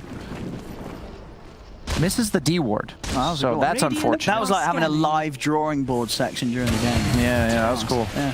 Well, that was what I was supposed to do for this game, but Kyle bestowed upon me the amazing opportunity to cast with you. What's going on down here? That looks like a pretty dead Razor. Feel like this is going to happen quite a few times. I mean, what can you achieve here? This game is mellow now as the Razor when you're this far behind. You're literally useless. Yeah. I thought he might go like bots or like straight BKB. You know, that's why I didn't like the Falcon Blade. Falcon Blade's an item that, just like the Hood, says, I'm going to keep doing what I'm doing, but I'm going to have a bit more health, bit more damage, bit more mana. Yeah. But your hero isn't, because you lost your lane, you're not... Like, it's just not, it's not a game where anyone's going to be like, oh no, I got linked right. You link a Doom, sure, you'll get a link off, but Doom's going to be like, I'm going to throw out all my abilities. Yeah, be Morph's going to waveform. Viper's still going to be useful in the team fight. Yeah, it's nobody really cares about being linked. And your link doesn't synergize with your team's game plan. You're meant to win the fight in the Axe Call, in the Chronosphere, in the Snapfire alteration. So Link goes with fight plan of, let's draw it out for 20 seconds. I've got this extra 180 damage and kill everybody. So this was what I was a bit concerned with the Extremum's draft, is that the first game of the series, they proved that, quite frankly, they didn't understand how to turn an early lead into a palpable map control difference. And we're seeing it happen pretty much the same way in Game 3 so far. This would be a big kill. Dunk? Oh, chose to hold the dunk. I usually dunk for the sake of move speed. You know, just get everyone out. The team onto the next objective. Top lane. They have flare vision of them here. Oh, and ghosting. Oh. This is an escape Chronosphere. I mean, I don't think he's escaping. I mean, that was an escape Chronosphere. Oh, maybe it was! Oh, it was! He actually makes it out! All right, Nefrit, he does get away. We got a doubter here on the I didn't believe there was going to be an escape part to the escape Chronosphere, but there was. He's out, and I'll tell you what, it works out perfectly. 3 dead. Yeah, I think his team immediately ran from mid to top, and since they were conveniently S3 already from ganking the Viper, it just worked out beautifully. The stars aligned for Extremum there. just a bit too slow from Unique. Dyer's I think the top lack tower of is under attack. mobility on the Lion so far. Like, he has the blink, but he was a little bit slow to catch up there. So close to getting him, and he gets out. That's the Sanj. That's why you go the SNY. I thought he'd go Mask of Madness SNY, but the Maelstrom is a decent option as well. Oh, very, very nicely done there. Morphling does get the Nether Shawl. Just a completely broken combo. You have 28 base armor, and you buy items like E-Blade. So the spell damage, the minus armor does nothing, and the magic resistance is just incredibly value. So one of the few neutral item combos that just pisses me off a little bit. It's a very, very short. I mean, yeah, there's very few games it feels like where another shawl does not go to place there. Oh, they got the two-man stuff! They're in, and they've caught the big ones here. Nefrit goes down, and so does Shashlo. This is so lazy from Extremum. You feel you got to be prepared for that? Look at their map vision. Where? From Extremum. Oh, they got one they down. see nothing top, and they were just two-man farming Ancients. Yeah. Like, I'm saying, you have no information on the map. No, that's you don't see anything. what I'm saying with the word. You know? Yeah, and they just like Axe is farming an Ancient stack, and Void's like, "Hey, dude, let me come join you." And then they just get two-man Centaur stomp. And now they lose the Roche to Unique. It's disrespect to your opponent. You don't know where they are. You know they have Lion Doom, and you just don't give it any credit. That's what I mean by lazy. It's like, well, it's just one of those things that you feel that 9 out of 10 times that's going to be the outcome in a game. The point is that if the opponent happens to be ganking right there, you're both just gonna die. And since you don't see them, the way I've learned to have to think about high-level Dota is if the opponent has the capability of ganking you, and they're not proving to you that they're doing something else with the information you have or the information they're providing you, then you have to assume they're ganking you, and you have to be poised and positioned to deal with it. So I think it's mainly the fact that Void walked in and farmed it with them, which was the bad part. It's like if Axe dies, it's not the end of the world, but both of them dying is real bad. Come out with a smoke. Okay, illusion. Oh, dude, give the Axe. Wait, they didn't give it to Shashlo? Oh, no. Oh, you would, I'll tell you what, you would be fuming if that was you, Brian. Dude, if your Razor took that, he'd already been suffering and lost mid. And he takes it away from Shashlo. Yeah, go ahead and farm with that illusion Razor. Asshole. That's actually like 2 creep waves that are pushed in for the next minute because of Axe illusions, but it's fine, it's fine. Poor old Shashlo. Oh, look at that pure farming speed coming out there. Yes. Look at that. That's like 20 damage a hit. Okay, he's actually microing and getting the... I can respect. He's putting the effort in. He is microing. If he was not microing, this would be incredibly unacceptable. Dyer's top tower is under attack. Dyer's structure. Yeah, it's kind of similar to game 1, though. They have Blind Doom. It's like, eventually the fights, if they cast their spells on you... If both teams cast their spells, Unique's gonna win. And with the Aegis in Morph's hands, it makes it so they have a thorough Dangler. They have somebody that goes in first. Everyone on the Radiant is threatened by this. Yep. I'm a bit shocked that since Razor had such a bad start and Axe had such a good start, that he did not consider going for the Manta build. Yeah, I mean, maybe that was sort of the call of the team. Is under attack. You know, maybe Shashlo himself would have liked to, but the team was saying that they felt he needed other things here. As Razor needs to be saved. Nice cookie here from Chu. Ghostic and FN still kind of toying around with him here, but not wanting to commit. Smoke up from Extremum. They're ready to go with their ults. I just think they're going to have damage issues on Extremum. I'm concerned of their ability. Okay, you're going to blink, call somebody, then what? Chrono on top of your Axe? Like, I mean, it's got to be a big Chrono and a big Kisses.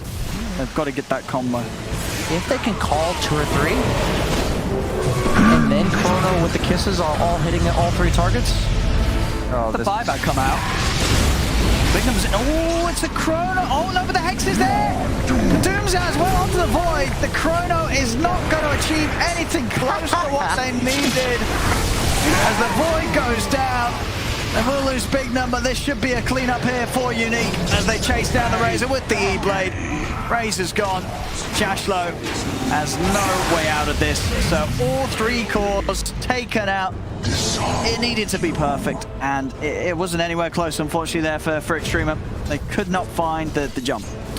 This is such a good lesson for the people at home, because the reason why I think I'm qualified to talk about this lesson is I have learned it myself so many times. It all comes down to itemization. You know, would you be the Void or the Axe in this situation? I'm talking about the Axe. I think Void did like the only thing Void did wrong this game was the Chronosphere at the triangle and the walking into the Ancients, which are mistakes, but it's not what I think is causing them to lose. What happened was Razor lost his lane. So the status quo is not good for you, which means you have to buy an item that changes the game, like something you can do that makes you impactful. And then he goes Falcon Blade. It's like, okay. And then Axe, since his Razor's having a tough start, he's going to get more attention drawn to him, and the opponent's going to gank you. But he goes Hood thinking, I have more time to farm.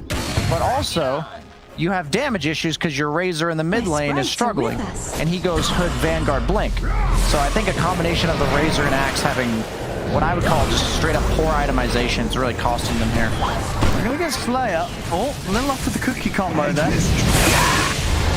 Timos, he's actually going to turn and start punching back into Mellow. Backup's on the way here for Unique. Those sticks around, so Streamer can't push for more. Oh, yikes. Brian.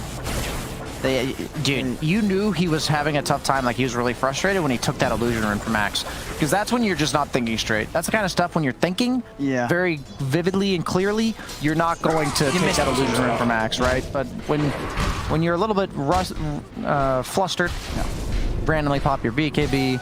I've been here, done that. He's definitely nervous. That's the only explanation here. Well, definitely hurts. That was one of the longer charges of it. The positive is they probably will not win or lose based on that. No. Button press. But it's just sort of a sign of what maybe are things to come if. And we're just getting in the head of Melojewel a bit here. He's definitely rattled. And that's, we've all been there. I mean, we've all had... The game's not over yet, you know? Laning against the Viper's never fun. That is absolutely true. There are some things in Dota that no matter how many patches, no matter how much changes, it'll never be enjoyable. You see that against Viper? No thanks. Brood Mother's in the game, ready for a boring game too. You know, that's just how it is. As much as I think Brood is good for the game in the sense that cheese heroes make drafting a little bit more interesting and you have to be prepared for everything. God, what a boring hero. Every game with Brood in it. Have you ever watched a Brood game and just been like, wow, the Brood Mother. Oh, Chrono. Now what? Oh no, he missed. What did they do? Okay. Pound Seamoss. Heal from Enchantress. He's keeping Void alive. Follow him. Has to follow him. They're going to be able to get Nefrit out of it. Okay, that's sick. Nefrit is going to live. In fact, he is able to TP out. Okay. But hey, that's a dead Morph. And they lost nothing for it. They got the Morph, and they don't lose anyone themselves. That's huge. Finger was used. Doom was used. Yep. Let's snowball this into more. Let's go extreme them. See what they can do here. Dude, that BKB pop meant nothing, you know? Just, you're back in it. No worries here, Melojewel. Farm those Lion Illusions. Just trying to be encouraging. Honestly, everyone needs an encouraging voice when you are feeling a little bit off. Good setup here, and a little off there with the blink on the Axe, but it didn't matter. They had enough burst to stop Palantimos from being able to morph out of it all. The Chronosphere buff actually hurt them there. Dire's bottom tower is under attack. The 50 more radius that Axe wouldn't have been in there. Axe would have been out. Maybe they would have got more than just the morph, actually, if they would have cool off. Mellow. BKB on cooldown still for 4 seconds. So, maybe? No, he's dead. Oh God, Chastro tries to jump in to save him. Save a buddy, Syndrome, no. Or maybe the cookie.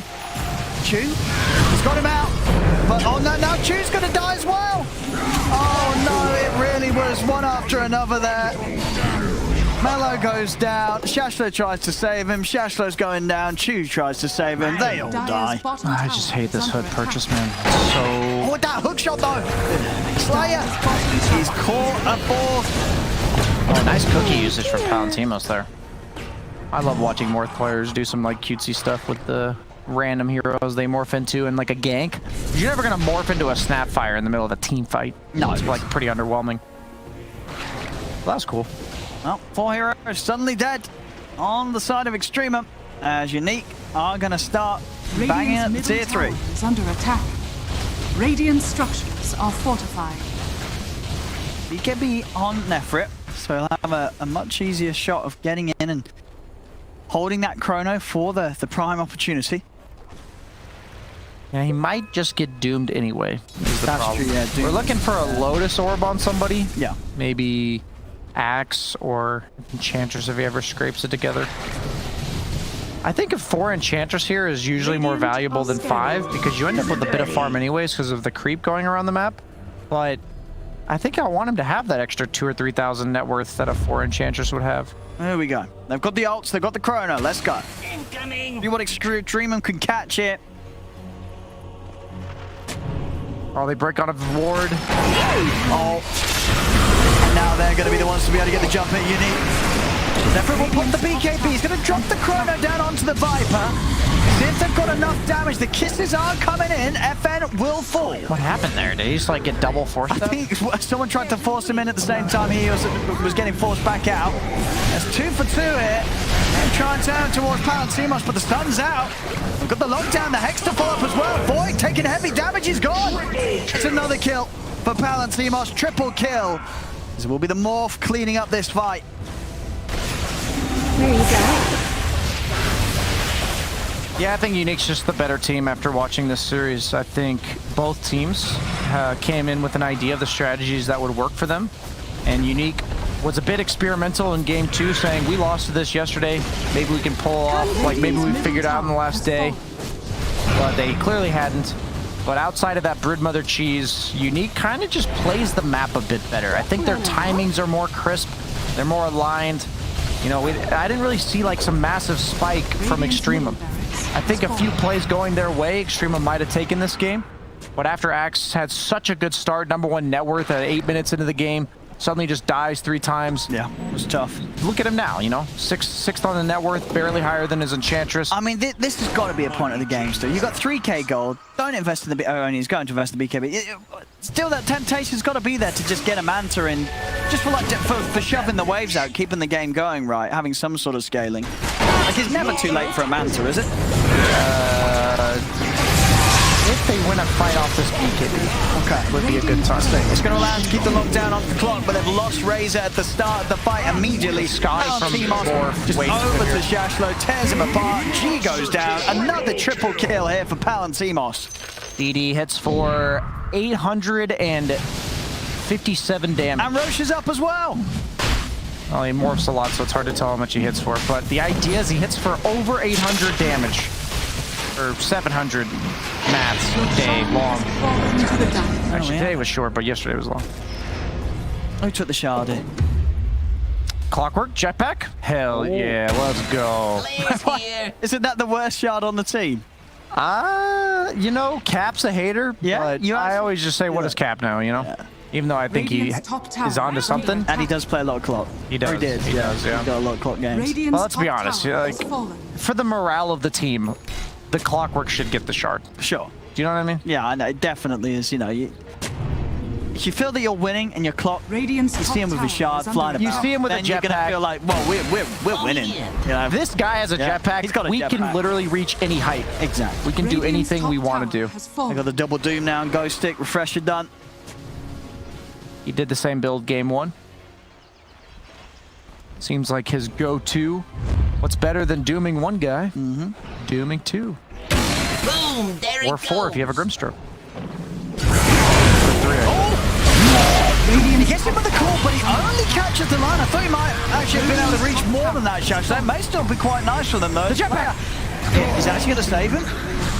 Battle Hunger is going to knock him down pretty low. But that jetpack actually saved his life. Wait, no, I think he's going to die. He's trying to last in a creep. He was trying to last in a creep with Flare. Oh, that's so funny. That's the kind of stuff you love about Dota. There's like some awesome team fight going on, and this little Clockwork's living in his own little world. Please let me last in something with his Flare. They're going to call it onto the morph. Palantimos, he's low. But he's fine. Actually turning into the void there for a time warp. He's keeping himself alive here with a life steal. Palantimos, he's not even going down the once, is he? Well, finally, Aegis has gone. He really likes chronoing Viper. He has got the Viper. See if he's got the damage. Cheese! FN's back up to full HP. Ghostic's in with a 2-man stop. Mellow's dead. It's a dieback from him. As that'll be it. GG is called.